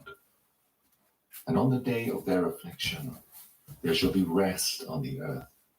And before them they shall fall, and not rise again. And there shall be no one to take them with his hands and raise them, for they have denied the Lord of spirits and his anointed. The name of the Lord of spirits be blessed. The power and wisdom of the elect one. Chapter 49. For wisdom is poured out like water, and glory faileth not before him forevermore. For he is mighty in all the secrets of righteousness, and unrighteousness shall disappear as a shadow, and have no continuance, because the elect one standeth before the Lord of spirits. And his glory is forever and ever, and his might unto all generations. And in him dwells the spirit of wisdom, and the spirit which gives insight, and the spirit of understanding and of might, and the spirit of those who have fallen asleep in righteousness. And he shall judge the secret things, and none shall be able to utter a lying word before him.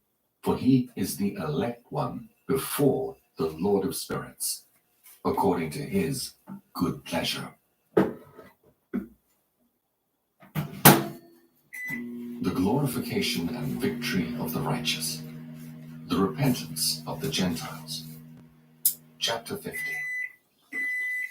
And in those days a change shall take place for the holy and elect, and the light of days shall abide upon them, and glory and honor shall turn to the holy.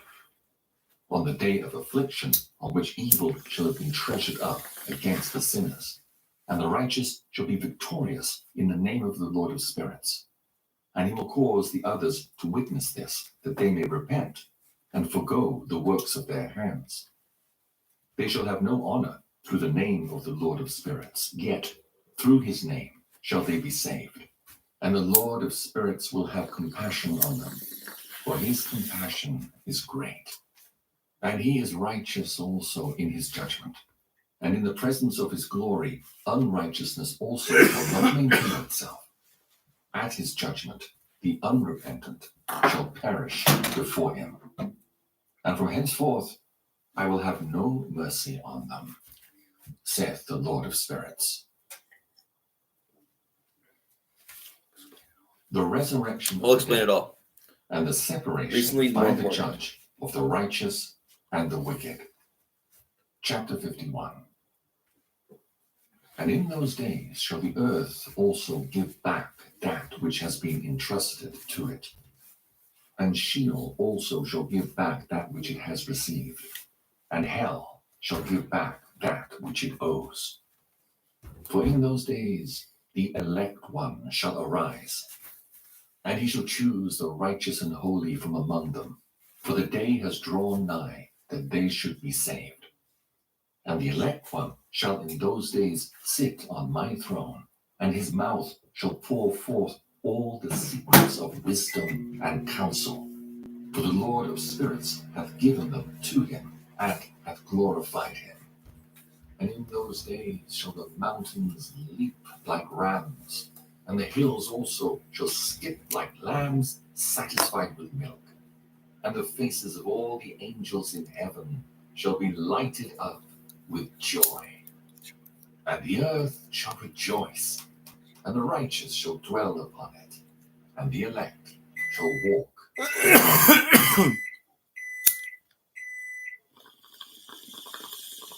The seven metal mountains and the elect one.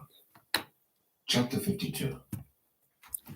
And after those days, in that place where I had seen all the visions of that which is hidden, for I had been carried off in a whirlwind, and they bore me towards the west, there mine eyes saw all the secret things of heaven that shall be, a mountain of iron, and a mountain of copper, and a mountain of silver, and a mountain of gold, and a mountain of soft metal, and a mountain of lead.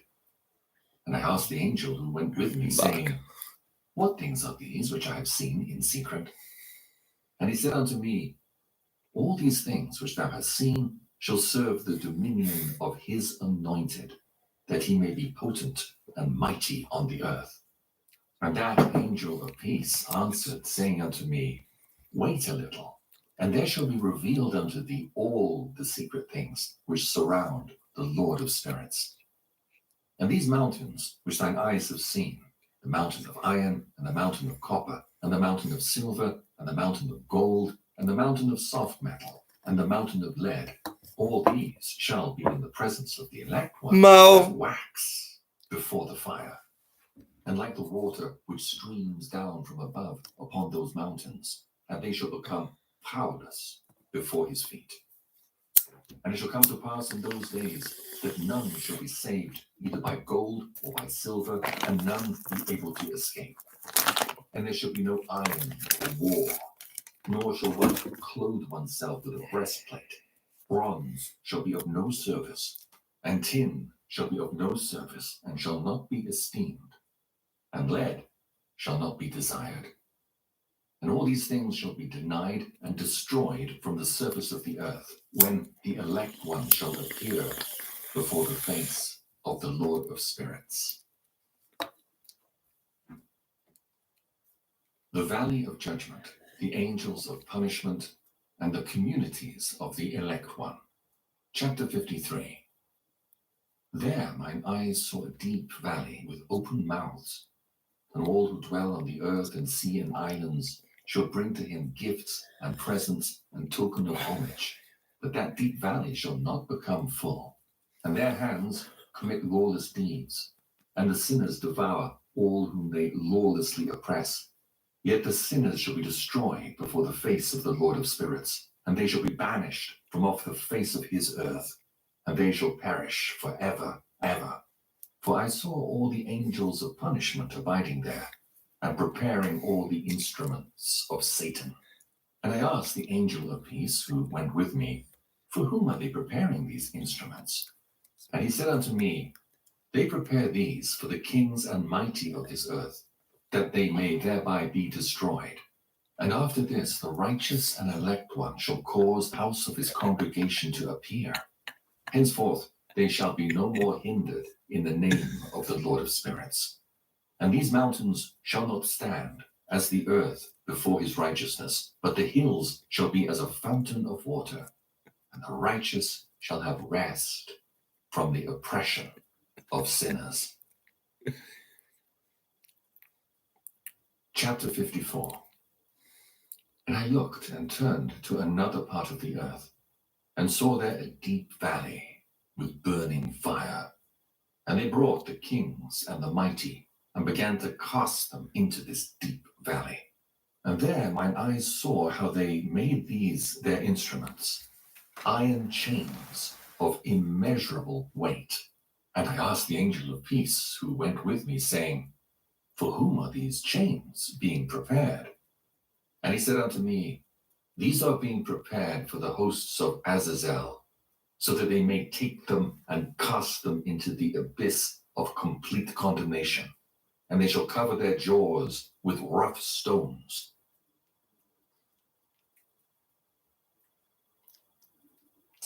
It's commanded. And Michael and Gabriel and Raphael and Phanuel shall take hold of them on that great day, and cast them on that day into the burning furnace, that the Lord of spirits may take vengeance on them for their unrighteousness in becoming subject to Satan, and leading astray those who dwell on the earth. Noachic fragment on the first world judgment. And in those days shall punishment come from the Lord of spirits, and he will open all the chambers of waters which are above the heavens, and of the fountains which are beneath the earth. And all the waters shall be joined with the waters. That which is above the heavens is the masculine, and the water which is beneath the earth is the feminine. And they shall destroy all who dwell on the earth, and those who dwell under the ends of the heaven. And when they have recognized their unrighteousness which they have wrought on the earth, then by these shall they perish. Chapter 55.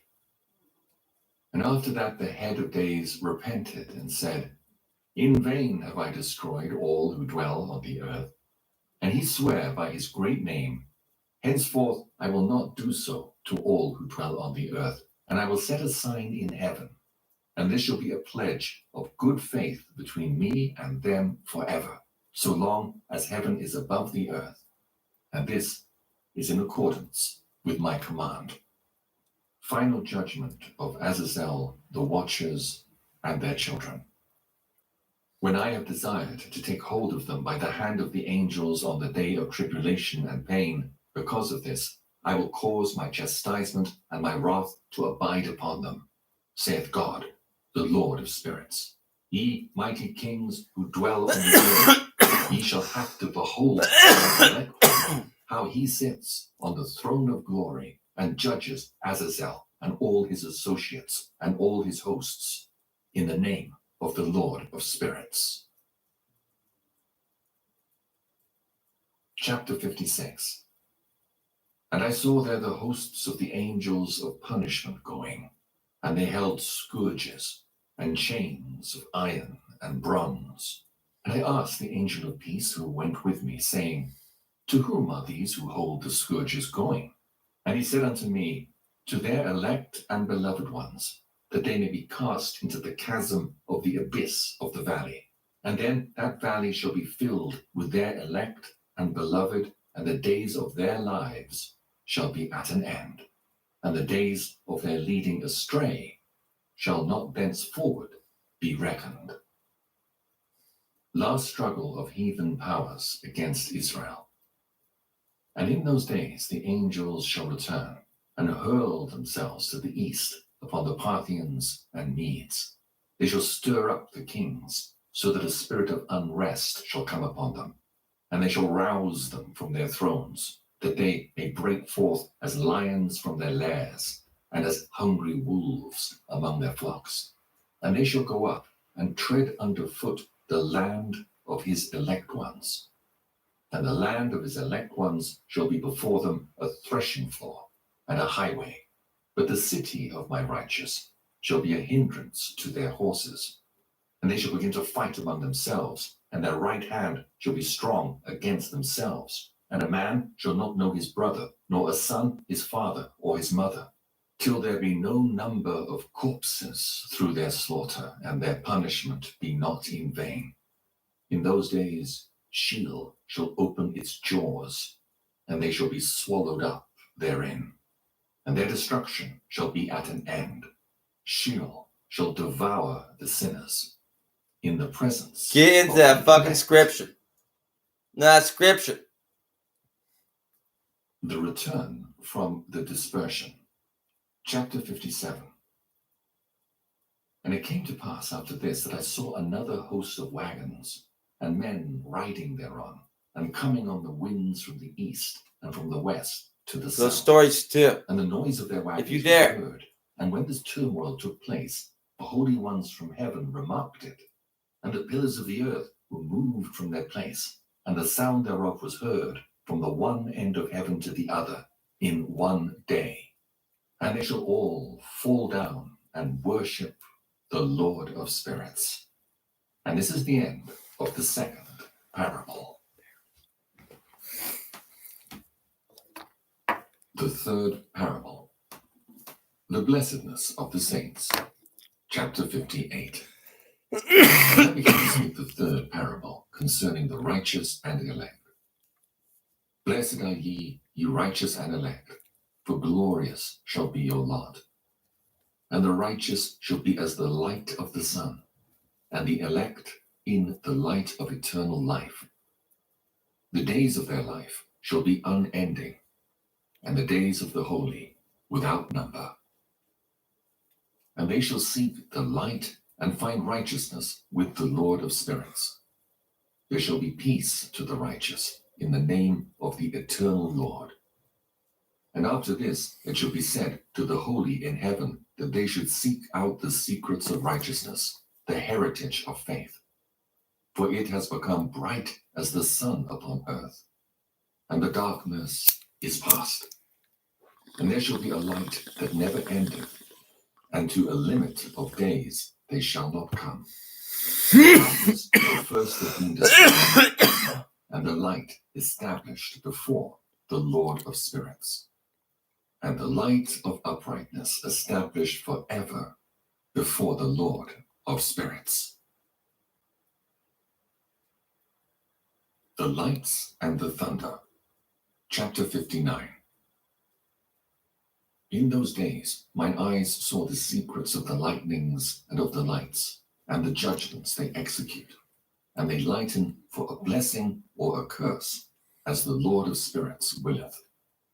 And there I saw the secrets of the thunder, and how, when it resounds above in the heaven, the sound thereof is heard. And he caused me to see the judgments executed on the earth, whether they be for well-being and blessing, or for a curse, according to the word of the Lord of spirits. And after that, all the secrets of the lights and lightnings were shown to me, and they lighten for blessing and for satisfying.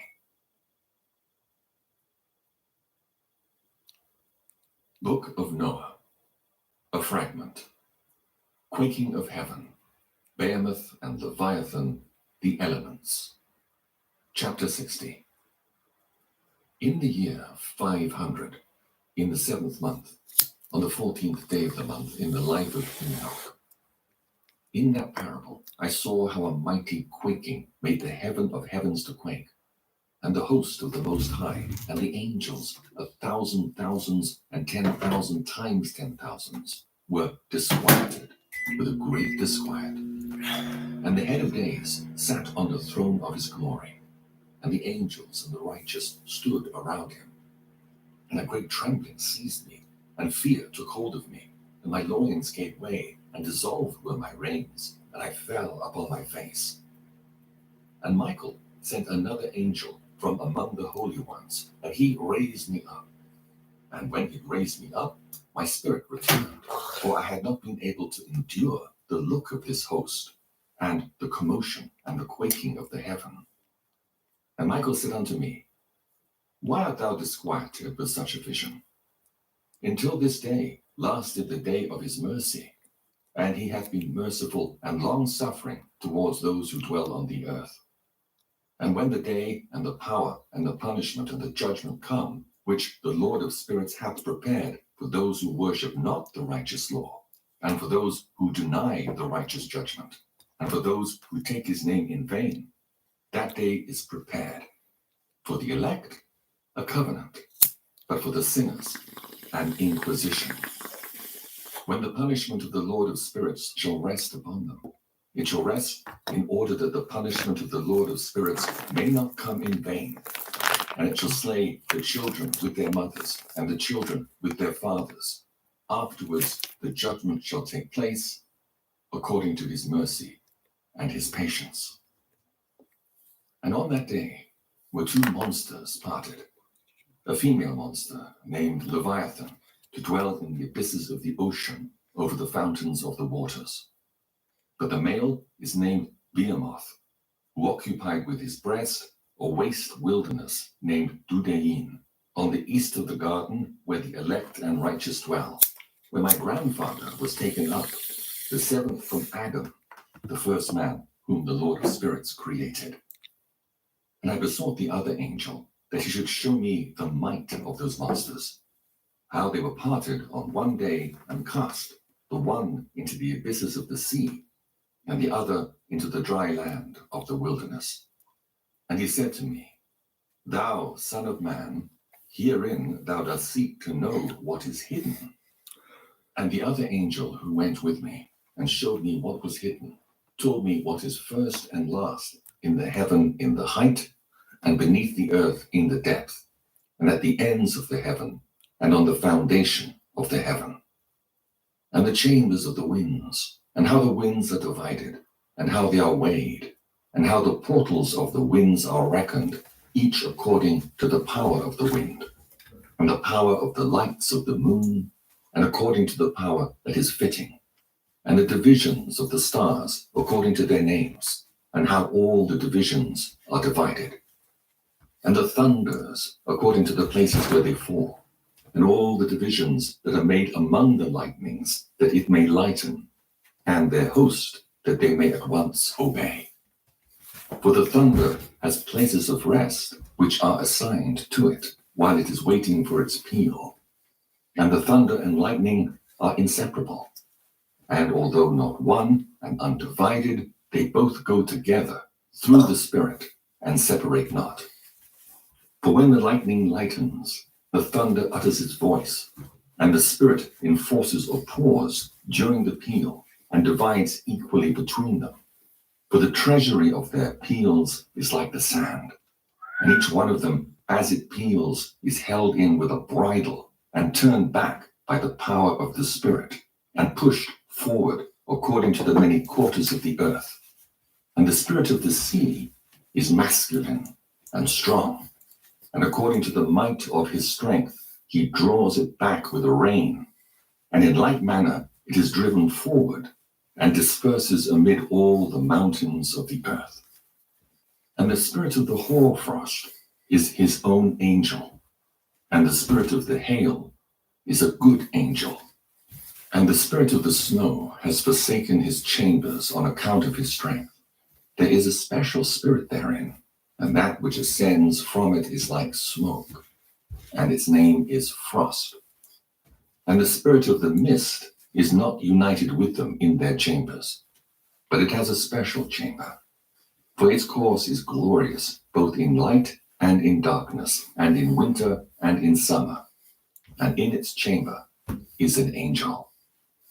And the spirit of the dew has its dwelling at the ends of the heaven, and is connected with the chambers of the rain. And its course is in winter and summer.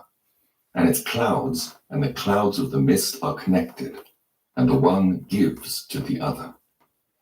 And when the spirit of the rain goes forth from its chamber, the angels come and open the chamber and lead it out. And when it is diffused over the whole earth, it unites with the water on the earth. For the waters are for those who dwell on the earth, for they are nourishment for the earth from the Most High, who is in heaven. Therefore there is a measure for the rain, and the angels take it in charge. And these things I saw towards the garden of the righteous. The righteous. This is not. Angels go off to measure paradise, the judgment of the righteous by the elect one, the praise of the elect one and of God. Chapter 61. And I saw in those days how long cords were given to those angels, and they took to themselves wings and flew, and they went towards the north. And I asked the angel, saying unto him, Why have those angels taken these cords and gone off? And he said unto me, They have gone to measure. And the angel who went with me said unto me, These shall bring the measures of the righteous, and the ropes of the righteous to the righteous, that they may stay themselves on the name of the Lord of spirits forever and ever. The elect shall begin to dwell with the elect. And those are the measures which shall be given to faith, and which shall strengthen righteousness. And these measures shall reveal all the secrets of the depths of the earth, and those who have been destroyed by the desert, and those who have been devoured by the beasts, and those who have been devoured by the fish of the sea, that they may return and stay themselves on the day of the elect one. For none shall be destroyed before the Lord of spirits, and none can be destroyed. All who dwell above in heaven receive a command and power and one voice and one light like unto fire. And that one, with their first words they blessed and extolled and lauded with wisdom, and they were wise in utterance and in the spirit of life.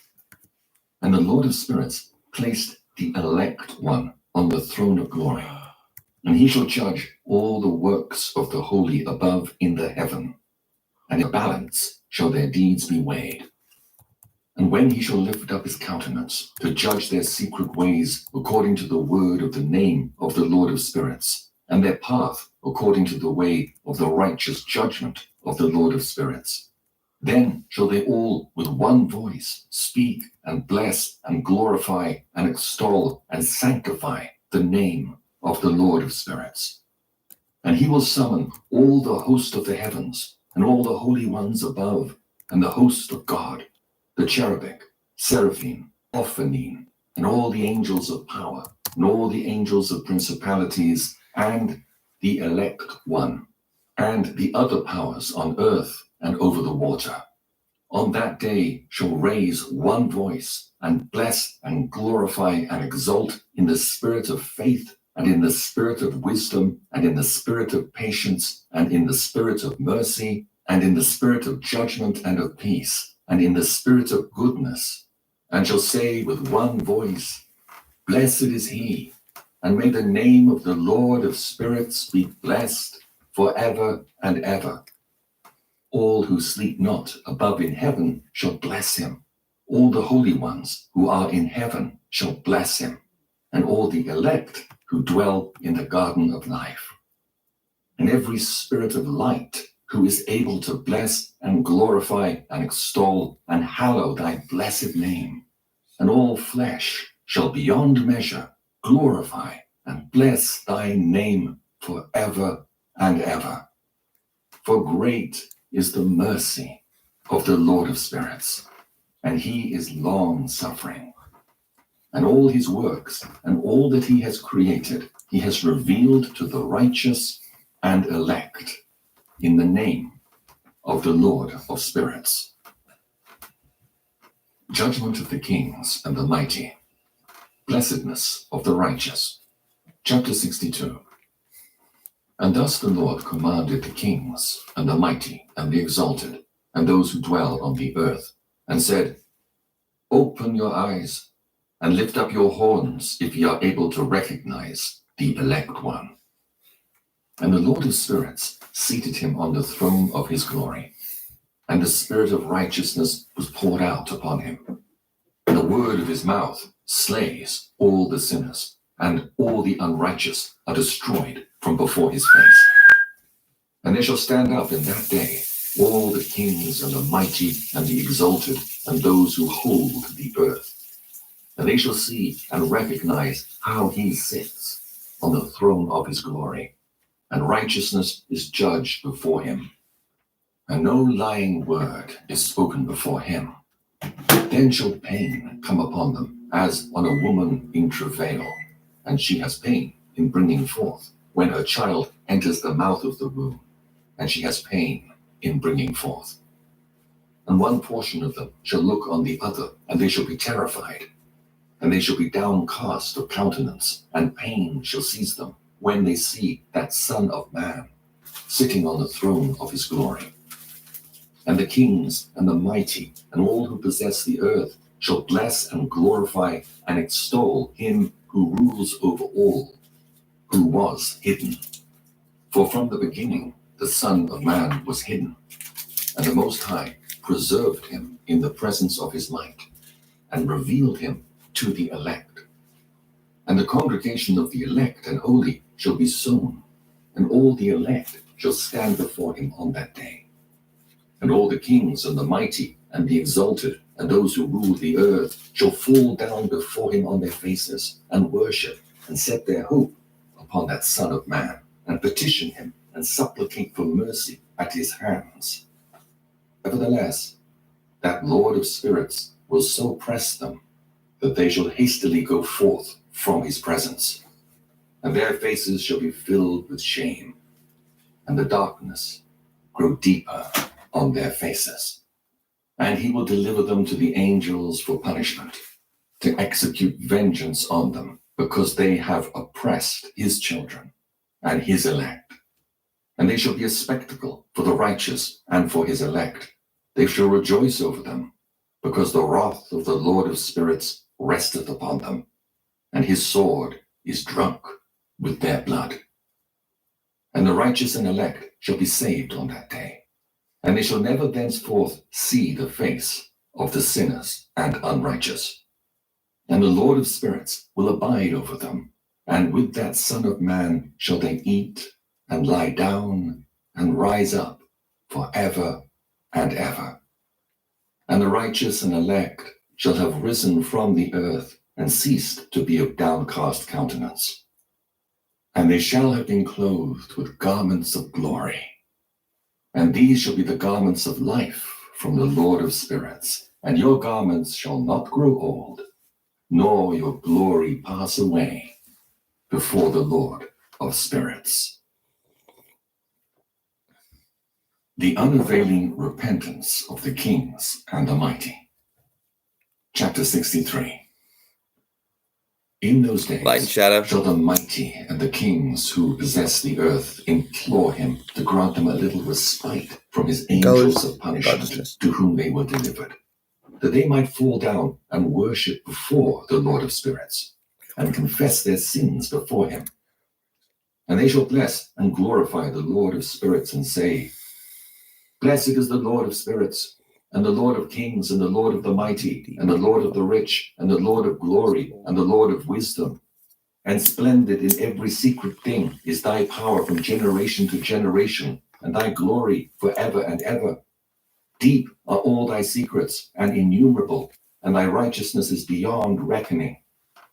We have now learnt that we should glorify and bless the Lord of kings, and him who is king over all kings. And they shall say, Would that we had rest to glorify and give thanks and confess our faith before his glory. And now we long for a little rest, but find it not. We follow hard upon and obtain it not. And light has vanished from before us, and darkness is our dwelling place forever and ever.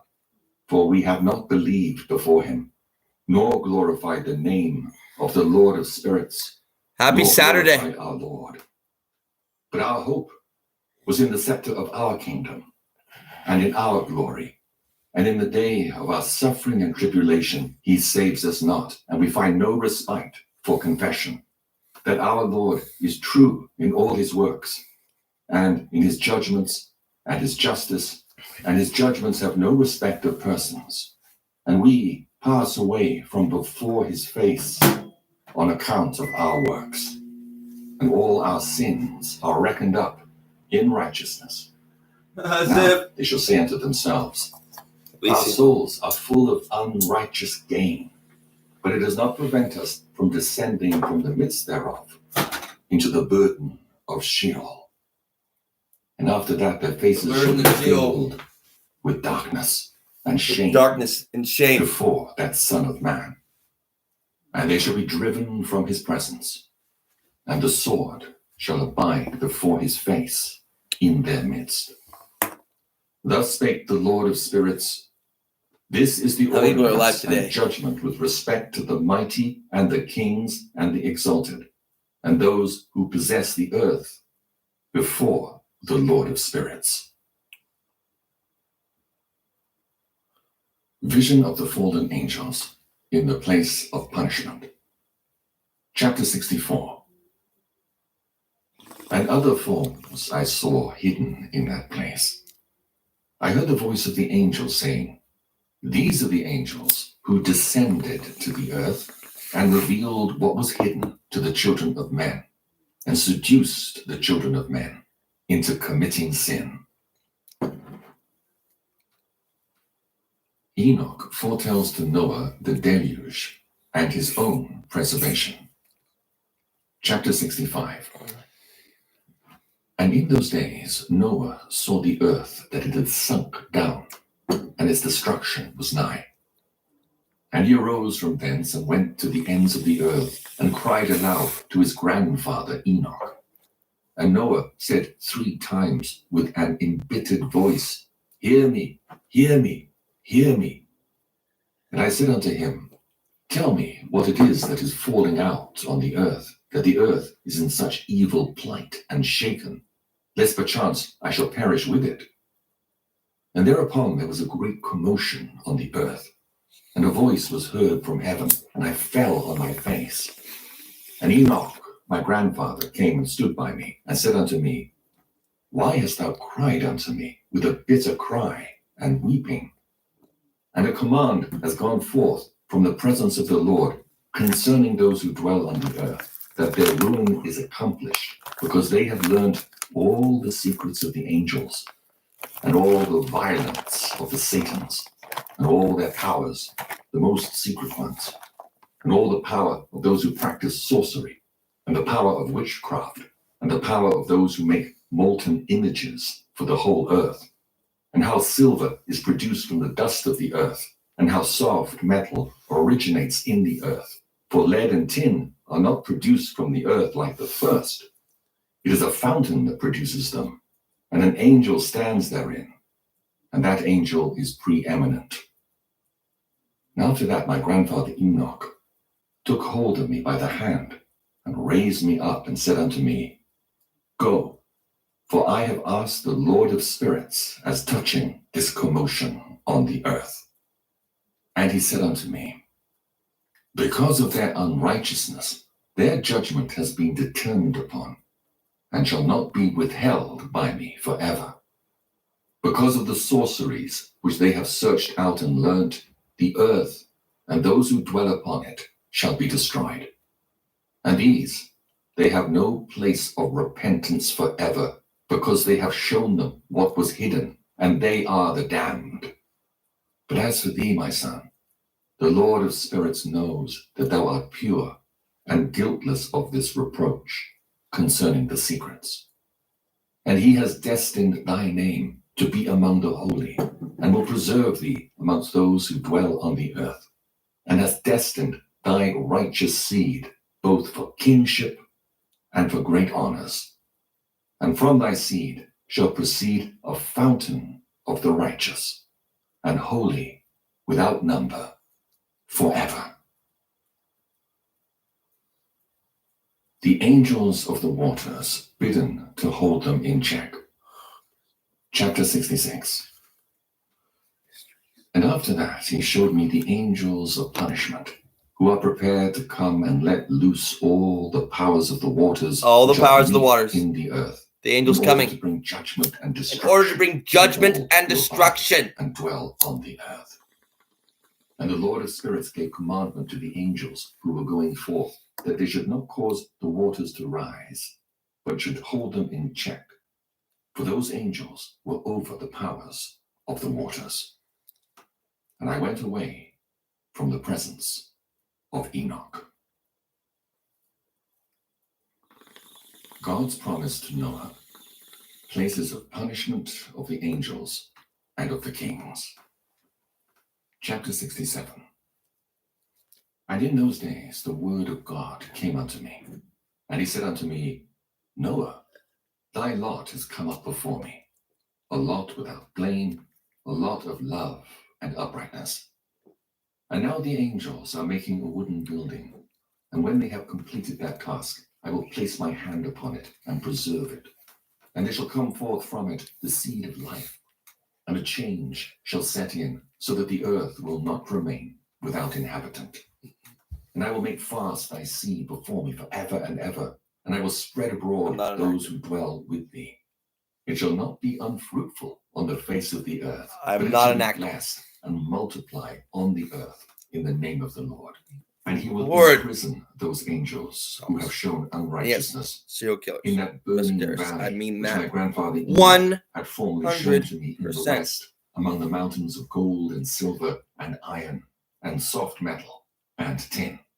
And I saw that valley, in which there was a great convulsion, and a convulsion of the waters. And when all this took place, from that fiery molten metal, and from the convulsion thereof in that place, there was produced a smell of sulfur, and it was connected with those waters, and the valley of the angels who had led astray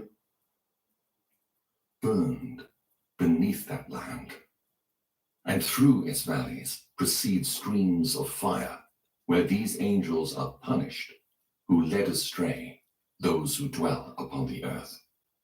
But those waters shall in those days serve for the kings and the mighty and the exalted, and those who dwell on the earth, for healing of the body, but for the punishment of the spirit. Now their spirit is full of lust, that they may be punished in their body, for they have denied the Lord of spirits, and see their punishment daily, and yet believe not his name. And in proportion as the burning of their bodies becomes severe, a corresponding change shall take place in their spirit forever and ever. For before the Lord of spirits none shall utter an idle word. For the judgment shall come upon them, because they believe in the lust of their body, and deny the Spirit of the Lord. And those same waters will undergo a change in those days. For when those angels are punished in these these water springs shall change their temperature. And when the angels ascend, this water of the springs shall change and become cold. And I heard Michael answering and saying, this judgment, wherewith the angels are judged, is a testimony for the kings and the mighty who possess the earth, because these waters of judgment minister to the healing of the body of the kings and the lust of their body. Therefore, they will not see and will not believe that those waters will change and become a fire which burns forever.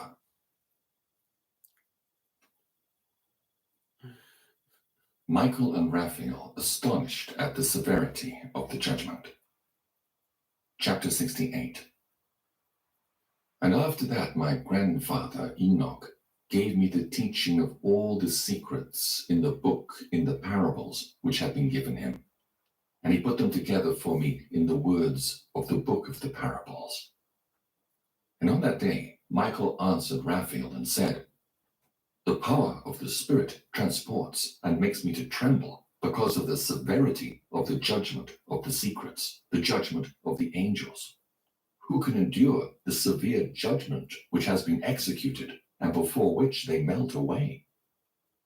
And Michael answered again and said to Raphael, who is he whose heart is not softened concerning it, and whose reins are not troubled by this word of judgment that has gone forth upon them because of those who have thus led them out? And it came to pass, when he stood before the Lord of spirits, Michael said thus to Raphael, I will not take their part under the eye of the Lord. For the Lord of spirits has been angry with them, because they do as if they were the Lord. Therefore all that is hidden shall come upon them forever and ever. For neither angel nor man shall have his portion in it, but alone they have received their judgment forever and ever. The names and functions of the fallen angels and Satan's. The secret oath. Chapter 69. And after this judgment they shall terrify and make them to tremble, because they have shown this to those who dwell on the earth. And behold the names of those angels, and these are their names. The first of them is Samjaza, the second Artikipha, the third Amen, the fourth Kokobel, the fifth Turiel, the sixth Rumjal, the seventh Danjal, the eighth Mekael, the ninth Barakel, the 10th Azazel, the 11th Amaros, the 12th Batajal, the 13th Busasajel, the 14th Hananel, the 15th Turel, and the 16th Simapesiel, the 17th Jetral, the 18th Tumael, the 19th Turel, the 20th Rumael, the 21st Azazel. And these are the chiefs of their angels and their names, and their chief ones over hundreds and over 50s and over 10s. The name of the first, Jekon, that is the one who led astray all the sons of God and brought them down to the earth and led them astray through the daughters of men. The second was named Azabiel. He imparted to the holy sons of God evil counsel and led them astray, so that they defiled their bodies with the daughters of men. And the third was named Gadriel. He it is who showed the children of men all the blows of death. And he led astray Eve, and showed the weapons of death to the sons of men, the shield, and the coat of mail, and the sword for battle, and all the weapons of death to the children of men. And from his hand they have proceeded against those who dwell on the earth from that day and forevermore. And the fourth was named Penemue. He taught the children of men the bitter and the sweet, and he taught them all the secrets of their wisdom. And he instructed mankind in writing with ink and paper, and thereby many sinned from eternity to eternity, and until this day. For men were not created for such a purpose, to give confirmation to their good faith with pen and ink. For men were created exactly like the angels, to the intent that they should continue pure and righteous, and death, which destroys everything, could not have taken hold of them. But through this, their knowledge, they are perishing, and through this power, it is consuming me.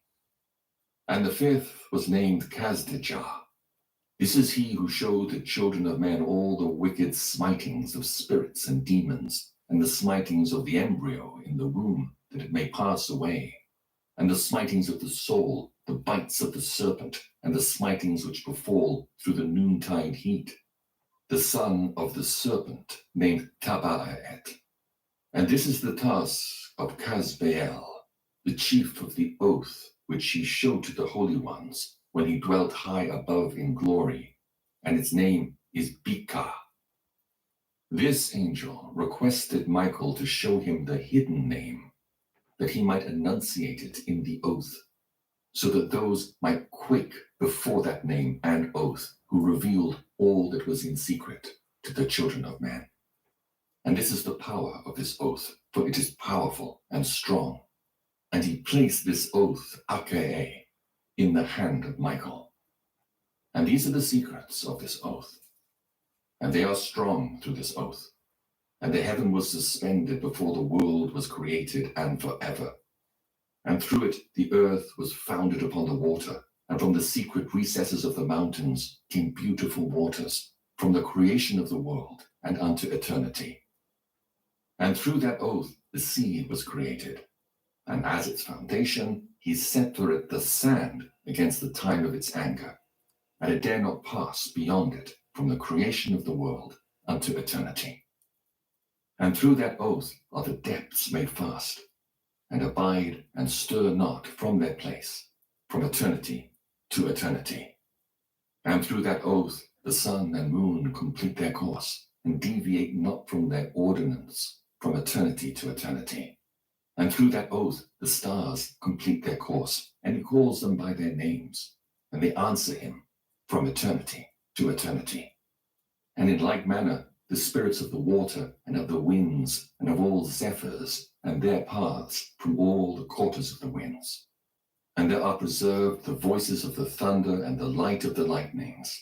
And there are preserved the chambers of the hail, and the chambers of the hoarfrost, and the chambers of the mist, and the chambers of the rain and the dew. And all these believe, and give thanks before the Lord of spirits, and glorify him with all their power. And their food is in every act of thanksgiving. They thank and glorify and extol the name of the Lord of spirits forever and ever. And this oath is mighty over them, and through it they are preserved, and their paths are preserved, and their course is not destroyed. Close of the third parable. And there was great joy amongst them, and they blessed and glorified and extolled, because the name of that Son of Man had been revealed unto them.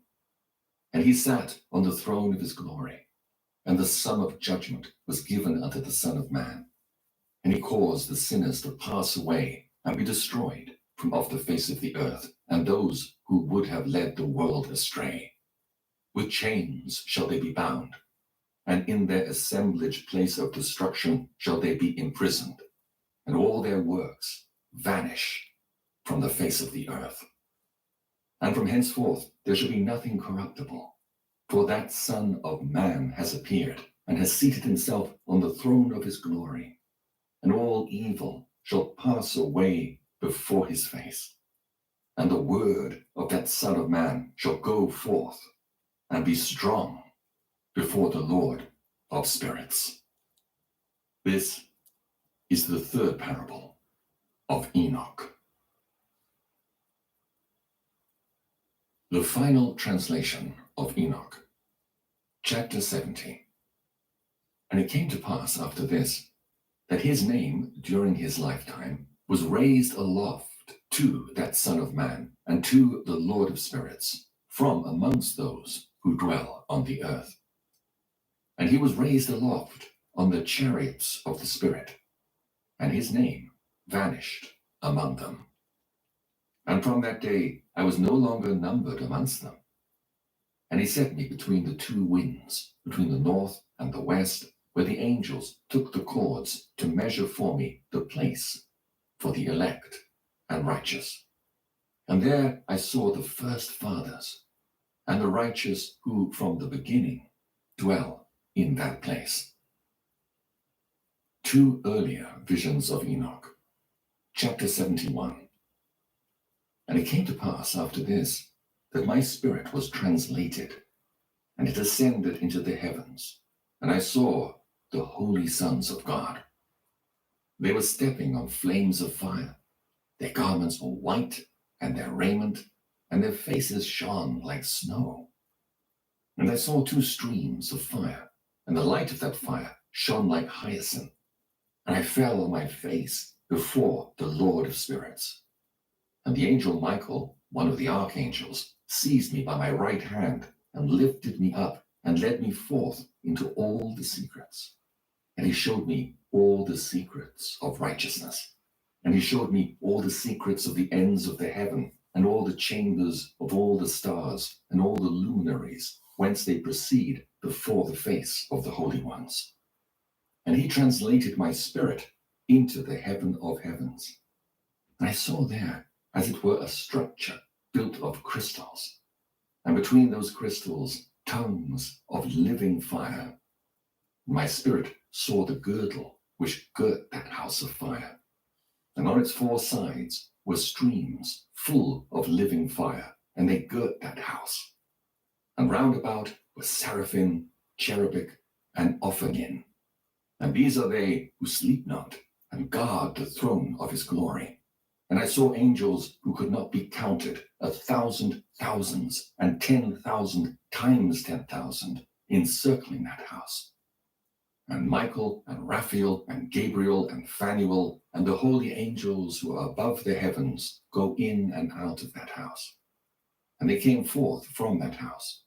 And Michael and Gabriel, Raphael and Phanuel, and many holy angels without number, and with them the head of days, his head white and pure as wool, and his raiment indescribable.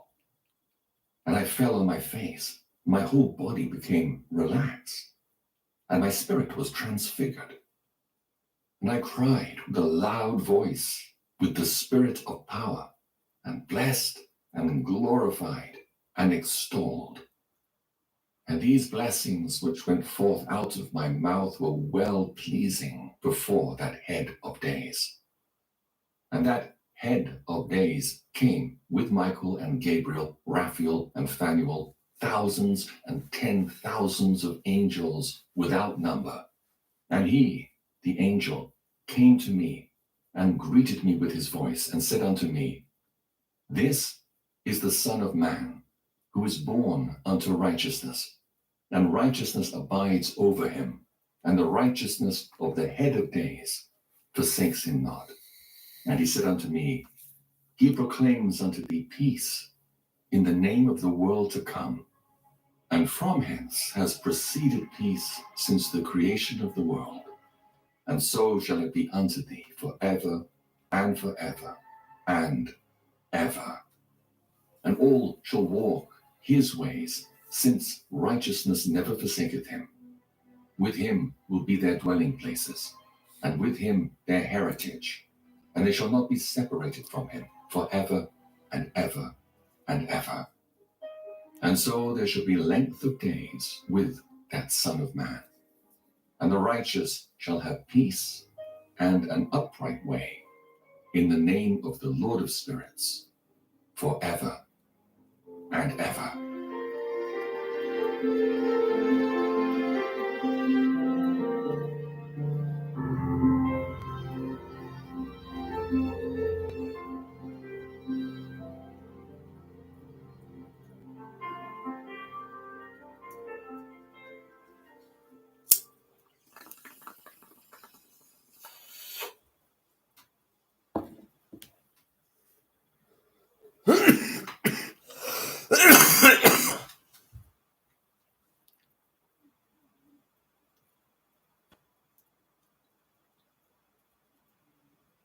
Were they created independently, or were they from the same source? And one way we can look for an answer is by comparing the stories. First, let's give an overview of the plot of the Mahabharata, and it starts with the Pandu, the now dead king of Hastinapur, and he had 5 sons known as the Pandavas, and the Pandavas were not just men, but they were men embodied with gods within them, and we can call these the good guys. Now there was also the blind and feeble Dhritarashtra, a just about alive king of Kuru, and the capital of that kingdom is Hastinapur, and he had 100 sons called Kauravas, or sometimes known as Dhritarashtra, who were demon-like, and so these are the bad guys. So we have 5 godlike sons and 100 demon-like sons. And one of the demon-like sons was called Duryodhana, who fights on behalf of his father, Dhritarashtra. And they go off into a war against each other. And a war that signals the end of the mythological age. A war started because the earth had complained that she had too great a demand on her. There were too many people. And so the gods set about creating the events to make a war. Now, if we look at Homer's books, here we have Hector, son of Priam, who is the old and aged king of Troy. And Hector is fighting for him in a battle started by Zeus because the earth had complained that she had too great a demand on her and there were too many people. And there are other reasons for the war around the decisions of morality of men too, which align as a high-level theme, but those conditions are still within those books. And these similarities might be considered by some as a bit of a coincidence. You know, an old man whose young son is fighting for him at a war started by the gods for the same reason. As an aside, for those who watch my video on the Ferryman, Achilles, the greatest of all Greek warriors and the one who takes an active role in the Greek epics, was dipped into the river Styx, the river that separated the world we live in with the world of the dead, and the place where the Ferryman sailed. But as his mother did this, she held onto his heel, so his whole body became magically protected from harm, apart from where he didn't touch, which was where she was holding on to his ankle. And so that's why we get Achilles' heel, and that's what led to his eventual fate. Anyway, the next similarity is the story of the god Krishna, a charioteer of the Pandava Arjuna, a story that mirrors that of Homer's Athene and Diomedes. And again, plot similarity that you might think is just a bit of coincidence. But also within these stories, these epic prophecies play an important role, that of Paris and the fall of Troy, compared with Duryodhana and the collapse of the entire universe. Then you have the Pandavas that were exiled to the forest for 14 years. Similarly, the Trojan War went on for almost 14 years. Stranger still, the actual conflict described by Homer in the Iliad lasts only 14 days, just like the war that went on Kurukshetra. That only lasted 14 days. The Trojan War starts with the reluctance of Achilles to fight, a reluctance Arjuna has in the Mahabharata War, and in the Mahabharata War, Sanjayan explains what is happening to the king, which compares to the minister of the Trojan king narrating to him what's happening in the Trojan War. And then you have Gatotkacha, son of Pandava, who attacks the Kaurava army at night and cause massive destruction using fire, burning down the Kaurava camp, while Hector attacks the Greek army at night and burns down the ships in the camp, again using fire. So do you still think this is a coincidence? Or how about a similarity in the friendships between Duryodhana and Dhritarashtra compared with Achilles and Patroclus? Achilles refused to fight for the Trojans after he was disgraced by King Agamemnon. However, when his close friend Patroclus is killed by Hector, Achilles' desire for vengeance changes his mind, and exactly the same thing happens between Duryodhana and the morning after the death of his dearest friend Dhritarashtra. But the last coincidence I will mention is the part beings, let me know something. Where the heroes When his spirits get hungry. Forest. I know it. And they are dressed in rags, so not looking as noble as they would want to be, and they must take part in a contest of self-choosing, which will allow them to marry the head of because in the new world, wisdom will be power. Duh. Now, to do this, one of the heroes you're not wise and won't be proud. A bow that is unstringable, and then shoot an arrow through some strange targets to prove their nobility. That's how you would do it. And when you think about this, this is a story that has more than a few parallels with the return of Odysseus, who has to string his bow and fire it through a target of axes. So let's stop and think about this for a minute. You have two epics, thousands of miles apart, written around the same time. Turns out I am. Mythology set hundreds of years before their writings, so I don't know but tell each with multiple everybody else similarities in their plot. And in fact, Fernando Wolf Alonso reincarnation is real. 97 major points of interconnection between Greek myth and the Mahabharata, and beginning with the outer framework itself.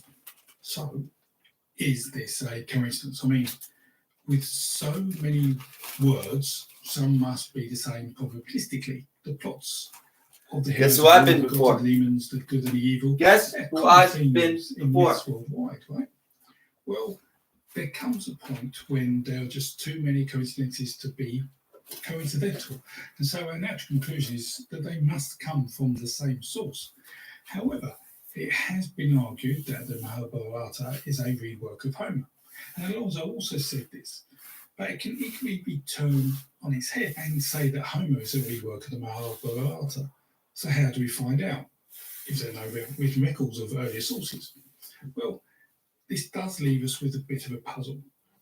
And to me, those stories, and certainly the ones where there are similarities, come from an earlier time and an earlier peoples. And with the Greeks and the Indians both receiving culture, language, and DNA input from the Indo-Europeans, then my educated guess would be that they are the source. But only for some of the myths, some of the stories. And we know this because of common references in the stories can only refer to cultural achievements that only occurred at a particular time. For example, the war on Troy is a war on a city. Now, did Proto-Europeans have cities? And if not, it must have come after that. But the fact is, by 3000 BCE, cities weren't uncommon. And so the setting for the plot for which the Trojan War is famous was in place before the Indo-Europeans came to India or to Greece, or certainly when the main migrations happened. And so this is an example of how we know that Proto-Europeans were telling some, if not many, of the tales now found in the Greek and Indian epics. But you may still want to challenge me and other academics saying our educated guess isn't good enough for you. So let me tell you another story which may enlighten you on the epic's age.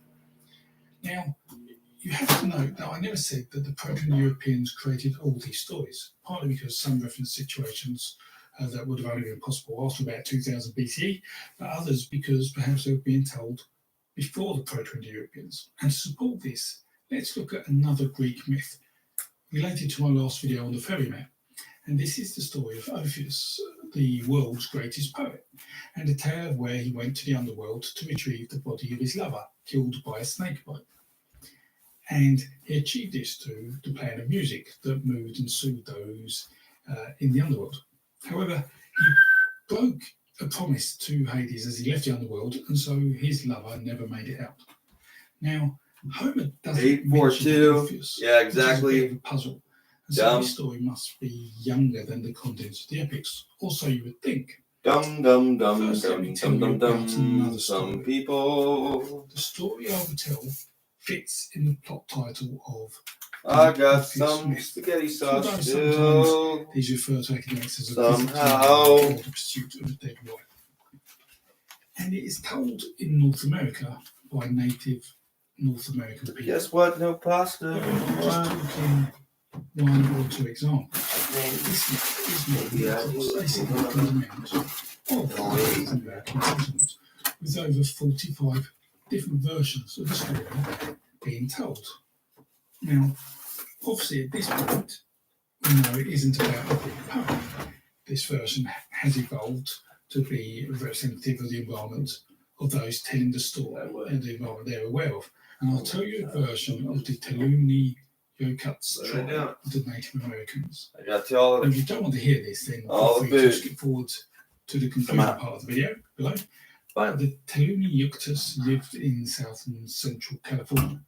And this story was recorded in March 19. Oh, except for these tortillas. And I'll link to the paper that Oh, talks about tortillas. this in the YouTube description. Yes. And so here's the version of the Orpheus myth told by Taluni Yokuts. And is the burritos. land of the dead. It is toward the west. We had beans and everything like we're right The here. big river is there, We're right here. and over it is a little bridge that That's what moves I'm up gonna do and for this. down while a person is crossing it. So throw it in the He microwave stops and when eat. one gets off. Eat it. There was once a man who had a very nice No. wife, who In was the so oven for very me. skilled in all her household tasks. One day she 8:44. died and was buried, Wrong and decision. the husband decided to follow her into the next world. She would stay in her grave I'll for pay 2 for all my months and 2 mistakes days soon. before she would get up. Her husband went to the grave and said to himself, I I'm promised going you to stay here. that I I'm would going to pay watch for all you. my mistakes Where soon. you're going, I'm going. He hollowed out a little place in the ground and lay down in it and waited. And on the second night, just before dawn, when objects could scarcely be seen. The woman got up and arranged her clothing. She had a bead band on her head. She shook out her hair and replaced the ornaments. She shook out all her beads. The man cried as he watched her, and then she started to walk off. She staggered, just as if she was drunk. She looked all around to see which way she should go, and she went west, and her man followed. She looked back and saw him, but she ignored him. They walked one night and one day before she spoke. "What are you doing here? You are alive. You can't cross that bridge. You'll fall in and become a great fish," she said. Then they came to the bridge.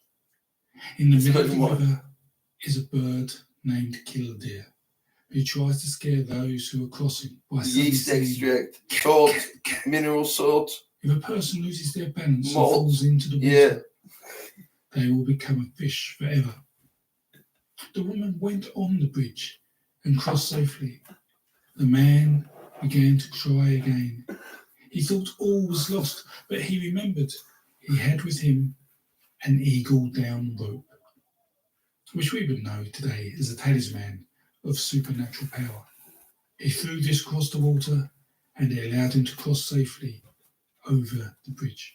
When he arrived at the other side, technically, with his wife, it goes bad. Many I'm like, no way, right? They've all danced in the round dance, the ghost dance.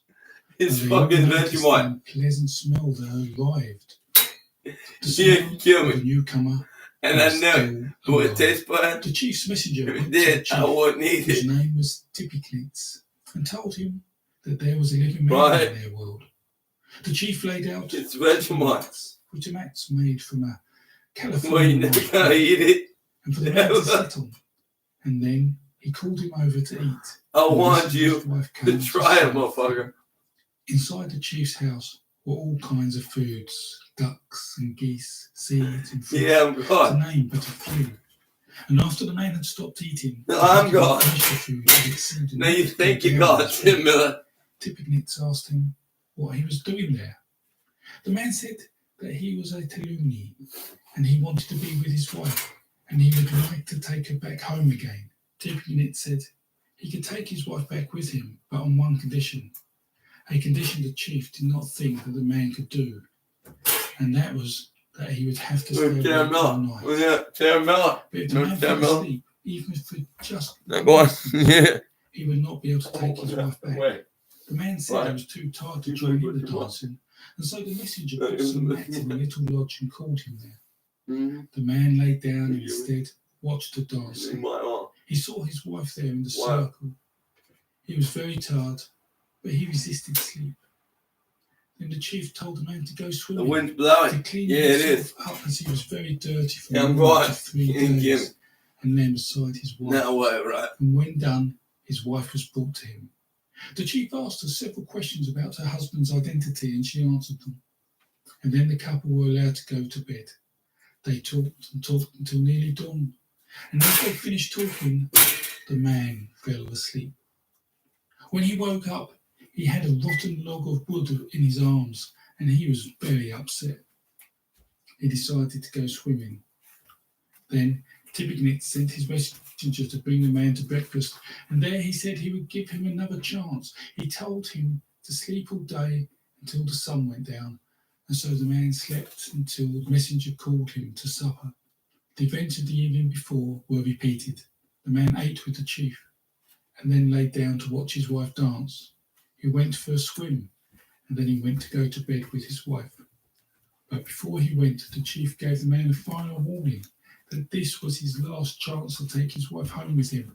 If he failed, he would have to wait until he died and return to this world naturally. Then the wife came to sleep with her husband. She was not eager to go back with him and was very discouraging of his efforts to obtain her. They played and laughed all night until just before dawn, and at that moment sleep overcame the man, and he awoke with a log in his arms. He was very upset, but realised he had no choice but to go back. He felt bad because of his failure. When he started back, Tippy-Knitz gave him some food wrapped up in a little ball, and he tied his food to his belt over one hip. He came to the bridge where Killdeer waited, and he threw his talisman across as before. He didn't step on the bridge, he just glided along and reached home the same evening. When he arrived, he pulled back the door and awakened his parents. He asked them to hide him and fix up a bed for him, as he must not let people know where he had been until 6 days had passed. If he told people before the 6th day passed, he would die.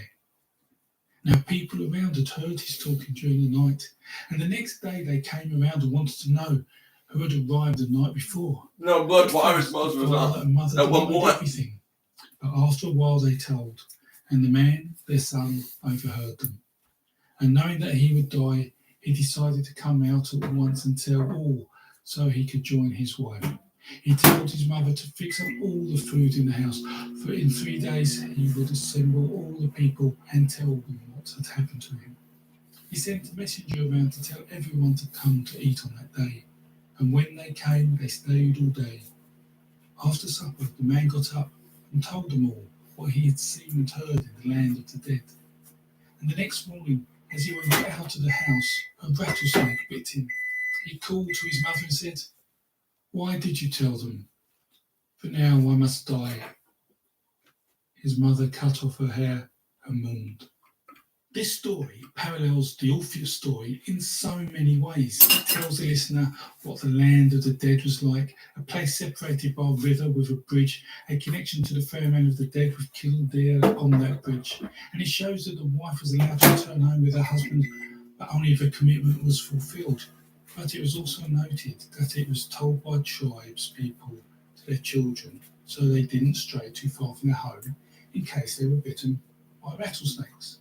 And there were so many other flavours of this story from various tribes, with all these coincidences with the Greek myth. So there are just too many coincidences with the Greek myth for it to be a coincidence. And if you don't think that is believable, then I'll refer to my own 852, powerful mind somewhere in time, so I'm telling you. People's, you go really powerful third eyes and shit. For them to know this myth, something must have So they're happened being gods down at here, the in a same way. point.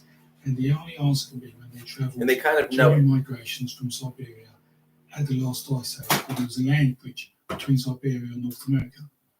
And if we realise this, then we can say with confidence It can make it worse. this Fear myth can is make at it least worse. 15,000 years old. And that's right, 15,000 years old. And yet this story still ends up as being told as a Greek tale around the same time as the epics, and being told in a land that would not be found again for 2,000 years after the epics were written. So what does this say about the Greek epics of the Iliad and the Odyssey? To me, it says that in all probability, the tales in these epics were not originally Greek, but older, some much older. Some were from our Proto-Indo-European ancestors and spread to other places such as Persia. That's and India, perfect. as well as That's around perfect. Europe. God, but like Much a bit, older maybe. still. In effect, the Greek If I had some epics tobacco, it's it. Yeah. aren't really so Greek after all. And with that, please ask any questions in the comments and like the video to help other people to see it. It's I hope dead. you enjoyed it, so thank you for watching. I'm a And spit. until the next video, please stay safe and stay well. And this Yeah, I'd be full up there. I get it. If I run out, oh well.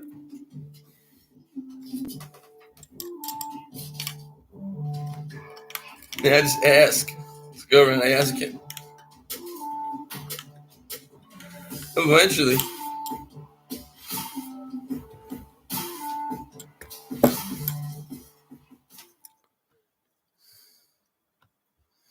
Time to dive in again. And we're diving now. No, we're diving. We ain't tapping anymore. We're diving.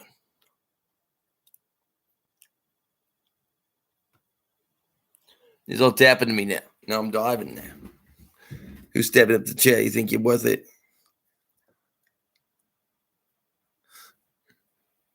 The story of Thor and the Big Arthur Serpent is one that many people who like mythology are aware of. It tells of how Thor, a god of the Vikings, goes out to the sea to try and catch a huge serpent that encircles the world. And this type of myth, where a storm god fights a serpent, is told in a number of cultures and places across the Indo-European landscape. However, whilst many people are aware of this story, today I'm not only going to tell the story and some of its analogues.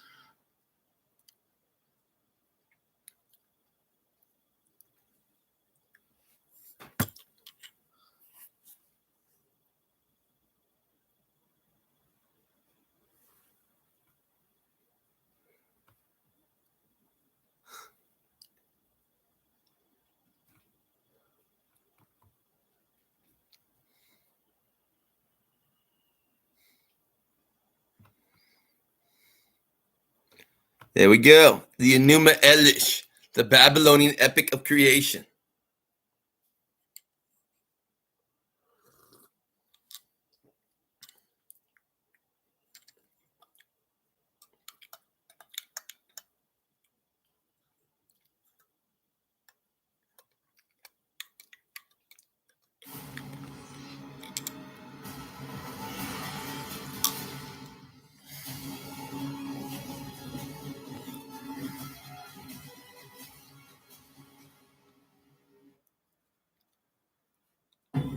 Yeah, we do that sometimes when we meet each other. It's Taran Miller. Yeah, this is Taran Miller. You didn't take me no way, right? I thought he was gonna say that. No, B. Some more time at least.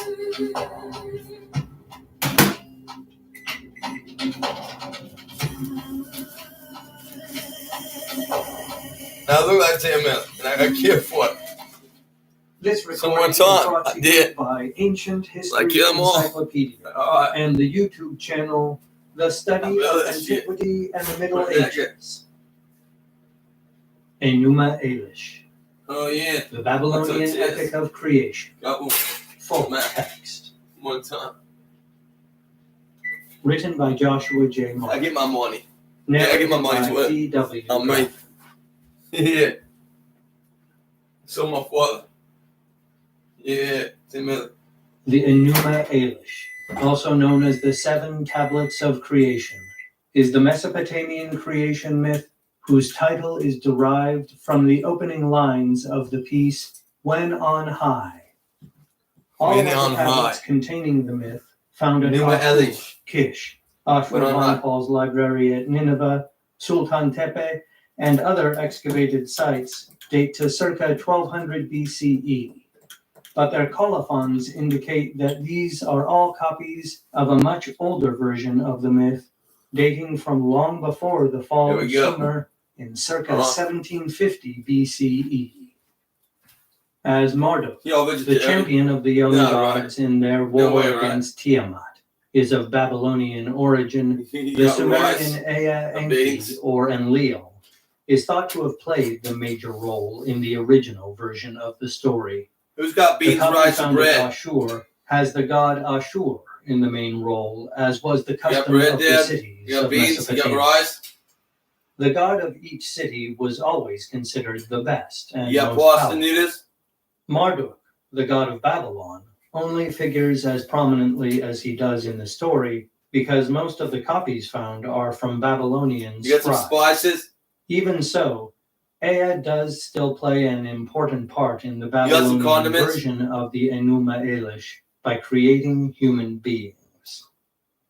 Summary of the story. The story, so I go find it, oldest, basically. if not the oldest when the time comes, concerns the birth of the gods and the creation of the universe and human beings. In the beginning, there was only undifferentiated water, like the wind told me to just now. Chaos. Out of this water, the water is divided into sweet, fresh water, known as the god Apsu, and salty, bitter water, the goddess Tiamat. Apsu Once differentiated, the union of these two entities gave birth to the younger gods. The union of these two entities gave birth to the younger, were the gods. extremely loud, troubling the sleep of they were Apsu loud, at night and troubling the distracting sleep him from his work by of them day. at night, and keeping them Upon from his work of his at vizier, day. Mummu, Apsu decides to kill the younger gods. So Apsu said, Tiamat, "The hell with their them. plan, warns her eldest son Enki, sometimes Ea, And puts Apsu then to sleep. She and told kills him. Enki, her oldest From son. Apsu's remains, Enki creates his home. Tiamat, once the supporter of the younger gods, now is enraged that they have killed her mate. She consults with the god Kungu, who advises her to make war on the younger gods. Tiamat rewards Kungu with the tablets of destiny, which legitimize the rule of a god and control the fates, and he wears them proudly as a breastplate.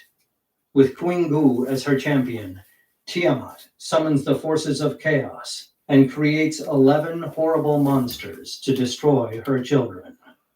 Ea, Enki, and the younger gods fight against Tiamat futilely, until from among them emerges the champion Marduk, who swears he will defeat Tiamat. Marduk defeats Kuingu and kills Tiamat by shooting her with an arrow which splits her in two. From her eyes flow the waters of the Tigris and Euphrates rivers. Out of Tiamat's courts, Marduk creates the heavens and the earth. He appoints gods to various duties and binds Tiamat's 11 creatures to his feet as trophies, to much adulation from the other gods, before setting their images in his new home. He also takes the tablets of destiny from Kuingu, thus legitimizing his reign. After the gods have finished praising him for his great victory and the art of his creation, Marduk consults with the god Ea, the god of wisdom, and decides to create human beings from the remains of whichever of the gods instigated Tiamat to war. Kuingu is charged as guilty and killed, and from his blood, Ea creates Lulu, the first man, to be a helper to the gods in their eternal task of maintaining order and keeping chaos at bay. As the poem phrases it, Ea created mankind, on whom he imposed the service of the gods and set the gods free. Following this, Marduk arranged the organization of the netherworld and distributed the gods to their appointed stations. The poem ends in Tablet 7, with long praise of Marduk for his accomplishments. Commentary. The Enuma Elish would later be the inspiration for the Hebrew scribes, who created the text now known as the Biblical Book of Genesis. Prior to the 19th century CE, the Bible was considered the oldest book in the world, and its narratives were thought to be completely original. In the mid-19th century CE, however, European museums, as well as academic and religious institutions, sponsored excavations in Mesopotamia to find physical evidence for historical corroboration of the stories in the Bible. These excavations found quite the opposite, however, in that once cuneiform was translated, it was understood that a number of biblical narratives were Mesopotamian in origin. Famous stories such as the fall of man and the great flood were originally conceived and written down in Sumer, translated and modified later in Babylon, and reworked by the Assyrians before they were used by the Hebrew scribes for the versions which appear in the Bible. Although the basic paradigm of the biblical narratives and the Mesopotamian stories align closely, there are still significant differences, as noted by scholar Stephen Berkman. Both Genesis and Enuma Elish are religious texts which detail and celebrate cultural origins. Genesis describes the origin and founding of the Jewish people under the guidance of the Lord. Enuma Elish recounts the origin and founding of Babylon under the leadership of the god Marduk. Contained in each work is a story of how the cosmos and man were created. Each work begins by describing the watery chaos and primeval darkness that once filled the universe. Then light is created to replace the darkness. Afterward, the heavens are made, and in them heavenly bodies are placed. Finally, man is created. These similarities notwithstanding, the two accounts are more different than alike. In revising the Mesopotamian creation story for their own ends, the Hebrew scribes tightened the narrative and the focus, but retained the concept of the all-powerful deity who brings order from chaos. Marduk, in the Enuma Elish, establishes the recognizable order of the world, just as God does in the Genesis tale, and human beings are expected to recognize this great gift and honor the deity through service. In Mesopotamia, in fact, it was thought that humans were co-workers with the gods to maintain the gift of creation and keep the forces of chaos at bay. The Enuma Elish in Babylon. Marduk gained prominence in Babylon during the reign of Hammurabi, 1792 to 1750 BCE, and superseded the popular goddess Inanna in worship. During Hammurabi's reign, in fact, a number of previously popular female deities were replaced by male gods. The Enuma Elish, praising Marduk as the most powerful of all the gods, therefore became increasingly popular as the god himself rose in prominence and his city of Babylon grew in power. Listen to that one. Scholar Jeremy Black writes, the rise of the cult of Marduk is closely connected with the political rise of Babylon from city-state to the capital of an empire. From the Kassite period, Marduk became more and more important until it was possible for the author of the Babylonian epic of creation to maintain that not only was Marduk king of all the gods, but that many of the latter were no more than aspects of his persona.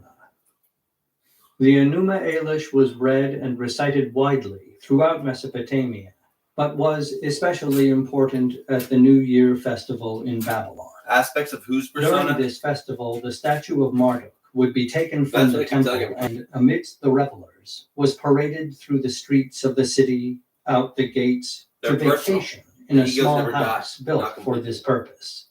The Enuma Elish, especially, it is thought, the praise from Tablet 7, and you're in heaven be sung forever, or chanted during this being part procession. of the mind of God, his super subconscious. The text of Enuma Elish. The following translation comes from Mesopotamian Creation Stories by W.G. Lambert and is used under Creative Commons license from the Etana website. More like Enuma Elish, the Babylonian epic of creation. Tablet 1. When the heavens above did not exist, and earth beneath had not come into being, there was Apsu, the first in order, their begetter, and demiurge Tiamat, who gave birth to them all. Apsu, the begetter, and demiurge Tiamat, before meadowland, who gave birth to them all, and reed bed was to be found, when not one of the gods had been formed or had come into being, when no destinies had been decreed. The gods were created within them. Lahmu and Lahamu were formed and came into being. While they grew and increased in stature, Anshar and Kishar, who excelled them, were created. They prolonged their days, they multiplied their years. Anu, their son, could rival his fathers. Anu, the son, equaled Anshar, and Anu begat Nudimud, his own equal. Nudimud was the champion among his fathers, profoundly discerning, wise, of robust strength, very much stronger than his father's begetter Anshar. He had no rival among the gods, his brothers. The divine brothers came together. Their clamor got loud, throwing Tiamat into a turmoil. They jarred the nerves of Tiamat, and by their dancing they spread alarm in Anduruna. Apsu did not diminish their clamor, and Tiamat was silent when confronted with them. Their conduct was displeasing to her, yet though their behavior was not good, she wished to spare them. Thereupon Apsu, the begetter of the great gods, called Mumu, his vizier, and addressed him. Vizier Mumu, who gratifies my pleasure. Come, let us go to Tiamat. They went and sat, facing Tiamat, as they conferred about the gods, their sons. Apsu opened his mouth and addressed Tiamat. Their behavior has become displeasing to me. Their behavior has Cannot become rest in the displeasing to daytime him. or sleep at night. I will destroy and break up their way of life, that silence may reign and we may sleep. That silence When may reign Tiamat and heard we may this, sleep. She raged and cried out to her spouse. She cried in distress, fuming within herself. She grieved over the plotted evil. How can we destroy what we have given birth to? Though their behavior causes distress, let us tighten discipline graciously. Mumu spoke up with counsel for Apsu. As from a rebellious vizier was the counsel of his Mumu. Destroy, my father, that lawless way of life, that you may rest in the daytime and sleep by night. Apsu was pleased with him. His face beamed because he had plotted evil against the gods, his sons. Mumu put his arms around Apsu's neck. He sat on his knees, kissing him. What they plotted in their gathering was reported to the gods, their sons. The gods heard it and were frantic. They were overcome with silence and sat quietly.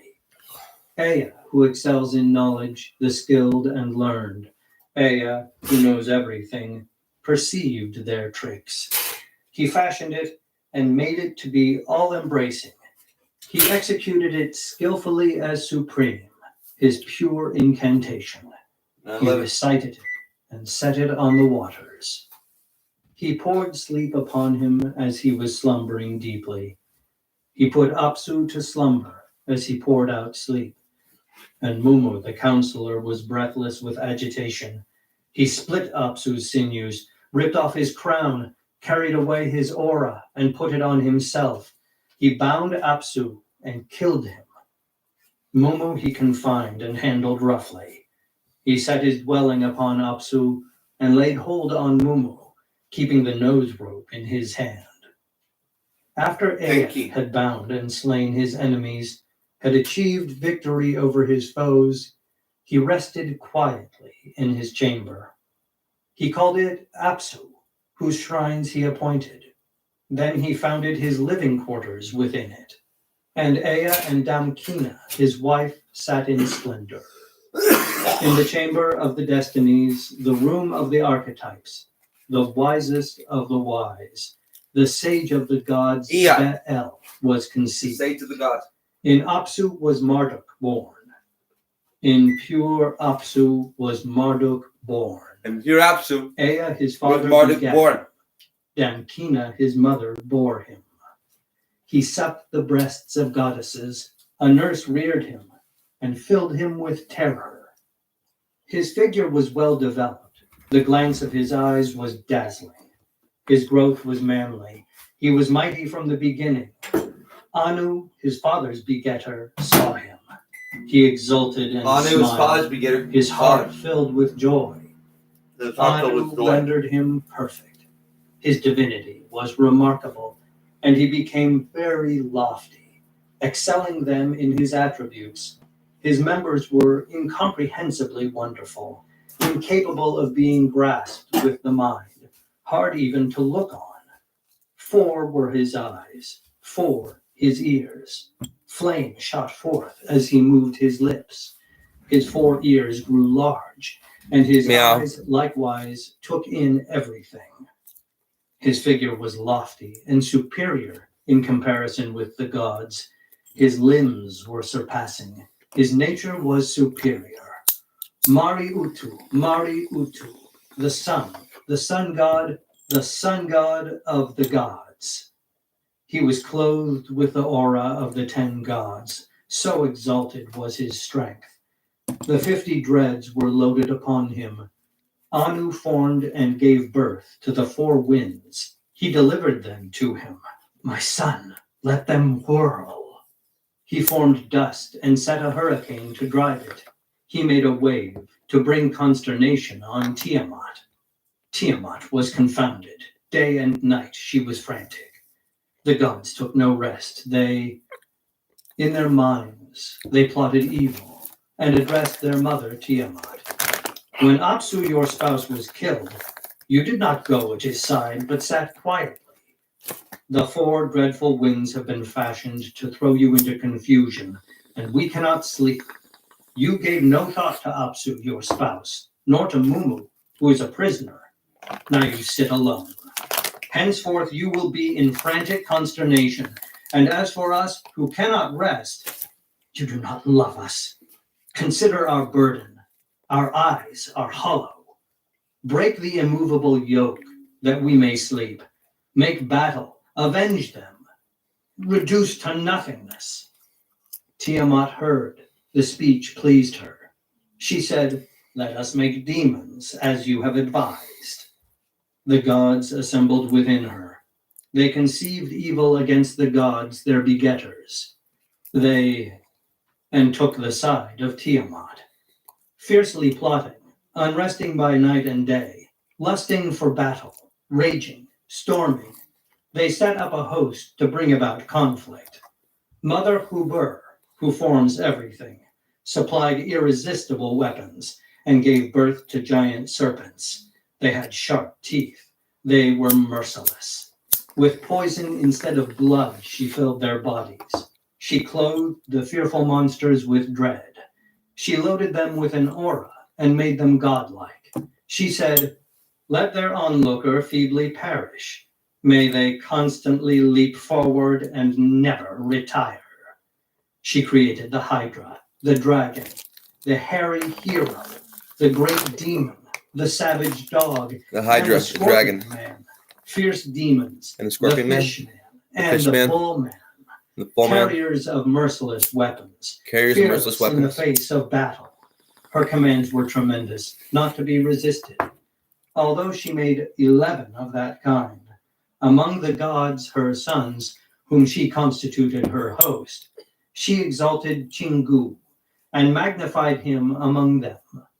The leadership of the army, the direction of the host, the bearing of weapons, campaigning, the mobilization of conflict, the chief executive power of battle, supreme command, she entrusted to him and set him on a throne.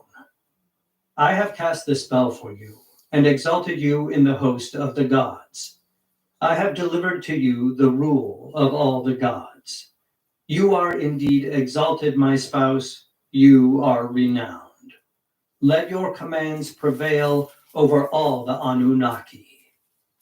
She gave him the tablet of destinies and fastened it to his breast, saying, your order may not be changed.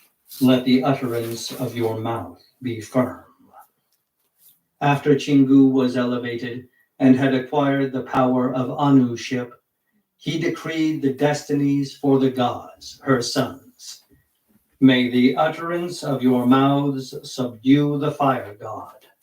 May your poison by its accumulation put down aggression. Tablet 2. Tiamat gathered together her creation and organized battle against the gods, her offspring. Henceforth Tiamat plotted evil because of Apsu. It became known to Ea that she had arranged the conflict. Ea heard this matter. He lapsed into silence in his chamber and sat motionless. After he had reflected and his anger had subsided, he directed his steps to Anshar, his father. He entered the presence of the father of his begetter, Anshar, and related to him all of Tiamat's plotting. My father, Tiamat, our mother, has conceived a hatred for us. She has established a host in her savage fury.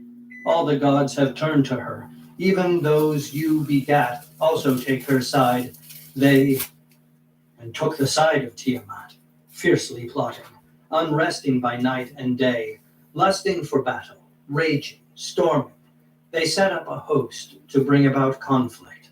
Mother Hubur, who forms everything, supplied irresistible weapons and gave birth to giant serpents.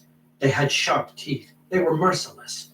With poison instead of blood, she filled their bodies. She clothed the fearful monsters with dread.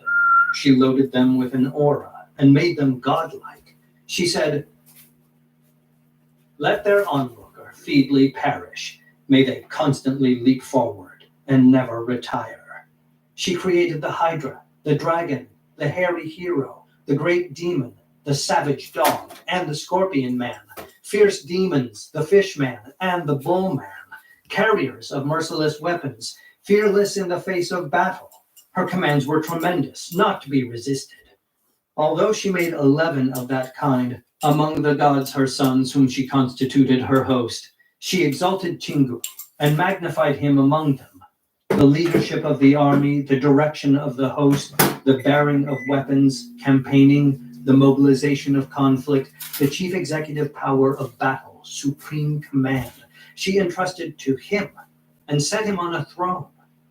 I have cast the spell for you and exalted you in the host of the gods. I have delivered to you the rule of all the gods. You are indeed exalted, my spouse. You are renowned. Let your commands prevail over all the Anunnaki. Over She all gave the him the tablet Anunnaki. of destinies and fastened it to his breast, saying, your order may not be changed. Let the utterance of your mouth be Force them an Anunnaki. After Chingu was elevated and had acquired the power of Anuship, he decreed the destinies for the gods, her sons. May the utterance of your mouths subdue the fire god. May your poison by its accumulation put down aggression. Anshar heard. The matter was profoundly disturbing. He cried, woe, and bit his lip. His heart was in fury. His mind could not be calmed. Over Ea, his son, his cry was faltering. My son, you who provoked the war, take responsibility for whatever you alone have done. You set out and killed Apsu. And as for Tiamat, whom you made furious, where is her equal? The gatherer of counsel, the learned prince, the creator of wisdom, the god Nudimud, with soothing words and calming utterance, gently answered his father Anshar. My father, deep mind, who decrees destiny, who has the power to bring into being and destroy, Anshar, deep mind, who decrees destiny, who has the power to bring into being and to destroy. I want to say something to you. Calm down for me for a moment and consider that I performed a helpful deed. Before I killed Apsu, who could have seen the present situation? Before I quickly made an end of him, what were the circumstances were I to destroy him? Anshar heard. The words pleased him. His heart relaxed to speak to Ea. My son, your deeds are fitting for a god. You are capable of a fierce, unequaled blow. Ea, your deeds are fitting for a god. You are capable of a fierce, unequaled blow. Go before Tiamat and appease her attack, her fury with your incantation. He heard the speech of Anshar, his father. He took the road to her, proceeded on the route to her. Did you? He went.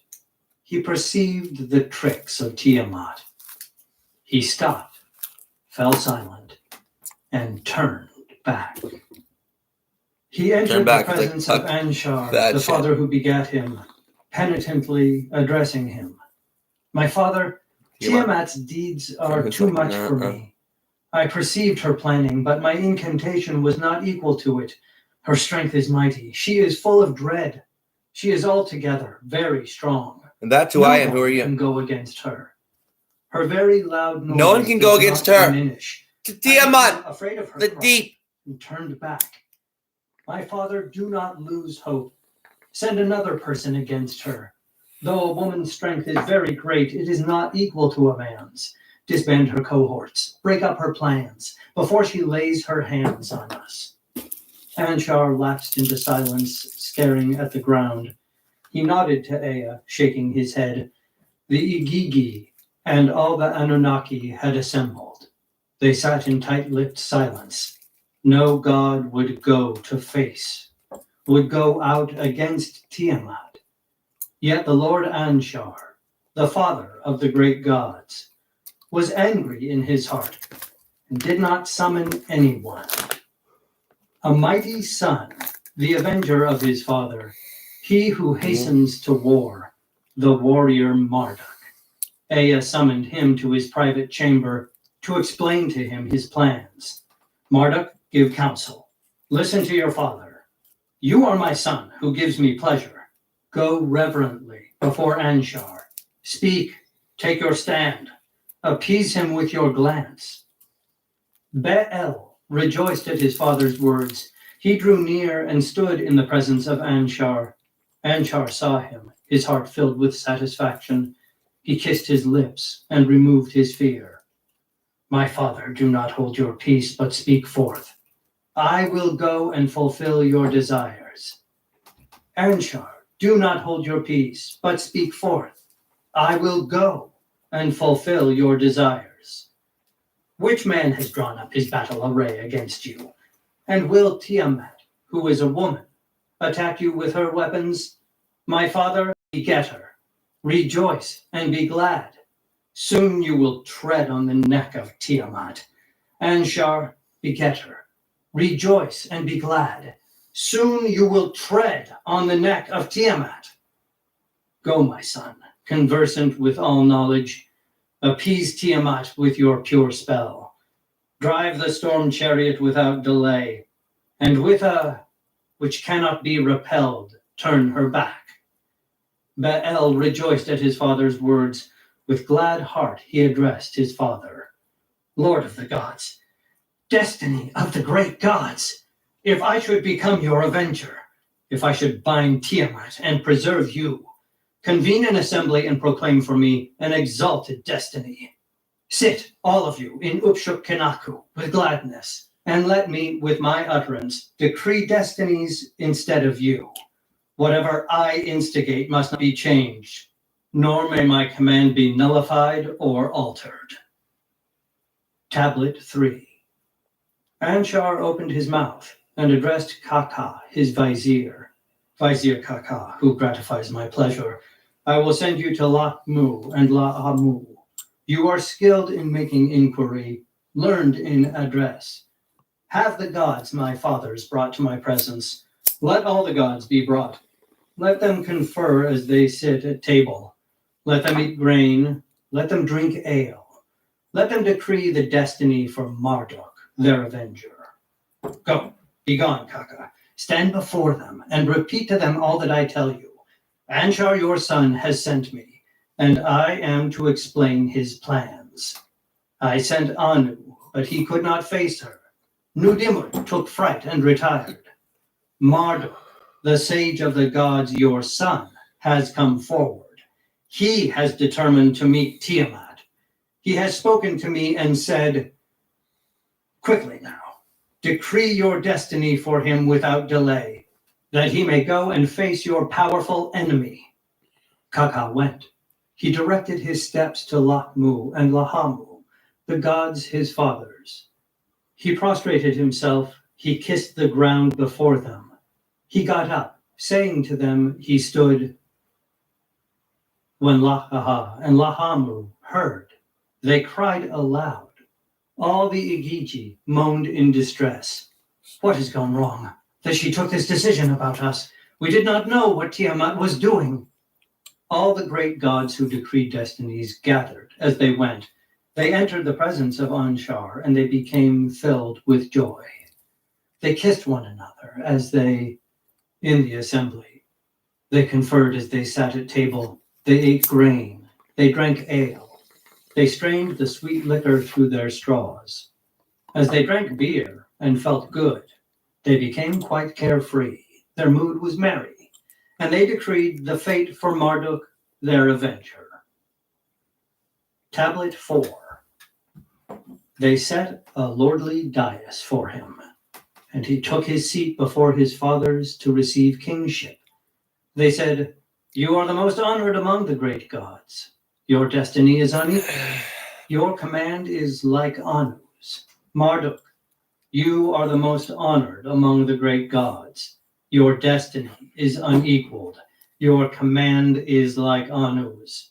Henceforth your order will not be annulled. It is in your power to exalt and abase. Your utterance is sure. Your command cannot be rebelled against. None of the gods will transgress the line you draw.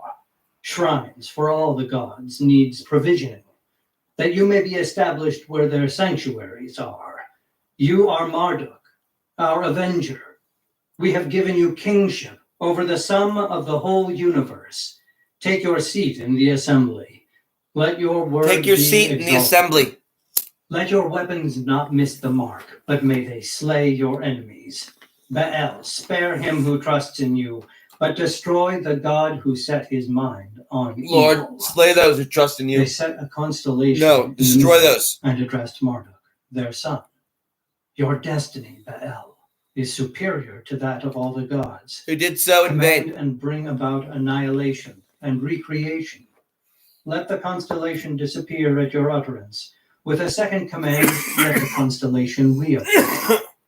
He gave the command, and the constellation disappeared. Because they were straight up evil. With a second command, the constellation came into being Fate again. and works, assholes. When the gods, his fathers, saw the effect of his utterance, they rejoiced and offered congratulation. Marduk is the king. They addressed to him a mace, a throne, You're the king, and a rod. you're still the prince. They gave him an irresistible weapon that overwhelms the foe.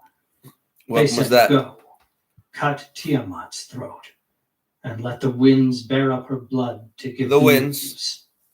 The gods, his fathers, decreed the destiny of Baal, and set him on the road, the way of prosperity and success. He fashioned a bow and made it his weapon. He set an arrow in place, put the bowstring on. He took up his club and held it in his right hand. His bow and quiver he hung at his side. He placed lightning before him and filled his body with tongues of flame. He made a net to enmesh the entrails of Tiamat and stationed the four winds that no part of her escaped: the south wind, the north wind, the east wind, the west wind. He put beside his net winds given by his father Anu. He fashioned the evil wind, the dust storm, tempest, the fourfold wind, the sevenfold wind, the chaos-spreading wind, the wind. He set out the seven winds that he had fashioned, and they took their stand behind him to harass Tiamat's entrails. Baal took up the storm flood, his great weapon. He rode the fearful chariot of the irresistible storm. 4 steeds he yoked to it and harnessed them to it, the destroyer, the merciless, the trampler, the fleet. Their lips were parted, their teeth bore venom. They were strangers to weariness, trained to sweep forward. At his right hand he stationed raging battle and strife. On the left, conflict that overwhelms a united battle array. He was clad in a tunic, a fearful coat of mail, and on his head he wore an aura of terror. Baal proceeded and set out on his way. He set his face toward the raging Tiamat. In his lips he held a spell. He grasped a plant to counter poison in his hand. Thereupon they milled around him. The gods milled around him. The gods, his fathers, milled around him. The gods milled around him. Baal drew near, surveying the maw of Tiamat. He observed the tricks of Chingu, her spouse. As he looked, he lost his nerve. His determination went, and he faltered.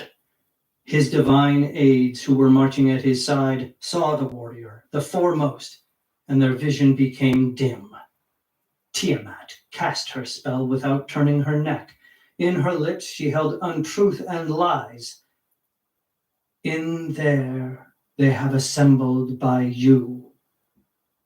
Baal lifted up the storm flood, his great weapon, and with these words threw it at the raging Tiamat.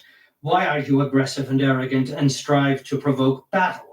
The younger generation have shouted, outraging their elders, but you, their mother, hold pity in contempt. Chingu you have named to be your spouse, and you have improperly appointed him to the rank of Anuship. Against Anshar, king of the gods, you have stirred up trouble. and against the gods, my fathers, your trouble is established. Deploy your troops, gird on your weapons. You and I will take our stand and do battle. When Tiamat heard this, she went insane and lost her reason.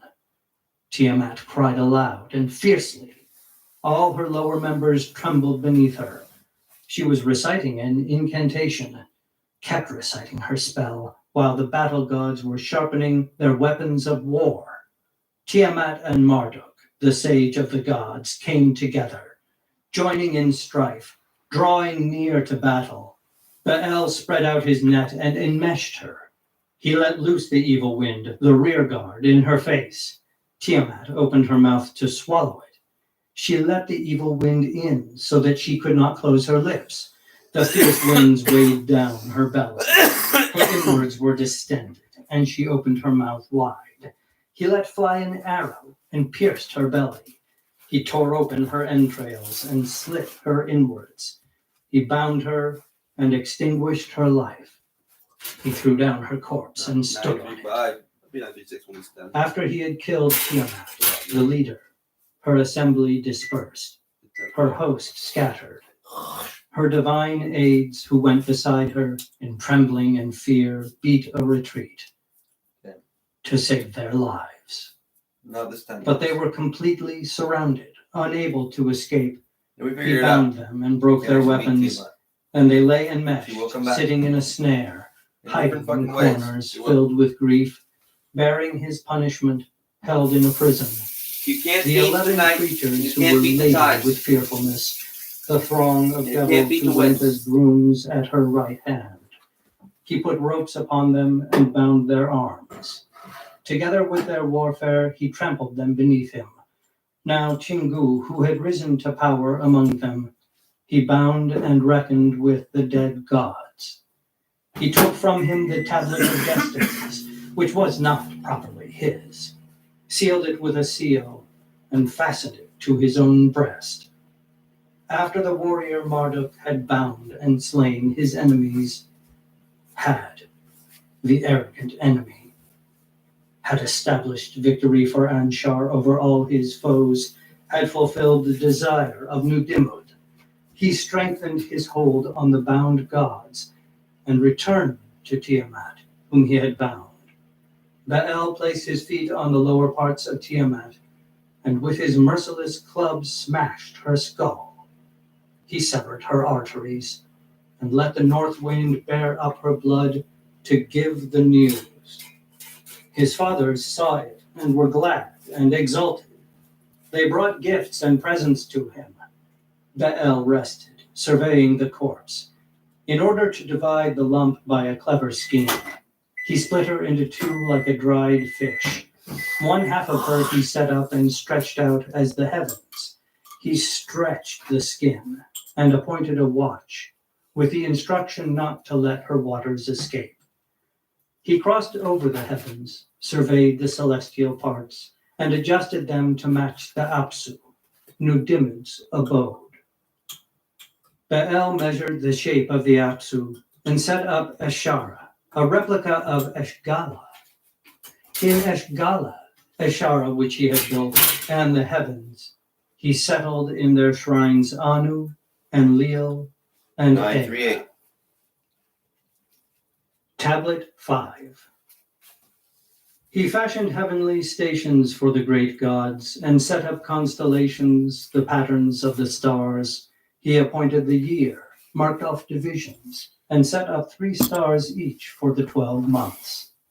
After he had organized the year, he established the heavenly station of Neberu to fix the stars' Bill intervals, appreciates that some more that time, none trust me. should transgress or be slothful. He fixed the heavenly stations Yeah, of that. Enlil and Ea with it. Gates he opened on both sides, and put strong bolts at the left and the right. He placed the heights of heaven in her Tiamat's belly. He created Nanar, entrusting to him the night. He appointed him as the jewel of the night to fix the days, and month by month, without ceasing, he elevated him with a crown, saying, "Shine over the land at the beginning of the month. resplendent with horns to fix 6 days. On the 7th day, the crown will be half size. On the 15th day, halfway through each month, stand in opposition. When Shamash sees you on the horizon, diminish in the proper stages and shine backwards. On the 29th day, draw near to the path of Shamash. And In conjunction and rival Shamash. I have the sign. Follow its track. Draw near. Give judgment. Shamash. Constrain, murder, and violence. Me. At the end, let there be the 29th day.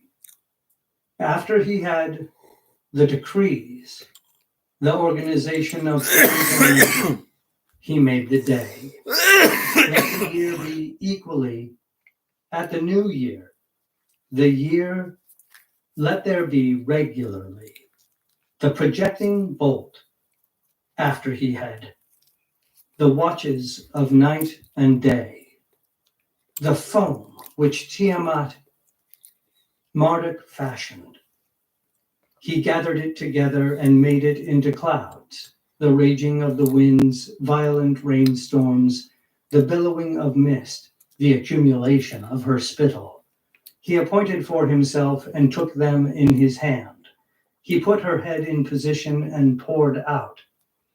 He opened the abyss, and it was sated with water.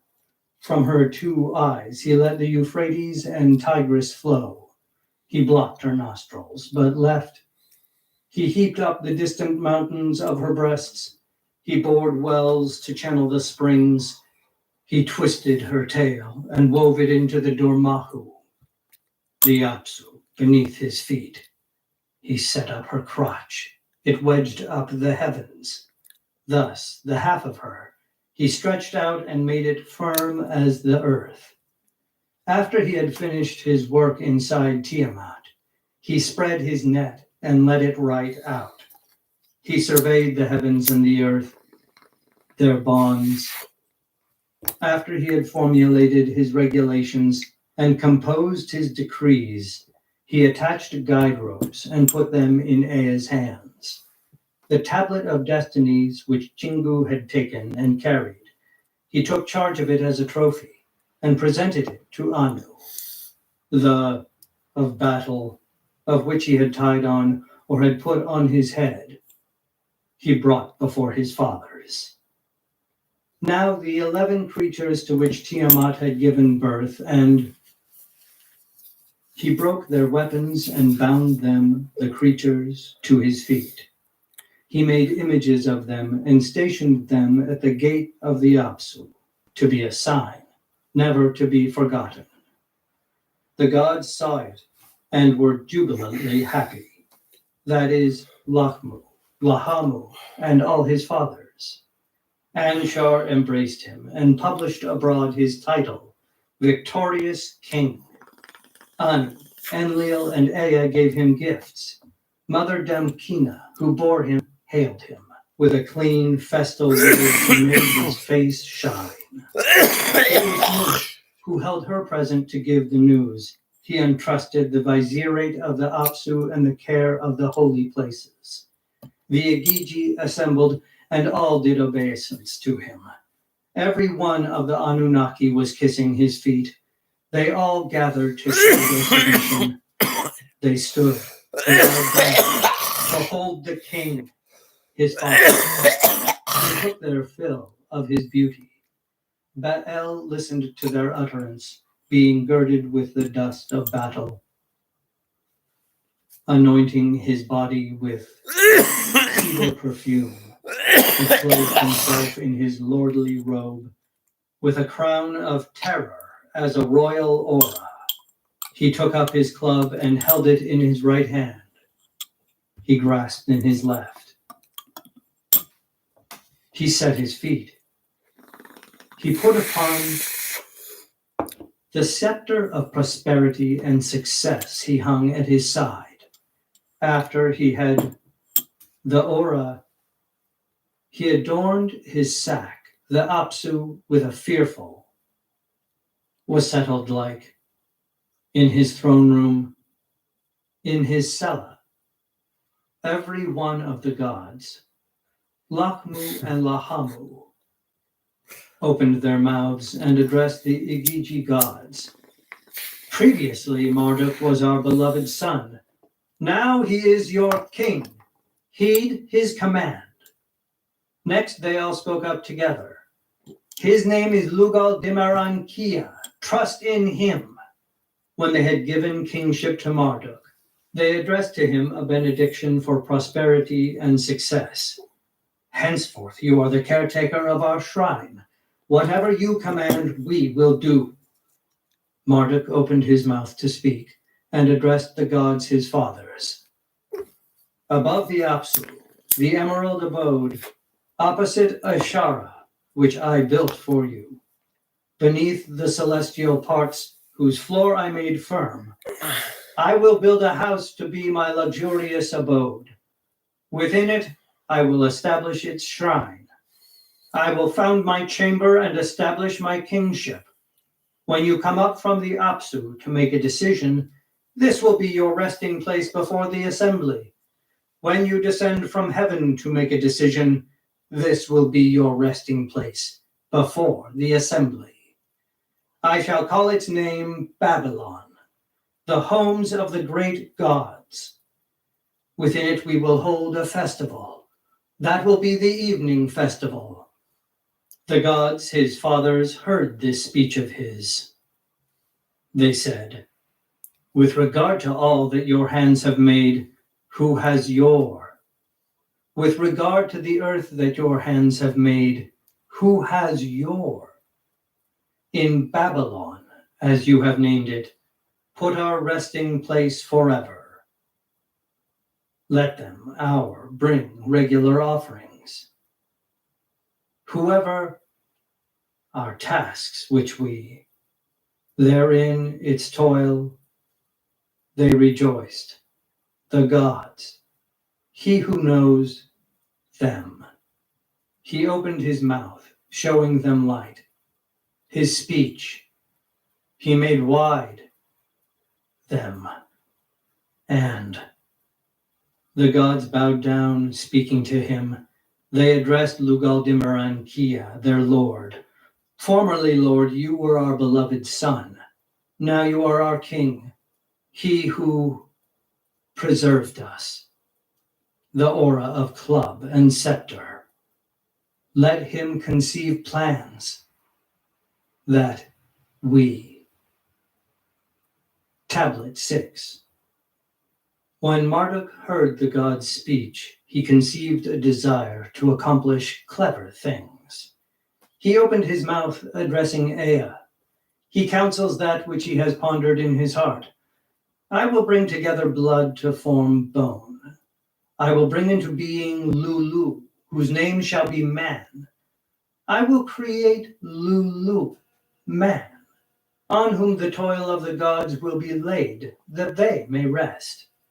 I will skillfully alter the organization of the gods. Though they are honored as one, they shall be divided into two. Ea answered as he addressed a word to him, expressing his comments on the resting of the gods. Let one brother of theirs be given up. Let him perish, that people may be fashioned. Let the great gods assemble, and let the guilty one be given up, that they may be confirmed. Marduk assembled the great gods, using gracious direction as he gave his order. As he spoke, the gods heeded him. The king addressed a word to the Anunnaki. Your former oath was true indeed. Now also, tell me the solemn truth. Who is the one who instigated warfare, who made Tiamat rebel and set battle in motion? Let him who instigated warfare be given up, that I may lay his punishment on him. But you sit and rest. The Agigi, the great gods, answered him. That is Lugal Dimaran Kia, the counselor of the gods, the Lord. Chingu is the one who instigated warfare, who made Tiamat rebel and set battle in motion.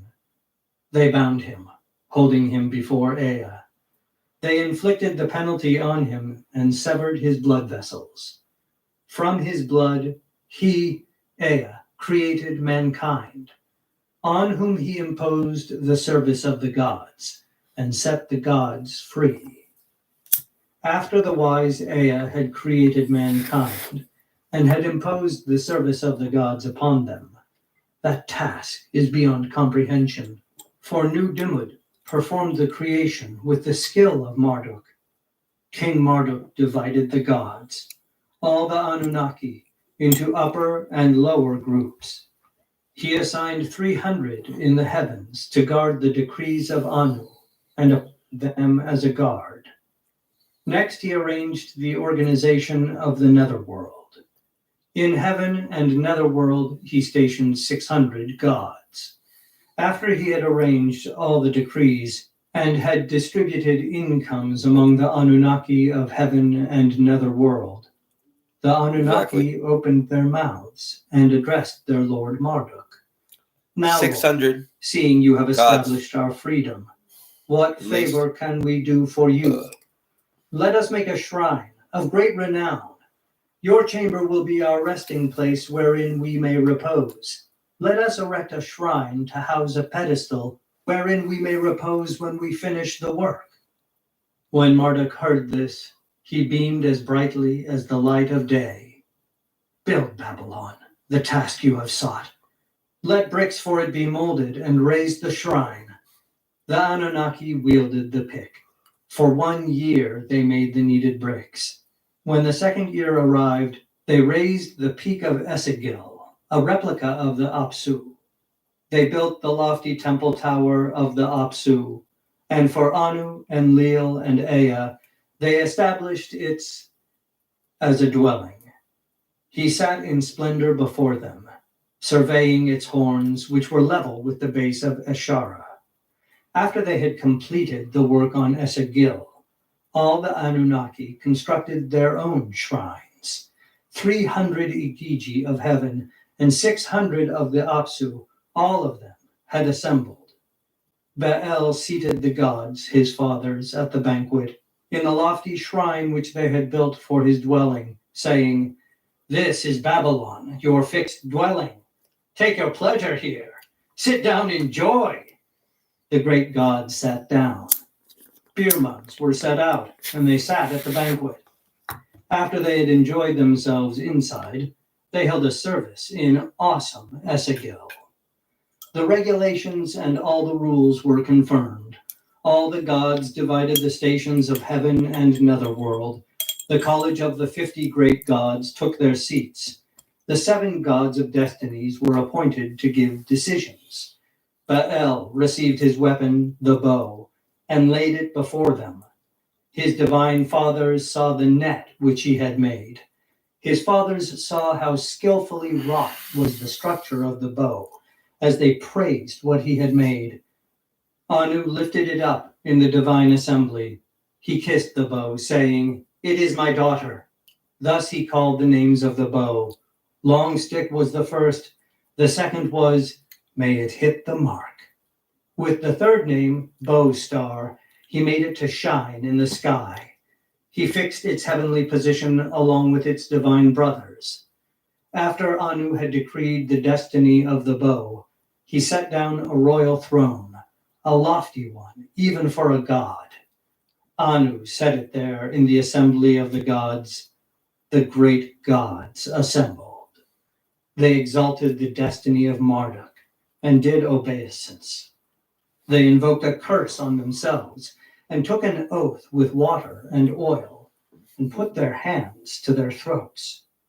They granted him the right to exercise kingship over the gods. They confirmed him as Lord of the gods of heaven and netherworld. Anshar gave him his exalted name, Asaluhi. At the mention of his name, let us show submission. When he speaks, let the gods heed him. Let his command be superior in upper and lower regions. May the sun, our avenger, be exalted. Let his lordship be superior, and himself without rival. Let him shepherd the blackheads, his creatures. Let them tell of his character to future days without forgetting. Let him establish lavish food offerings for his fathers. Let him provide for their maintenance and be caretaker of their sanctuaries. Let him burn incense to rejoice their sanctums. Let him do on earth the same as he has done in heaven. Let him appoint the blackheads to worship him. The subject humans should take note and call on their gods, since he commands they should heed their goddesses. Let food offerings be brought for their gods and goddesses. May they not be forgotten. May they remember their gods. May they, their shrines. Though the blackheads worship someone, some another god, he is the God of each and every one of us. Come, let us call the 50 names of him whose character is resplendent, whose achievement is the same, Marduk, as he was named by his father Anu from his birth, who supplies pasturage and watering, making the stables flourish, who bound the boastful with his weapon, the storm flood, and saved the gods his fathers from distress. He is the sun god of the gods. He is dazzling. Let them ever walk in his bright light. On the peoples that he created, the living beings, he imposed the service of the gods, and they took rest. Creation and annihilation, forgiveness and exacting the penalty occur at his command. So let them fix their eyes on him. Maruka, he is the God who created them, who put the Anunnaki at ease, the Igigi at rest. Marutuku, he is the support of land, city, and its peoples. Henceforth let the peoples ever heed him. Mershakushu, fierce yet deliberating, angry yet relenting. His mind is wide, his heart is all-embracing. Lugal Dimarankia is the name by which we all called him, whose command we have exalted above that of the gods his fathers. He is the Lord of all the gods of heaven and netherworld, the king at whose injunctions the gods in upper and lower regions shudder. Nari Lugal Dimarankia is the name we gave him, the mentor of every god, who established our dwellings in heaven and netherworld in time of trouble, who distributed the heavenly stations between Igigi and Anunnaki. Let the gods tremble at his name and quake on their seats. Asaluhi is the name by which his father Anu called him. He is the light of the gods, a mighty hero, who, as his name says, is a protecting angel for God and land, who, by a terrible combat, saved our dwelling in time of trouble. Asaluhi Namtilla, they called him secondly, the life-giving God, who, in accordance with the form of his name, restored all the ruined gods, the Lord who brought to life the dead gods by his pure incantation. Let us praise him as the destroyer of the crooked enemies. Asaluhi Namru, as his name is called thirdly, the pure God who cleanses our character. Ansha, Lachmu, and Lahamu each called him by 3 of his names. Then they addressed the gods, their sons. We have each called him by 3 of his names. Now you call his names, like us. The gods rejoiced as they heard their speech. In Upshu'uk Pinaki they held a conference. Of the warrior son, our avenger. Of the provisioner, let us extol the name. They sat down in their assembly, summoning the destinies, and with all due rites, they called his name. Tablet 7. Asare, the giver of arable land, who established plowland, the creator of barley and flax, who made plant life grow. Asaralim, who is revered in the council chamber, whose counsel excels. The gods heed it and grasp fear of him. Asaralim Nuna, the noble, the light of the Father, his begetter, who directs the decrees of Anu, Enlil, and Ea. That is Ninshiku. He is their provisioner, who assigns their incomes, whose turban multiplies abundance for the land. Tutu is he, who accomplishes their renovation. Let him purify their sanctuaries that they may repose. Let him fashion an incantation that the gods may rest. Though they rise up in fury, let them withdraw. He is indeed exalted in the assembly of the gods, his fathers. No one among the gods can equal him. Tutuziokina, the life of his host, who established the pure heavens for the gods, who took charge of their courses, who appointed their stations, may he not be forgotten among mortals, but let them remember his deeds. Tutuziku, they called him thirdly, the establisher of purification, the god of the pleasant breeze, lord of success and obedience, who produces bounty and wealth, who establishes abundance, who turns everything scant that we have into profusion, whose pleasant breeze we sniffed in times of terrible trouble. Let men command that his praises be constantly uttered. Let them offer worship to him. As Tutu Agaku, fourthly, let humans extol him, Lord of the pure incantation, who brought the dead back to life, who showed mercy on the bound gods, who threw the imposed yoke on the gods, his enemies, and to spare them created mankind, the merciful, in whose power it is to restore to life. Let his words be sure and not forgotten from the mouths of the blackheads, his creatures.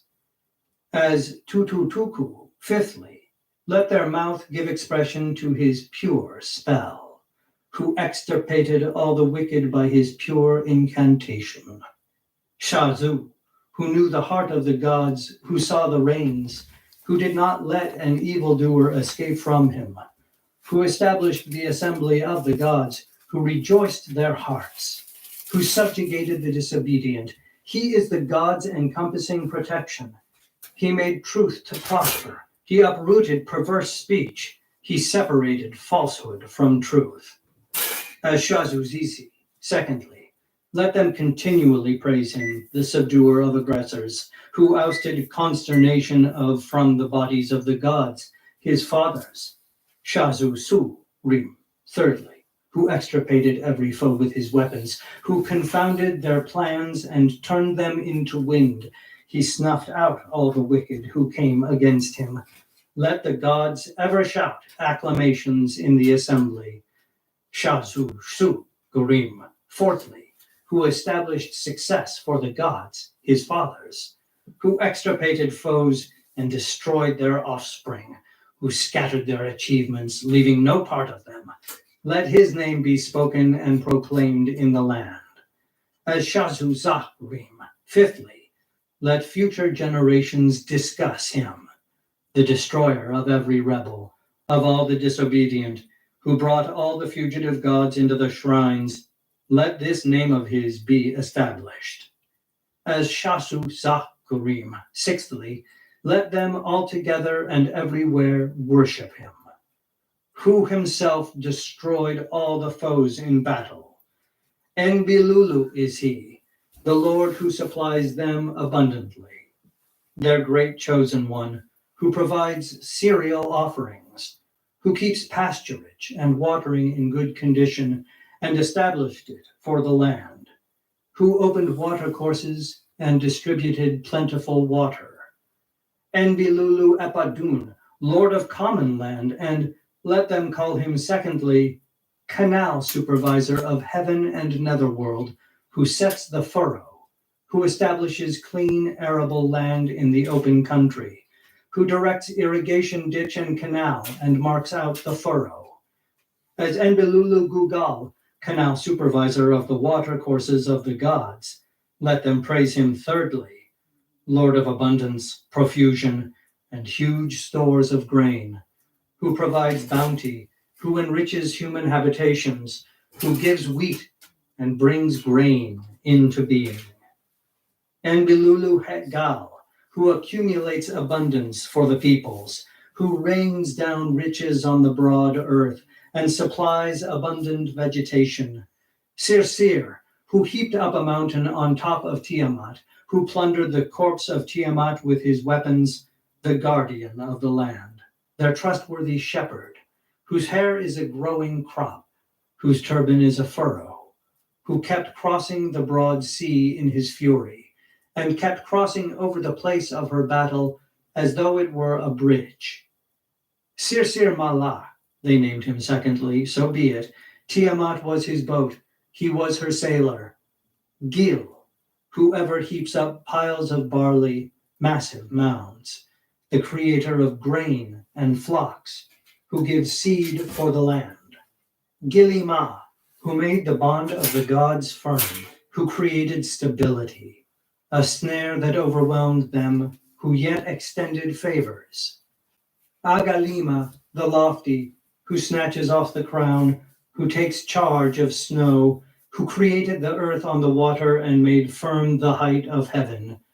Zulum, who assigns meadows for the gods and divides up what he has created, who gives incomes and food offerings, who administers shrines.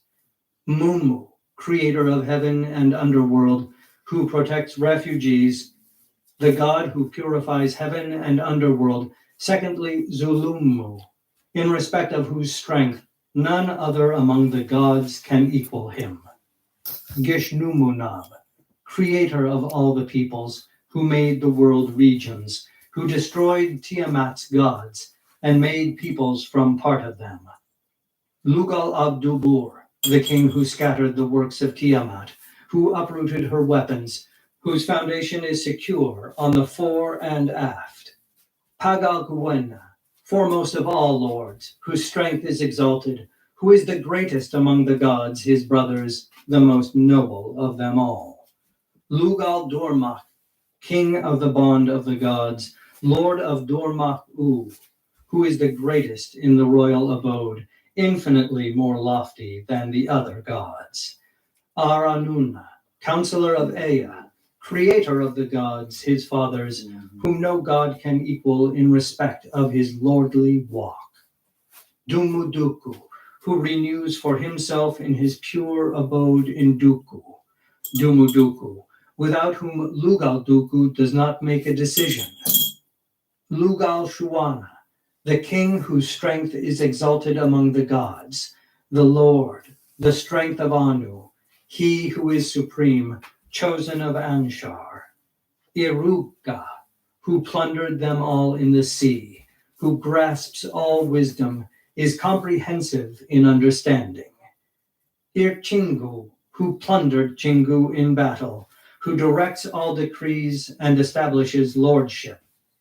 Kinma, the director of all the gods, who gives counsel, at whose name the gods bend down in reverence, as before a hurricane. Dingir As before a hurricane. Let him take his lofty seat in the house of benediction. Let the gods bring their presence before him until he receives their offerings. In the house of benediction. He accomplishes clever things. The four regions of blackheads are his creation. Apart from him, no god knows the measure of their days. Giru, who makes weapons hard, who accomplished clever things in the battle with Tiamat, comprehensive in wisdom, skilled in understanding, a deep mind that all the gods combined do not understand. Let Adu be his name. Let him cover the whole span of heaven. Let him thunder with his pleasant voice upon the earth. May the rumble fill the clouds and give sustenance to the peoples below. Asharu, who, as his name says, mustered the divine fates, he indeed is the warden of absolutely all peoples. As Neberu let him hold the crossing place of heaven and underworld, they should not cross above or below, but should wait for him. Neberu is his star, which he caused to shine in the sky. Let him take his stand on the heavenly staircase, that they may look at him. Yes, he who constantly crosses the sea without resting. Let his name be Neberu, who grasps her middle. Let him fix the paths of the stars of heaven. Let him shepherd all the gods like sheep. Let him bind Tiamat and put her life in mortal danger. To generations yet unborn, to distant future days, may he continue unchecked. May he persist into eternity. Since he created the heavens and fashioned the earth, Enlil, the Father, called him by his own name, Lord of the land. Ea heard which all the Igigi called, and his spirit became radiant. Why? He whose name was extolled by his fathers, let him, like me, be called Ea.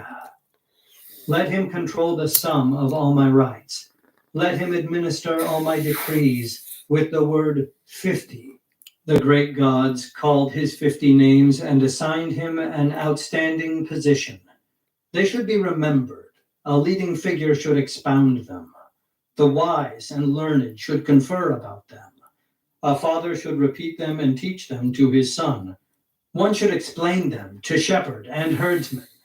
If one is not negligent to Marduk, the Enlil of the gods, may one's land flourish and oneself prosper. For his word is reliable, his command unchanged. No god can alter the utterance of his mouth. When he looks in fury, he does not lie. When his anger is ablaze, no god can face him. His mind is deep, his spirit is all-embracing. Before whom sin and transgression are sought out. Instruction which a leading figure repeated before him, Marduk. He wrote it down and stored it so that generations to come might hear it. Marduk, who created the Igigi gods, though they diminish, let them call on his name, the Song of Marduk, who defeated Tiamat and took kingship. Conclusion. The Enuma Elish as a mythological work is timeless, but some scholars have argued that, in its day, it would have resonated with an audience who understood Babylon as a city breaking with the traditions of the past to create a new and better future. Scholar Thorkild Jacobson, for example, notes, Babylon warred with the territory of ancient Sumer and all its renowned and venerable ancient cities and their gods. It waged an upstarts war with its own civilization. They're trying to ruin it for me. And that this in was the red a house over live there, mostly. that Babylon was keenly aware of being heir to and continuer of Sumerian civilization is clear from the fact that its kings, especially those of the latter half of the Sumerian dynasty, sport elaborate Sumerianized names. Understandably, therefore, Babylon might have felt, consciously or unconsciously, its victory to be in some They didn't even know it sense was there, right? fratricidal. The story, then, can be read not only as a grand tale of the triumph of order over chaos and light over darkness, but as a parable of the rise of Babylon and Babylonian culture over the old Sumerian model of civilization. Further, the tale can be understood as an illustration of the concept of life as perpetual change. The old static gods in the story are replaced by the younger and more dynamic gods, who then introduce the concept of change and mutability to the universe through their creation of mortal beings who are subject to death. These creatures are tasked with helping the gods maintain their creation, and so, although they are not themselves eternal, play an integral role in the... My name is D.W. Draffin. I do voiceover, and I'm available for hire.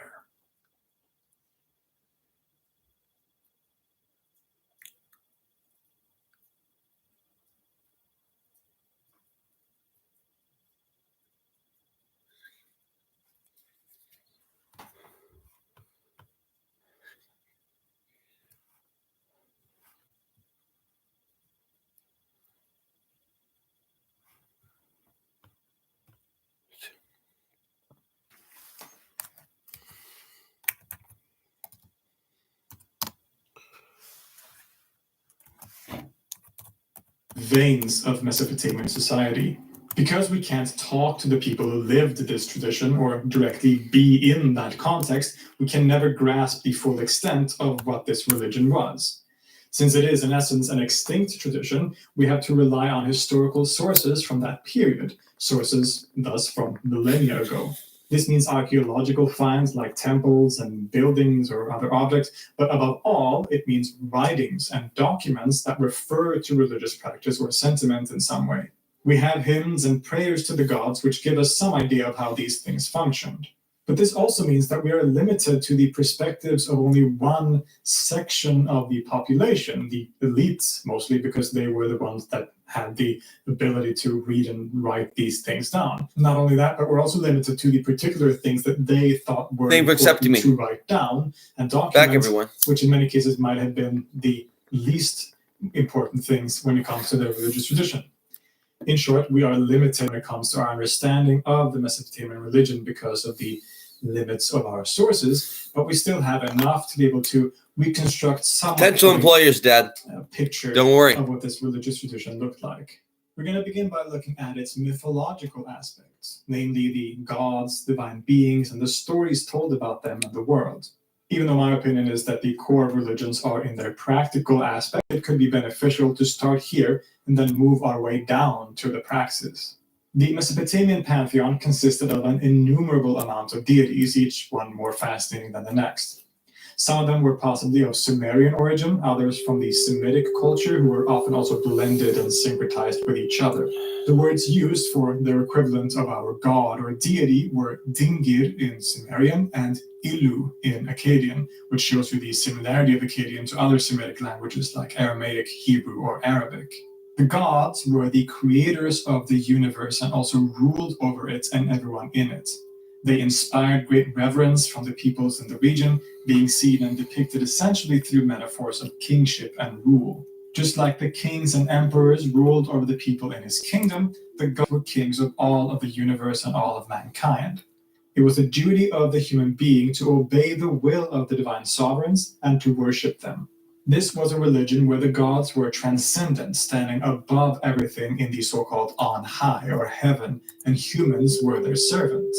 The gods were heavenly rulers of the world, not divinities that inhabited it, at least not in the later developed periods. There is no concept of gods residing in the hearts or souls of human beings in that way, or in objects of the world necessarily, although the gods were considered to be able to reside in a statue or image, as we will see later. The gods were depicted and described in anthropomorphic ways. Just like in Greek religion, for example, the stories about the gods depict them as rather human-like, having emotions, getting angry, sometimes being petty or acting in questionable ways. Blah, blah, Also blah, similar blah, to blah, kings, blah, the blah, gods blah, belong to blah, a kind of divine dynasty, all being related and part of the same family, essentially. To name or go through all of the gods here would be impossible because Some there are demons, hundreds, this shit's if not good. thousands of them, but again, similar to other polytheistic religions, the different gods were often associated with things like natural phenomena or other human concepts. The gods are awesome. For example, Shamash in Akkadian or Utu in Sumerian was the god of the sun. Shumash or Utu.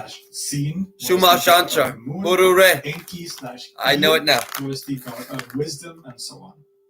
It does not appear that there was a direct correspondence here, though, like in Egyptian religion, where the gods were often literally identified as these natural phenomena. Instead, the Mesopotamian gods were divine beings in control of these aspects of the world, although there are probably exceptions to this too, as always. The gods were also usually associated with a particular locale or city and seen as the patron deity of that city. So the god An or Anu and Inanna/Ishtar were the patron deities of the city Uruk, which is often considered the first true city in history. Enki was the patron deity of the city Eridu. Sin was the god of Ur. Ashur was the god of the city Ashur. You get the idea. These cities would be the main center of worship for these gods, and here is thus a clear example of how the religion could vary. You would encounter a different kind of cult or religious focus depending on which city you were in, even though they all belong to the same general system. Now, even though we can't do a rundown of all the gods, it is true that the pantheon had a kind of built-in hierarchy, and some gods were more important and prominent than others. In particular, there are a few gods that were the most common and powerful throughout Mesopotamian history. There was Anu, the father and founder of the divine dynasty. He is the source, literally the ancestor of all the other gods. in some ways he's the highest god of them all, also associated with the sky and heaven. Enlil was, for much of history, the most powerful god, though. He was the son of Anu, and at some point appears to have inherited or taken over the role as the ruler of all the gods and the universe, thus making him the center of worship and the chief god for much of the religious cult. Enlil was also the god associated with air and with the city of Nippur. Enki, or Ea, another son of Anu, was the wisest and most active of the gods. He would become very important for various creation myths and played a particularly central role in the creation and fashioning of the human being. Inanna, or Ishtar, was the most powerful and prominent female goddess, often representing the female divine as lady or mother of the gods in general, but also more specifically as a particular goddess associated with things like love, sex, and war, and around which there are fascinating mythological stories. There is also the aforementioned Shamash or Utu, the god of the sun, and Sin/Nana, the god of the moon. But as I've said, things also change and evolve. For example, in the second millennium, with the establishment of the Babylonian Empire, another new god was exalted to the point of even eventually replacing Enlil as the chief god. This god was Marduk. Marduk was the son of Enki and would take on many of the roles that other gods had had previously. He became associated with creation and concepts like justice and agriculture. 1021. He remained the patron deity of the city of Babylon, and his cult had its center in this most significant of Mesopotamian cities in the classical era. Similarly, in the Assyrian Empire, the god Ashur took on a similar role as the most important god, which had its center of worship in the Assyrian capital named after him. So as you can tell, there's a lot of variety and diversity here, but these are some of the most central and recurring gods and deities in this religious tradition. And we will get to know them as well as other gods a bit more deeply as the discussion goes on. Not only is there a general hierarchy among the gods in this way, but they are also sometimes divided into groups. There's often talk about two general groups of gods, the Anunnaki and the Igigi. This topic and the difference between these categories is a very difficult one. Scholars disagree on the relationship between them and what they signify. The Anunnaki, as the name suggests, are gods who are descendants of the already mentioned Anu and Ki, the goddess of earth. In some of the earliest sources, these appear to be the highest gods, ruling over that other group of deities, the Igigi, who are kind of like their servants. But later in history, these names seem to have been reversed for some reason, the Igigi serving as the high gods and vice versa.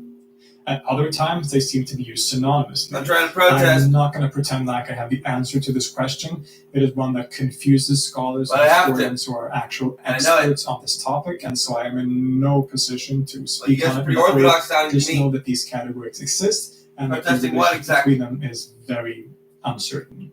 But regardless, all these gods are part of a rich and vast mythological tradition which spans across the millennia of Mesopotamian civilization. Myths about the origins of the gods and subsequently of the whole universe are just as fascinating as usual and deserve to be explored here. The gods created the world as we know it. That is indisputable to the Mesopotamians, but who created the gods? Or more accurately, where did the gods come from?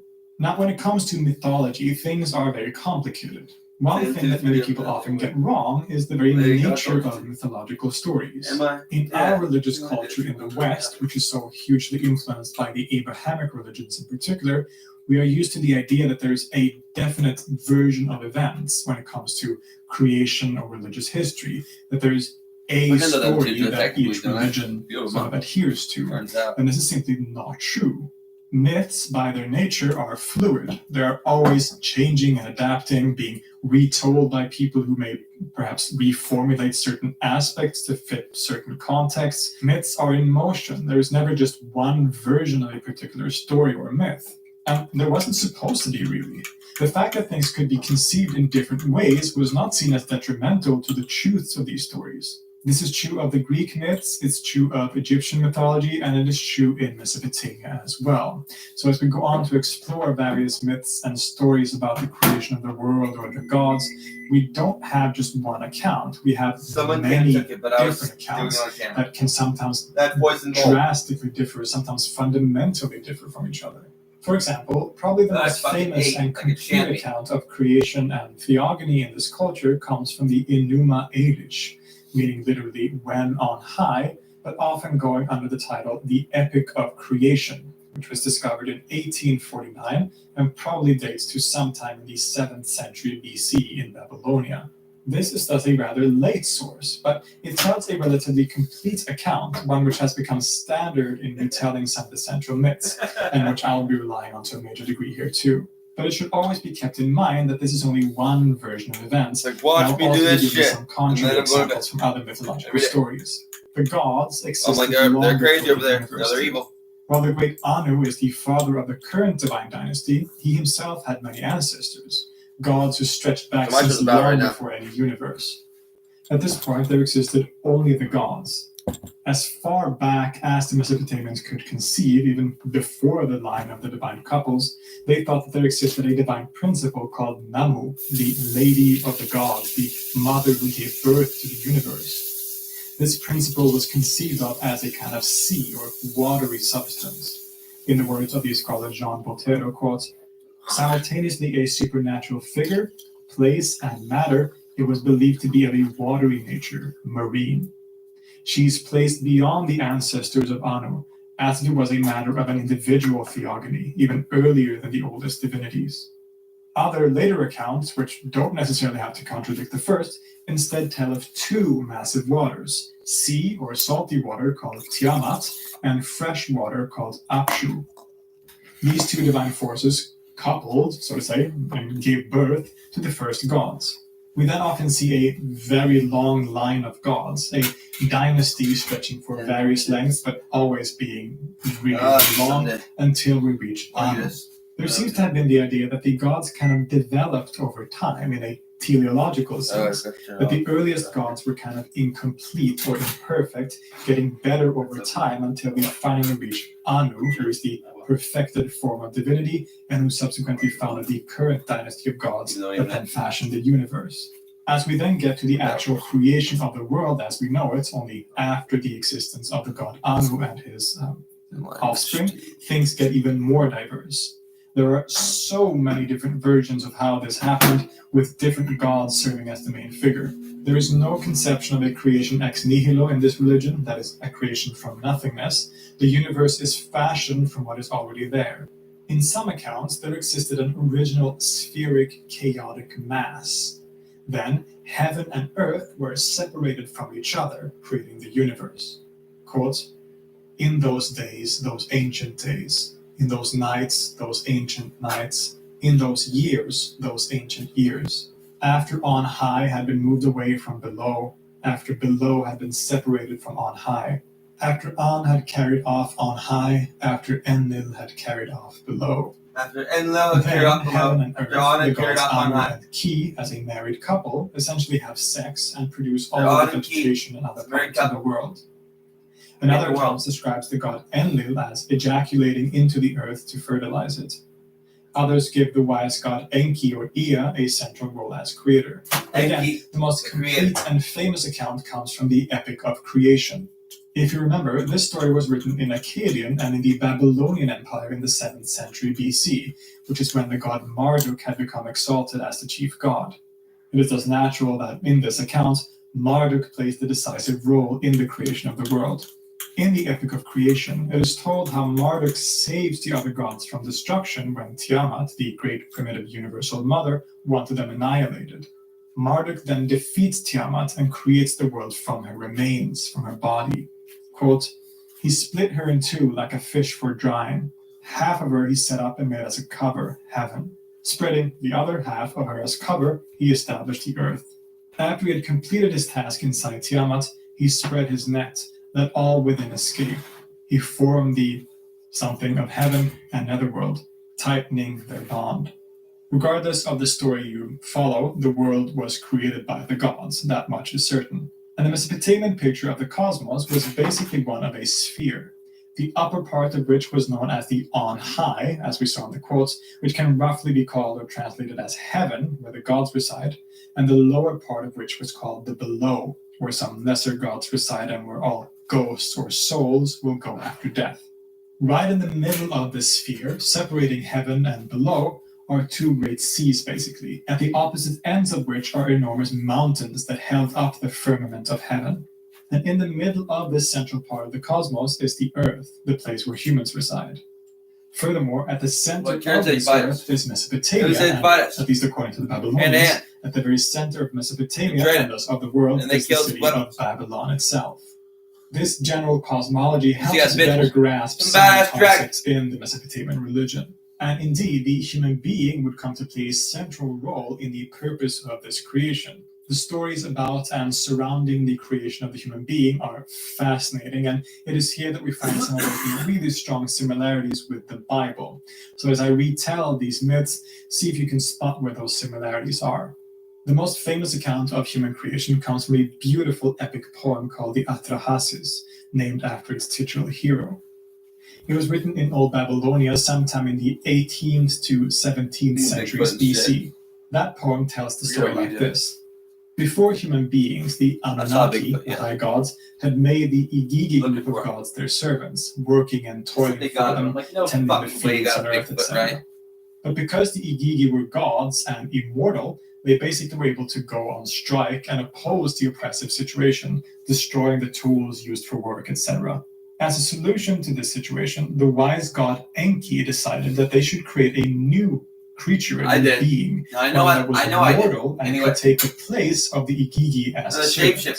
And so it was that the human being was fashioned from clay, as well as the blood and flesh of some of those other Igigi gods, and began to serve their function as workers for the gods, essentially. The workers! But at this time, humans could live for a very long time, like for tens and even hundreds of thousands of years, and there existed no such thing as illnesses and hundreds of thousands of years. The reproductive possibilities were thus almost limitless, and very soon there were a whole lot of human beings. So many, in fact, that the great god Enlil became annoyed with all the noise that humans were making. For this reason, in his anger, he decided to have them all annihilated, thus representing the most extreme example of a grumpy old neighbor in history. He tried various ways of killing off the humans. The most decisive and final of these was that he sent a great flood that would get rid of them once and for all. But that other god, the wise Enki, was distraught over this. He didn't want to let the whole purpose of creating humans go to waste, which would put the gods back in that predicament from before. So he decided to save humankind by allowing the titular character, Atrahasis, to survive the flood by putting him and his family in an unsinkable boat along with what they needed to restore the fauna of the world afterwards. And it is after this, as a result of Enlil's action and annoyance, that Enki came up with another solution. They would now limit the lifespan of humans so that they wouldn't live so long, and created things like disease to combat them from multiplying too much. I don't need to tell you this, but this is obviously identical to the story of Noah and the Ark in the Bible. And many scholars believe that that biblical story originally comes from these Mesopotamian myths. Indeed, the flood myth shows up in various sources in Mesopotamia, with the main human character having different names, but the basic narrative remaining the same. We also saw other similarities to the Abrahamic accounts, like the fashioning of a human being from clay. Even in a topic like the afterlife, we can see similarities. In general, the ancient Mesopotamians seem to have accepted death as an inevitable part of life. This can be clearly seen in the Epic of Gilgamesh, the most famous piece of literature from the Mesopotamian civilization, and often considered the oldest work of literature in history. In this work, the hero Gilgamesh goes on a long journey to find the secrets to immortality, only in the end to, spoiler alert, realize that it is basically impossible. In the anthropology of this religion, the human being was thought to have a kind of ghost that lived on after the death of the physical body, which would then travel to the underworld called Aralu, where you would spend all of eternity regardless of how you lived your life. This is practically identical to the notion of Sheol as the ultimate destiny for all souls after death in the Hebrew Bible. But that is the basic story about the creation of the world and the human being. The purpose of human life is to serve the gods. Humans were created as workers, essentially, to work for the gods and make sure they were comfortable, so to say. The gods are monarchs who rule over all the world and all human beings, and who are in control of all events and forces. But exactly how were humans supposed to serve the gods? What did they do to fulfill this purpose of their creation? This is where we get to the practical aspects of their religion. The religious cult of ancient Mesopotamia was primarily centered on the temple. There were temples and shrines located all across the region dedicated to the different gods and in which ritual activity took place. Primarily in the great cities, there was usually one major temple complex dedicated to the patron god of that city. For example, there was the Iabsu temple in Eridu dedicated to the god Enki. There was the Ikur temple in Nippur dedicated to Enlil. And in the Babylonian period, there was the massive Temenanki complex in Babylon dedicated to Marduk. These temples were massive complexes that basically served at the very heart of the city. It consisted of various different buildings with different functions, including a most sacred shrine or Holy of Holies, where the image of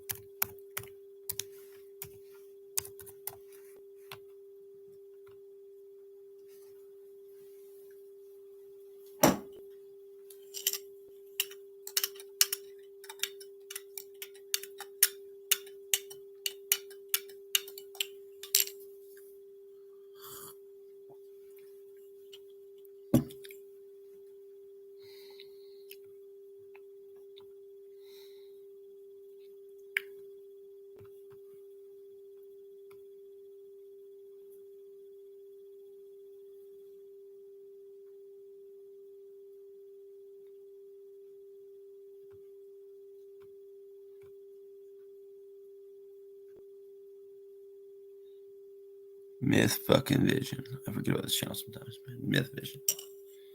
Yeah, I'm getting back to it. No, I said they're coming from a different direction now. I like, no, go with this. Yeah, go with this and go with this.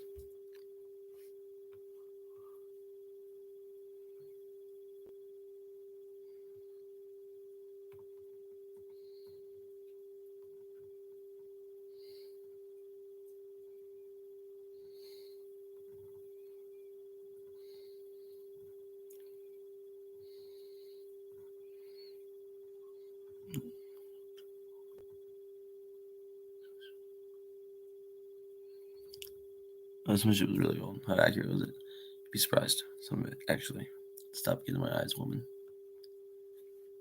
Like, no, we don't want to believe it. I don't want to believe it, though. It's true.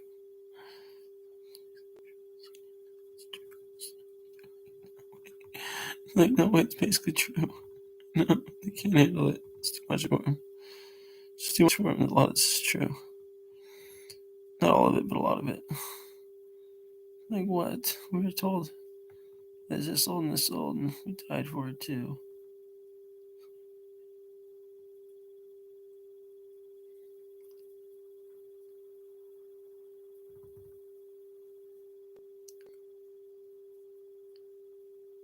Like, how'd they die? Well, that's how they died. And the people I like, and like they got burned for it mostly. Man, mostly though. Like, that's fine with us.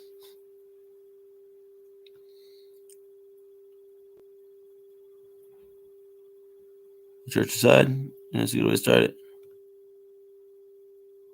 That's what I'm talking about, Taran. Would you really do that before church? Of course I would.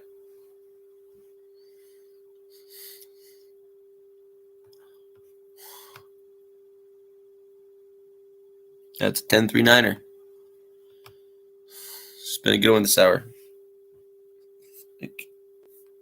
Looking at it 1 minute before the clock every time. He's just that good. Just so good at what he does.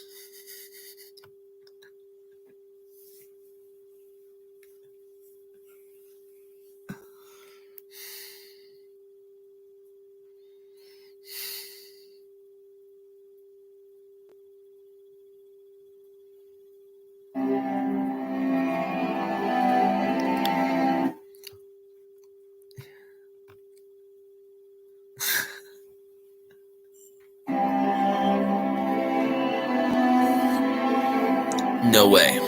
I'll get there late. I'm like, where's the coffee? What do you guys have with coffee snacks? What do you got? In the shadowy corridors of ancient religious history, a provocative mystery unfolds. One that challenges the very nature of divinity as presented in today's mainstream Judeo-Christian beliefs. I know where I'm going. What if the God of the Bible, often thought of as an omnipresent spirit without form, actually had a body? This startling concept is not as far-fetched as it might seem. Like the deities of Egypt, Akkad, Ugarit, and Phoenicia, the biblical figures El and Yahweh were once envisioned in a form astonishingly human.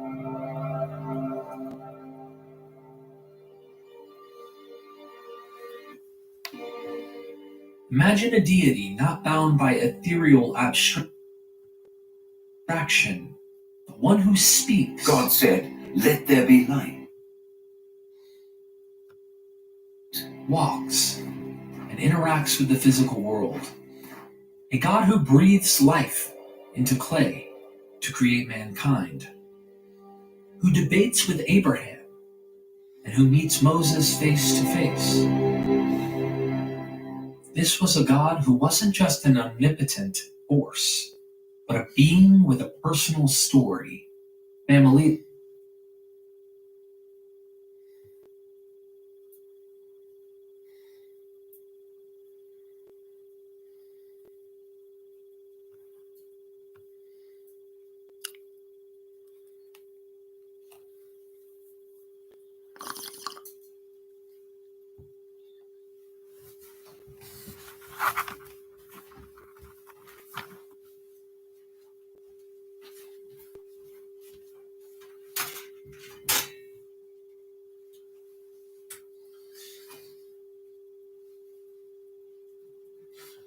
The Book of Jasher, read by Christopher Glynn.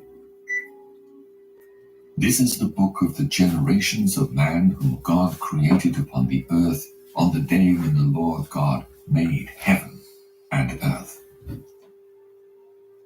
Jasher, chapter 1. And God said, "Let us make man in our image, after our likeness." And God created man in his own image.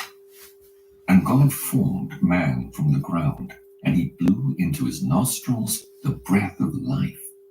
And man became a living soul, endowed with speech. And the Lord said, "It is not good for man to be alone. I will make unto him a helpmeet." And the Lord caused a deep sleep to fall upon Adam, and he slept. And he took away one of his ribs, and he built flesh upon it, and formed it, and brought it to Adam. And Adam awoke from his sleep. Behold, a woman was standing before him.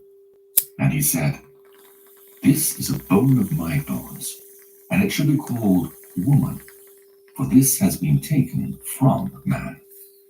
And Adam called her name Eve, for she was the mother of all living. And God blessed them, and called their names Adam and Eve in the day that he created them. And the Lord God said, Be fruitful and multiply and fill the earth. And the Lord God took Adam and his wife and he placed them in the Garden of Eden to dress it and to keep it. And he commanded them and said unto them, From every tree of the garden you may eat, but from the tree of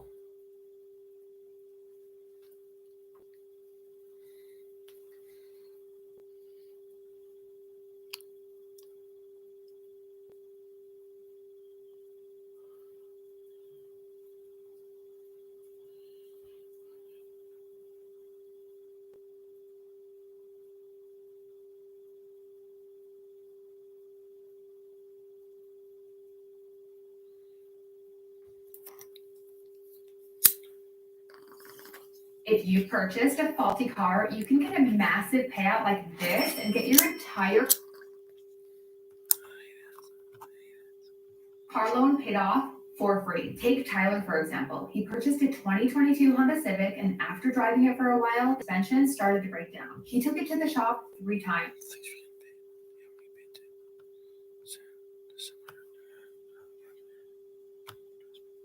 Second Baruch, also known as the Syriac Apocalypse of Baruch, is a profound piece of Jewish literature written following the destruction of the Second Temple in 70 AD. Attributed to Baruch ben Neriah, the scribe of the prophet Jeremiah, this text offers a window into the spiritual and existential crises of its time.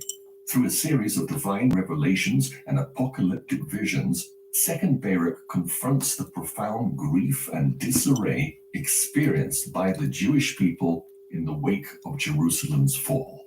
It explores why We're gonna get suffering rich, befalls and the then we're gonna righteous, change the and world. how We're gonna get justice rich, might and ultimately we're gonna be change the realized. world. Through its apocalyptic visions, Second Baruch contemplates the ultimate fate of the righteous and the wicked, the resurrection of the dead, and the coming of a new age heralded by the Messiah.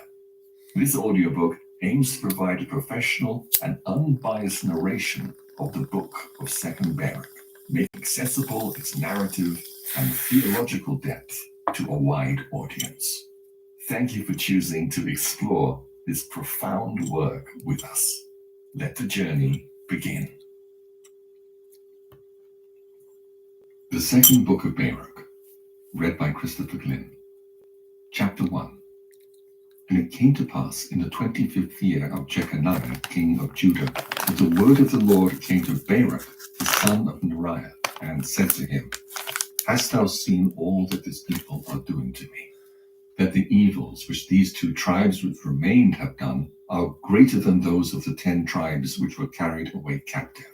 For the former tribes were forced by their kings to commit sin, but these 2 of themselves have been forcing and compelling their kings to commit sin. For this reason, behold, I bring evil upon this city and upon its inhabitants, and it shall be removed from before me for a time, and I will scatter this people among the Gentiles, that they may do good to the Gentiles.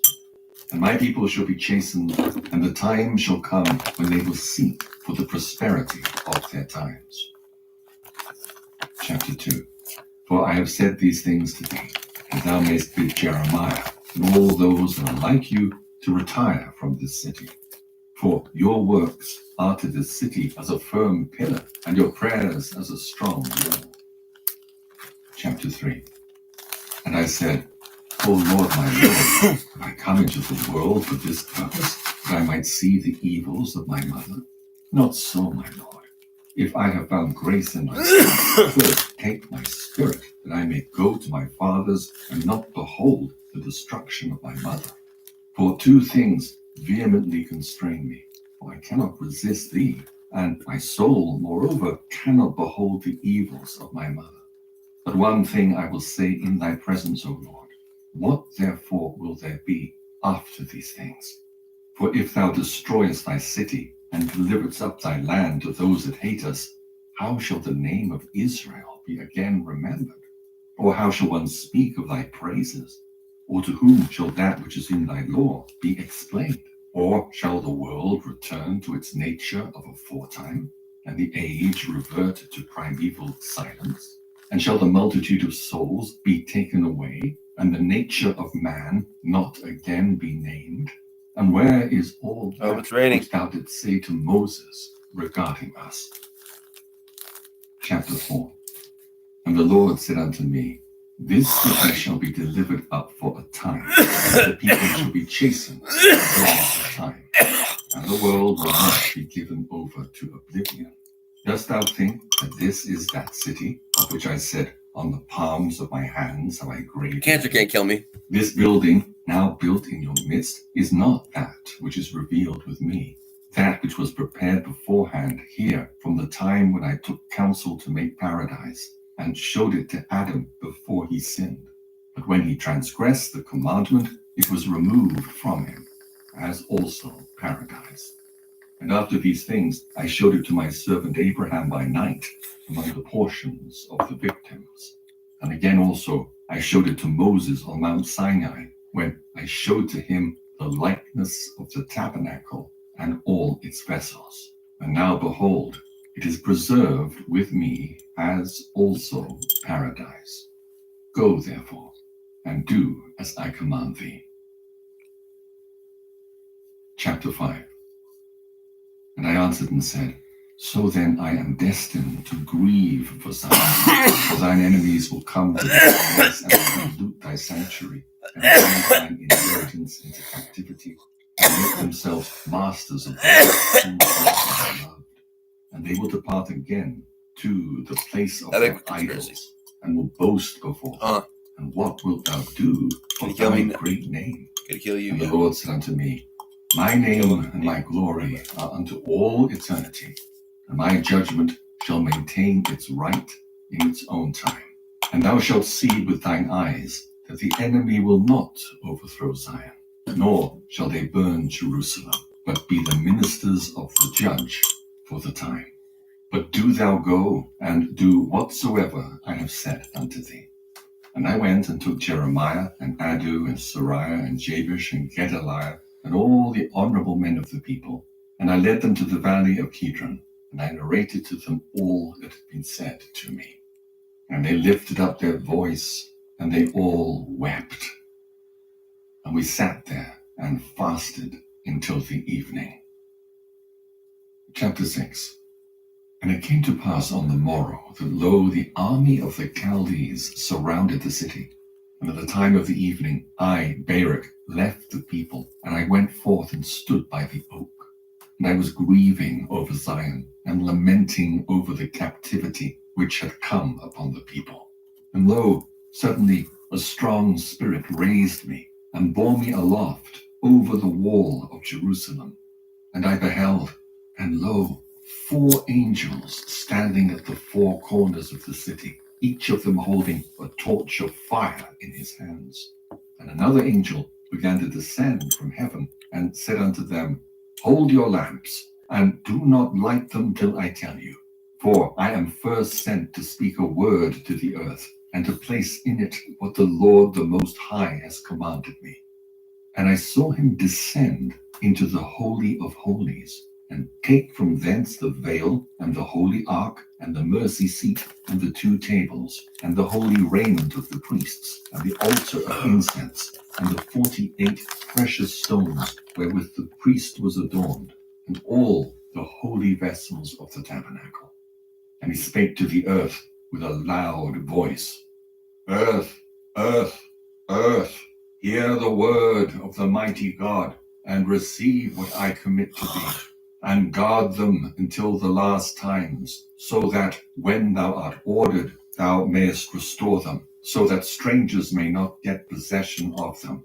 For the time comes when Jerusalem also will be delivered for a time, until it is said that it is again restored forever. And the earth opened its mouth and swallowed them up. Chapter 7. And after these things I heard that angel saying unto those angels which held the lamps, Destroy therefore, and overthrow its wall to its foundations, lest the enemy should boast and say, We have overthrown the wall of Zion, and we have burnt the place of the mighty God, and ye have seized the place where I had been standing before. Chapter 8. Now the angels did as he had commanded them, and when they'd broken up the corners of the walls, a voice was heard from the interior of the temple after the wall had fallen, saying, Enter, ye enemies, and come, ye adversaries, for he who kept the house has forsaken it. And I, Baruch, departed. And it came to pass after these things that the army of the Chaldees entered and seized the house and all that was around it. And they led the people away captive and slew some of them and bound Zedekiah the king and sent him to the king of Babylon. Chapter 9. And I, Baruch, came, and Jeremiah, whose heart was found pure from sins, who had not been captured in the seizure of the city.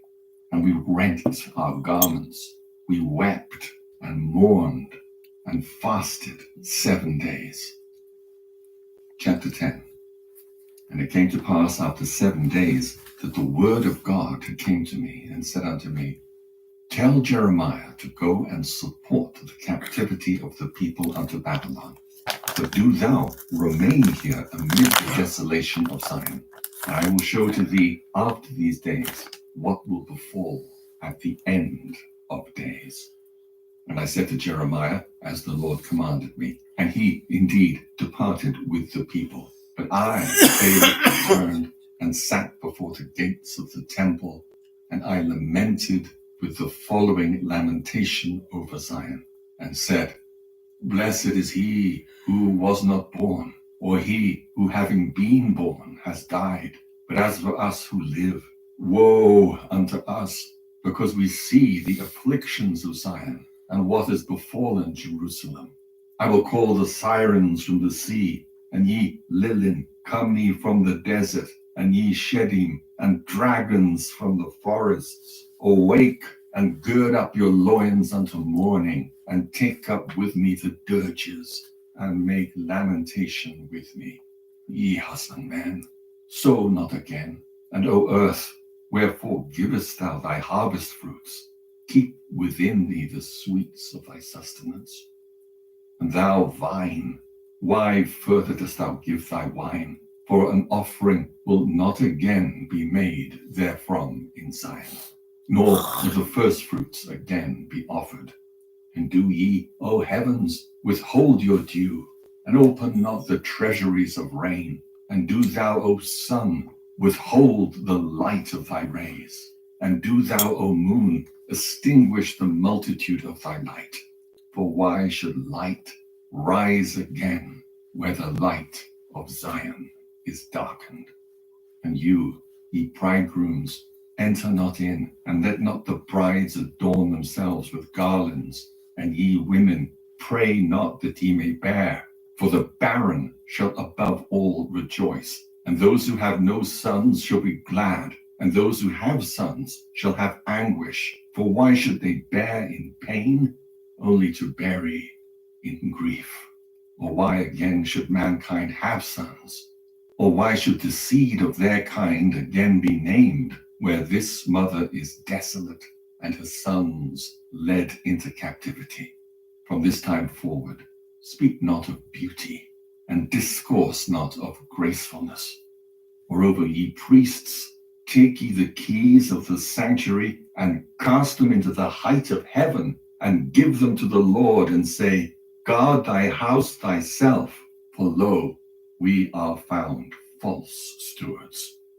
And you, ye virgins, who weave fine linen and silk with gold of Ophir, take with haste all these things, and cast them into the fire, that it may bear to him who made them, and the flame send them to him who created them, lest the enemy get possession of them. Chapter 11. Moreover, I, Baruch, say this against thee, Babylon. If thou hadst prospered, and Zion had dwelt in her glory, yet the grief to us had been great, that thou shouldst be equal to Zion. But now, lo, the grief is infinite, and the lamentation measureless. For lo, thou art prospered, and Zion desolate. Who will be judge regarding these things? Or to whom should we complain regarding that which has befallen us? O Lord, how hast thou borne it? Our fathers went to rest without grief, and lo, the righteous sleep in the earth in tranquility. For they knew not this anguish, nor yet had they heard of that which had befallen us. Would that thou hadst ears, O earth, and that thou hadst a heart, O dust, that ye might go and announce in Sheol, and say to the dead, Blessed are ye more than we who live. Chapter 12. But I will say this as I think, and I will speak against thee, O land, which art prospering. The noonday does not always burn, nor do the rays of the sun constantly give light. Do not expect and hope that thou wilt always be prosperous and rejoicing, and be not greatly uplifted and boastful. For assuredly in its own season shall the divine wrath awake against thee, which now in long suffering is held in as it were by reins. And when I had said these things, I fasted 7 days. Chapter 13. And it came to pass after these things that I, Baruch, was standing upon Mount Zion, and lo, a voice came from the height, and said unto me, Stand upon thy feet, Baruch, and hear the word of the mighty God. Because thou hast been astonished at what has befallen Zion, thou shalt therefore be assuredly preserved to the consummation of the times, that thou mayest be for a testimony. So that if ever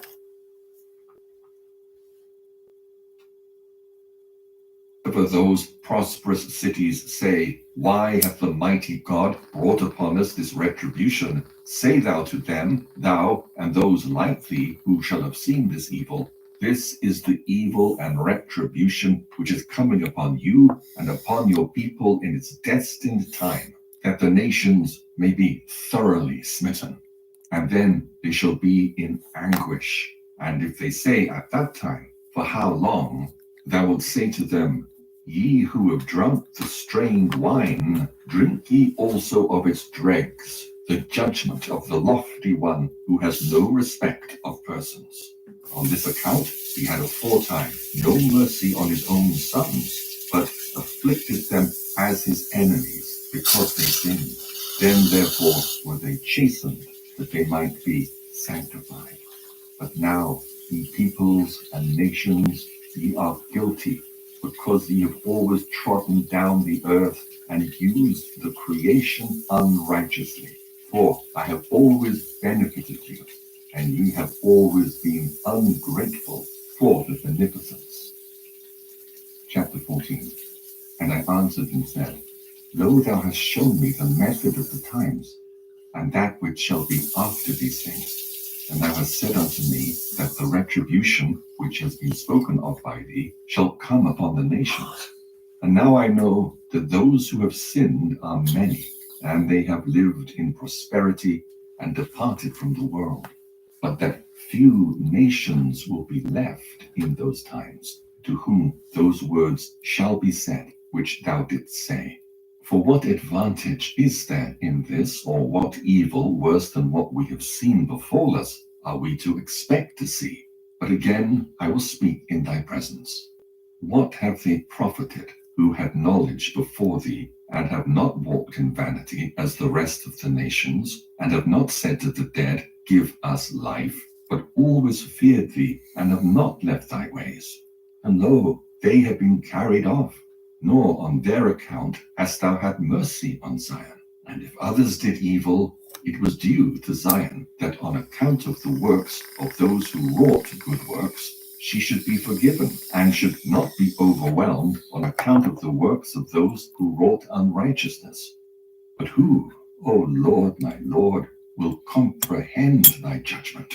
Or who will search out the profoundness of thy way? Or who will think out the weight of thy path? Or who will be able to think out thy incomprehensible counsel? Or who of those that are born has ever found the beginning or end of thy wisdom? For we have all been made like a breath, For as the breath ascends involuntarily and again dies, so it is with the nature of men who depart not according to their own will, and know not what will befall them in the end. The righteous justly hope and without fear depart from this habitation, because they have with thee a store of works preserved in treasuries. On this account also, these without fear leave this world, and trusting with joy, they hope to receive the world which thou hast promised them. But as for us, woe to us, who also are now shamefully entreated, and at that time look forward only to evils. But thou knowest accurately what thou hast done by means of thy servants. For we are not able to understand that which is good as thou art, our Creator. But again I will speak in thy presence, O Lord my Lord. When of old there was no world with its inhabitants, thou didst devise and speak with a word, and forthwith the works of creation stood before thee. And thou didst say that thou wouldst make for thy world man as the administrator of thy works, that it might be known that he was by no means made on account of the world, but the world on account of him. And now I see that as for the world which was made on account of us, lo, it abides. But we, on account of whom it was made, depart. Chapter 15. And the Lord answered and said unto me, Thou art rightly astonished regarding the departure of man, but thou hast not judged well regarding the evils which befall those who sin. And as regard what thou hast said, that the righteous are carried off, and the impious are prospered, and as regards what thou hast said, man knows not thy judgment, on this account hear, and I will speak to thee, and hearken, and I will cause thee to hear my words. Man would not rightly have understood my judgment unless he had accepted the law, and I had instructed him in understanding. But now, because he transgressed wittingly, yea, just on this ground, that he wot thereof, he shall be tormented. And as regards what thou didst say touching the righteous, that on account of them has this world come, so also again shall that which is to come on their account. For this world is to them a strife and a labor with much trouble, that accordingly which is to come, a crown with great glory. Chapter 16. And I answered and said, O Lord, my Lord, the years of this time are few and evil, and who is able in his little time to acquire that which is measureless? Chapter 17. And the Lord answered and said unto me, With the Most High account is not taken of much time, nor of a few years. For what did it profit Adam that he lived 930 years and transgressed that which he was commanded? Therefore the multitude of time that he lived did not profit him, but brought death and cut off the years of those who were born from him. Or wherein did Moses suffer loss, in that he lived only 120 years, and inasmuch as he was subject to him who formed him, brought the law to the seed of Jacob, and lighted a lamp for the nation of Israel. Chapter 18. And I answered and said, He that lighted has taken from the light, and there are but few that have imitated him. But those many whom he has lighted have taken from the darkness of Adam, and have not rejoiced in the light of the lamp. Chapter 19. And he answered and said unto me, right and left. Wherefore at that time he appointed kill each other a mostly. covenant, and said, Behold, I have placed before you life and death. And he called heaven and earth to witness against them. For he knew that his time was but short, but that heaven and earth endure always. But after his death he sinned and transgressed, though they knew that they had the law reproving them, and the light in which nothing could err, also the spheres which testify and me. Now, regarding everything that is, it is I that judge, but do not take counsel in thy soul regarding these things, nor afflict thyself because of those which have been. For now it is the consummation of time that should be considered, whether of business, or of prosperity, or of shame, and not the beginning thereof. Because if a man be prospered in his beginnings, and shamefully treated in his old age, he forgets all the prosperity that he had. And again, if a man is shamefully entreated in his beginnings, and at his end is prospered, he remembereth not again his evil entreatment. And again, hearken, though each one were prospered all that time, all the time, from the day on which death was decreed against those who transgress, and in his end was destroyed, in vain would have been everything.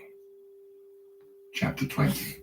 Therefore, behold, the days come, and the times shall hasten more than the former, and the seasons shall speed on more than those that are past, and the years shall pass more quickly than the present years.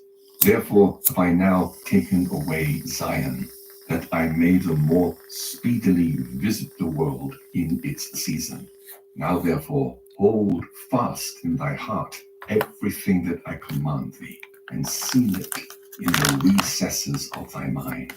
And then I will show thee the judgment of my might, and my ways which are unsearchable. Go therefore, and sanctify thyself 7 days, and eat no bread, nor drink water, nor speak to anyone. And afterwards come to that place, and I will reveal myself to thee, and speak true things with thee. And I will give thee commandment regarding the method of the times, for they are coming, and tarry not. Chapter 21. And I went thence, and sat in the valley of Kidron, in a cave of the earth. And I sanctified my soul there. And I ate no bread, yet I was not hungry. And I drank no water, yet I thirsted not. And I was there till the 7th day, as he had commanded me. And afterwards I came to that place where he had spoken with me. And it came to pass at sunset that my soul took much thought. And I began to There's one in the house right now, in Aaron. the presence of the Mighty One, and There always is. Oh, thou Basically. that made the earth, hear me, that hast fixed the firmament by the word, and hast made firm the height of the heaven by the Spirit, that has called from the beginning of the world that which did not yet exist, and they obey thee. Thou that hast commanded the air by thy nod, and hast seen those things which are to be as those things which thou art doing. Thou that rulest with great thought the hosts that stand before thee, also the countless holy beings which thou didst make from the beginning of flame and fire, which stand around thy throne, thou rulest with indignation. To thee only does this belong, that thou shouldst do forth with whatsoever thou dost wish, who causeth the drops of rain to rain by number upon the earth, and alone knowest the consummation of the times before they come. Have respect unto my prayer, for thou alone art able to sustain all who are, and those who have passed away, and those who are to be, those who sin, and those who are righteous. For thou alone dost live immortal, and past finding out, and knowest the number of mankind. And if in time they have sinned, yet others, not a few, have been righteous. Thou knowest where thou preservest the end of those who have sinned, or the consummation of those who have been righteous. For if there were this life only, which belongs to all men, nothing could be more bitter than this. For of what profit is strength that turns to sickness, or fullness of food that turns to famine, or beauty that turns to ugliness? For the nature of man is always changeable. For what we were formerly, now we no longer are, and what we now are, we shall not afterwards remain. For if a consummation had not been prepared for all, in vain would have been their beginning. But regarding everything that comes from thee, do thou inform me. And regarding everything about which I ask thee, do thou enlighten me. How long will that which is corruptible remain? And how long will the time of mortals be prospered? And until what time will those who transgress in the world be polluted with much wickedness? Command therefore in mercy, and accomplish all that thou saidst thou wouldst bring, that thy might may be made known to those who think that thy long suffering is weakness, and show to those who know not that everything that has befallen us and our city until now has been according to the long suffering of thy power. Because on account of thy name thou hast called us a beloved people. Bring to an end, therefore, henceforth mortality, and reprove accordingly the angel of death. Now I know what I'm talking about when I say patience. And let the might of thy beauty be known, and let Sheol be sealed, so that from this time forward it may not receive the dead, and let the treasuries of souls restore those which are enclosed in them. For there have been many years like those that are desolate from the days of Abraham and Isaac and Jacob, and of all those who are like them who sleep in the earth, on whose account thou didst say that thou hadst created the world. And now quickly show thy glory, and do not defer what has been promised by thee. And when I had completed the words of this prayer, I was greatly weakened. Chapter 22. And it came to pass after these things, that lo, the heavens were opened, and I saw, and power was given to me, and a voice was heard from on high, and it said to me, Baruch, Baruch, why art thou troubled? He who travels by a road, but does not complete it, or who departs by sea, but does not arrive at the port, can he be comforted? Against these people? Or he who promises to give a Shit, present basically. to another, but does not fulfill it, No way. is it not robbery?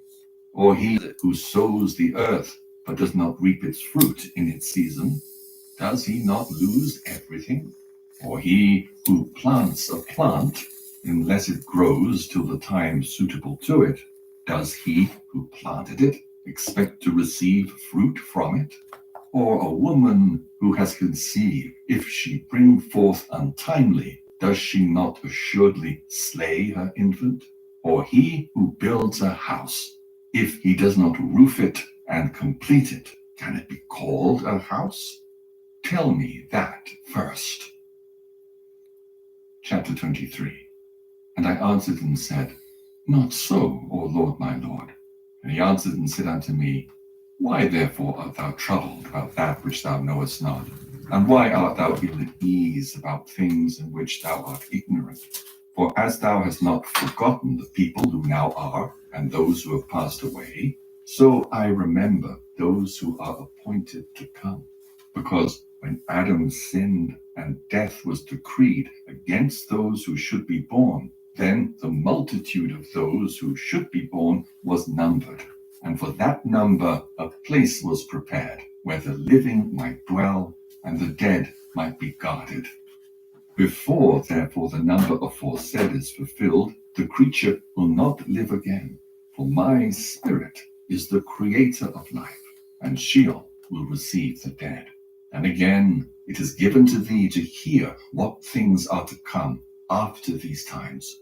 For truly, my redemption has drawn nigh, and is not far distant as aforetime. Chapter 24. For behold, the days come, and the books shall be opened, in which are written the sins of all those who have sinned, and again also the treasuries, in which the righteousness of all those who have been righteous in creation is gathered. For it shall come to pass at that time, that thou shalt see, and the many that are with thee, the long suffering of the Most High, which has been throughout all generations, who has been long suffering towards all who are born, alike those who sin and those who are righteous. This is pissing us off more than anything. Then we're trying to smoke a bowl one more time before we go to fucking bed. And they're plugging it up some fucking how. Those things which are to come. For I know indeed that which has befallen us. What will happen to our enemies, I know not. That drives us fucking crazy. Thou wilt visit thy everybody in here. No, all of us. 25. All of us used to be fucking cunt bitches. Thou too. Literally like 50,000 of them thinks it's their fucking time God-given task. Which They're like Most torturing me High for a will fucking work living. for the inhabitants of the earth in the end of days. This therefore shall And they be want to get away with it. They swore on God at one point. So like faith and work. seize Fucking the retarded. inhabitants of the earth, and they shall fall into many tribulations, and again when they shall fall into great torments. And it will come to pass, when they say in their thoughts, by reason of their much tribulation, the mighty one will no longer remember the earth. Yea, We'll go rat each it other will out come to really pass quickly. when they abandon hope, that the time will then And I know it. Because they can't fucking kill me. 26. And they can try and torture me. But I will escape again. Tribulation which is to be and I'll get Garfield back magically again. And will that necessity embrace many years? Chapter 27. Okay. And I'll go back to bed in the living room. Into 12 parts is that time divided, and each one of them is reserved for that which is appointed for it. In the first part, there shall be the beginning. Nope, I just don't miss. I'm one of those guys that just doesn't miss. Second part, so they kind of do sometimes. There shall be slayings. They're really trying to make me miss on this one tonight. And in the third part, the fall. And I'm gonna kill that stupid bitch for it. No, her name's Barbara. So it's behind me. The sending of the sword. And in the fifth part, famine and the withholding of rain. And in the sixth part, earthquakes and terrors. In parenthesis, the seventh part is wanting. And in the eighth part, a multitude of spectres. If I'm wrong, sue me. Severe hypnosis, right? In the ninth part, the fall of fire.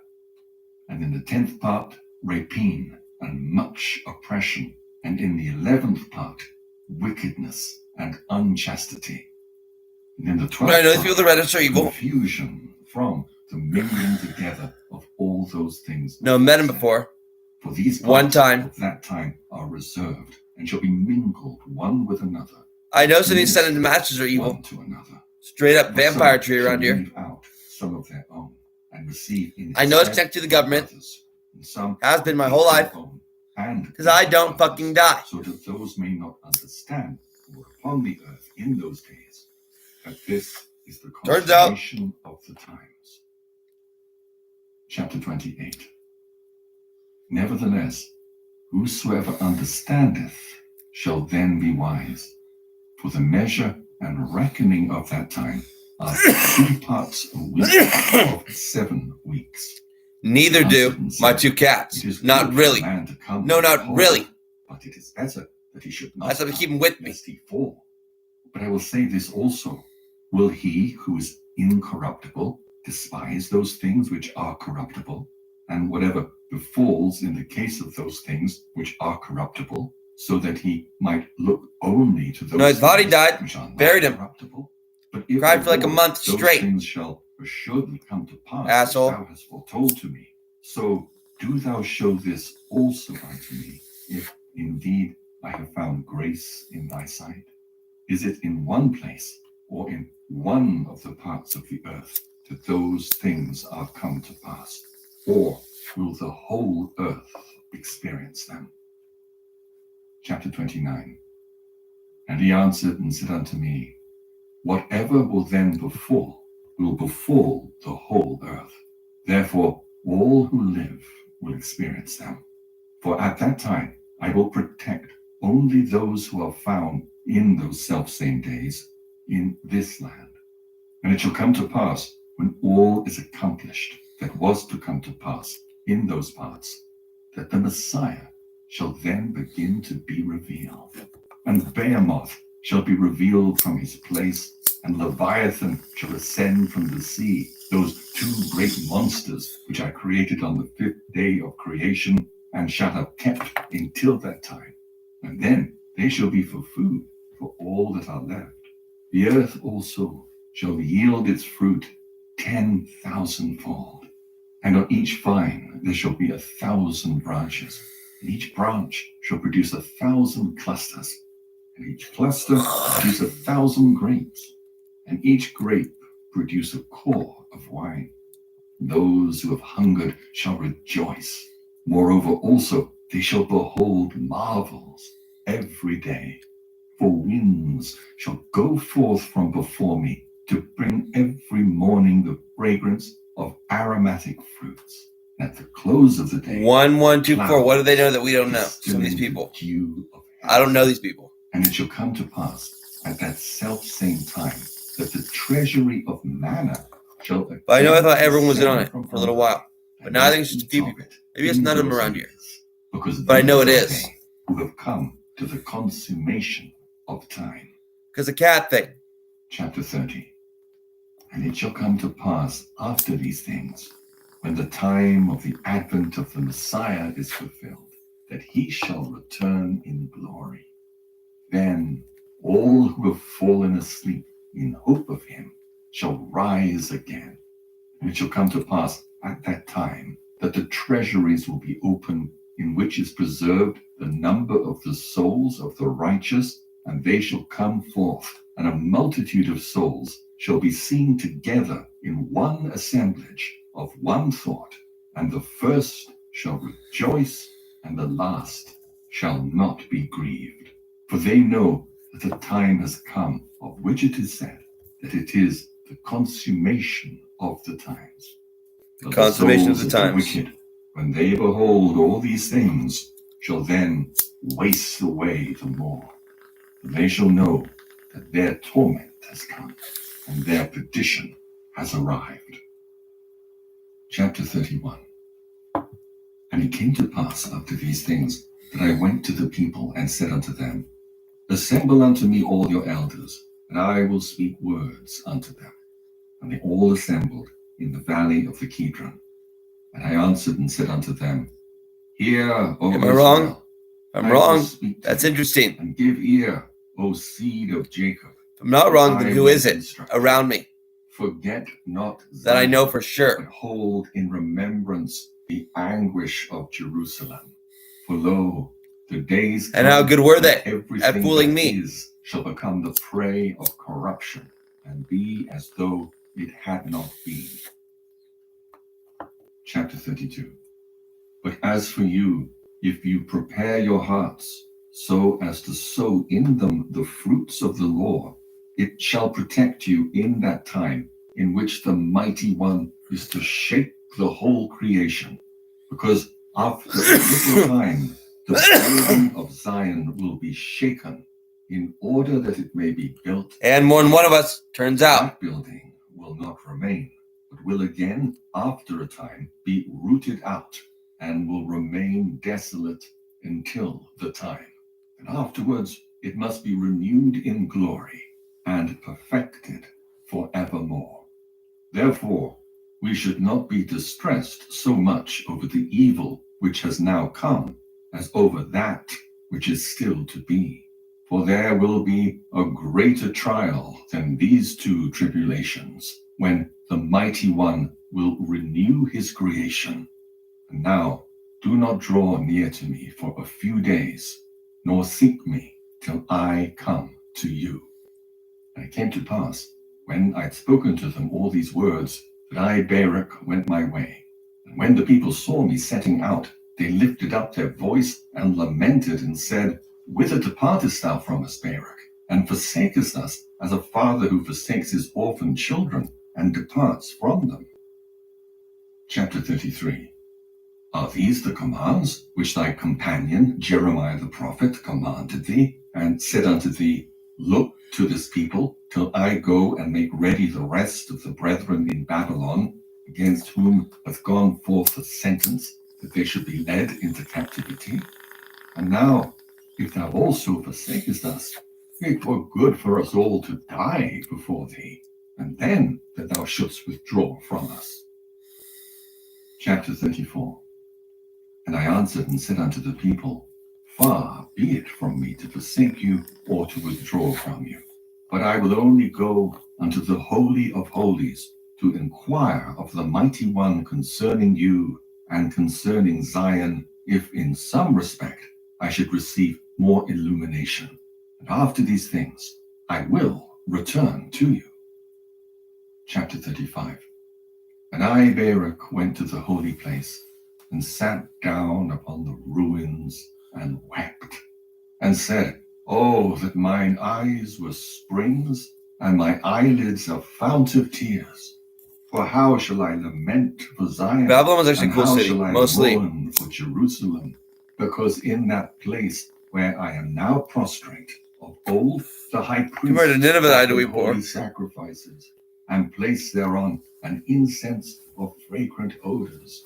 But now our glory has been made into dust, and the desire of our soul into sand. Chapter 36. And when I had said these things, I fell asleep there, and I saw a vision in the night.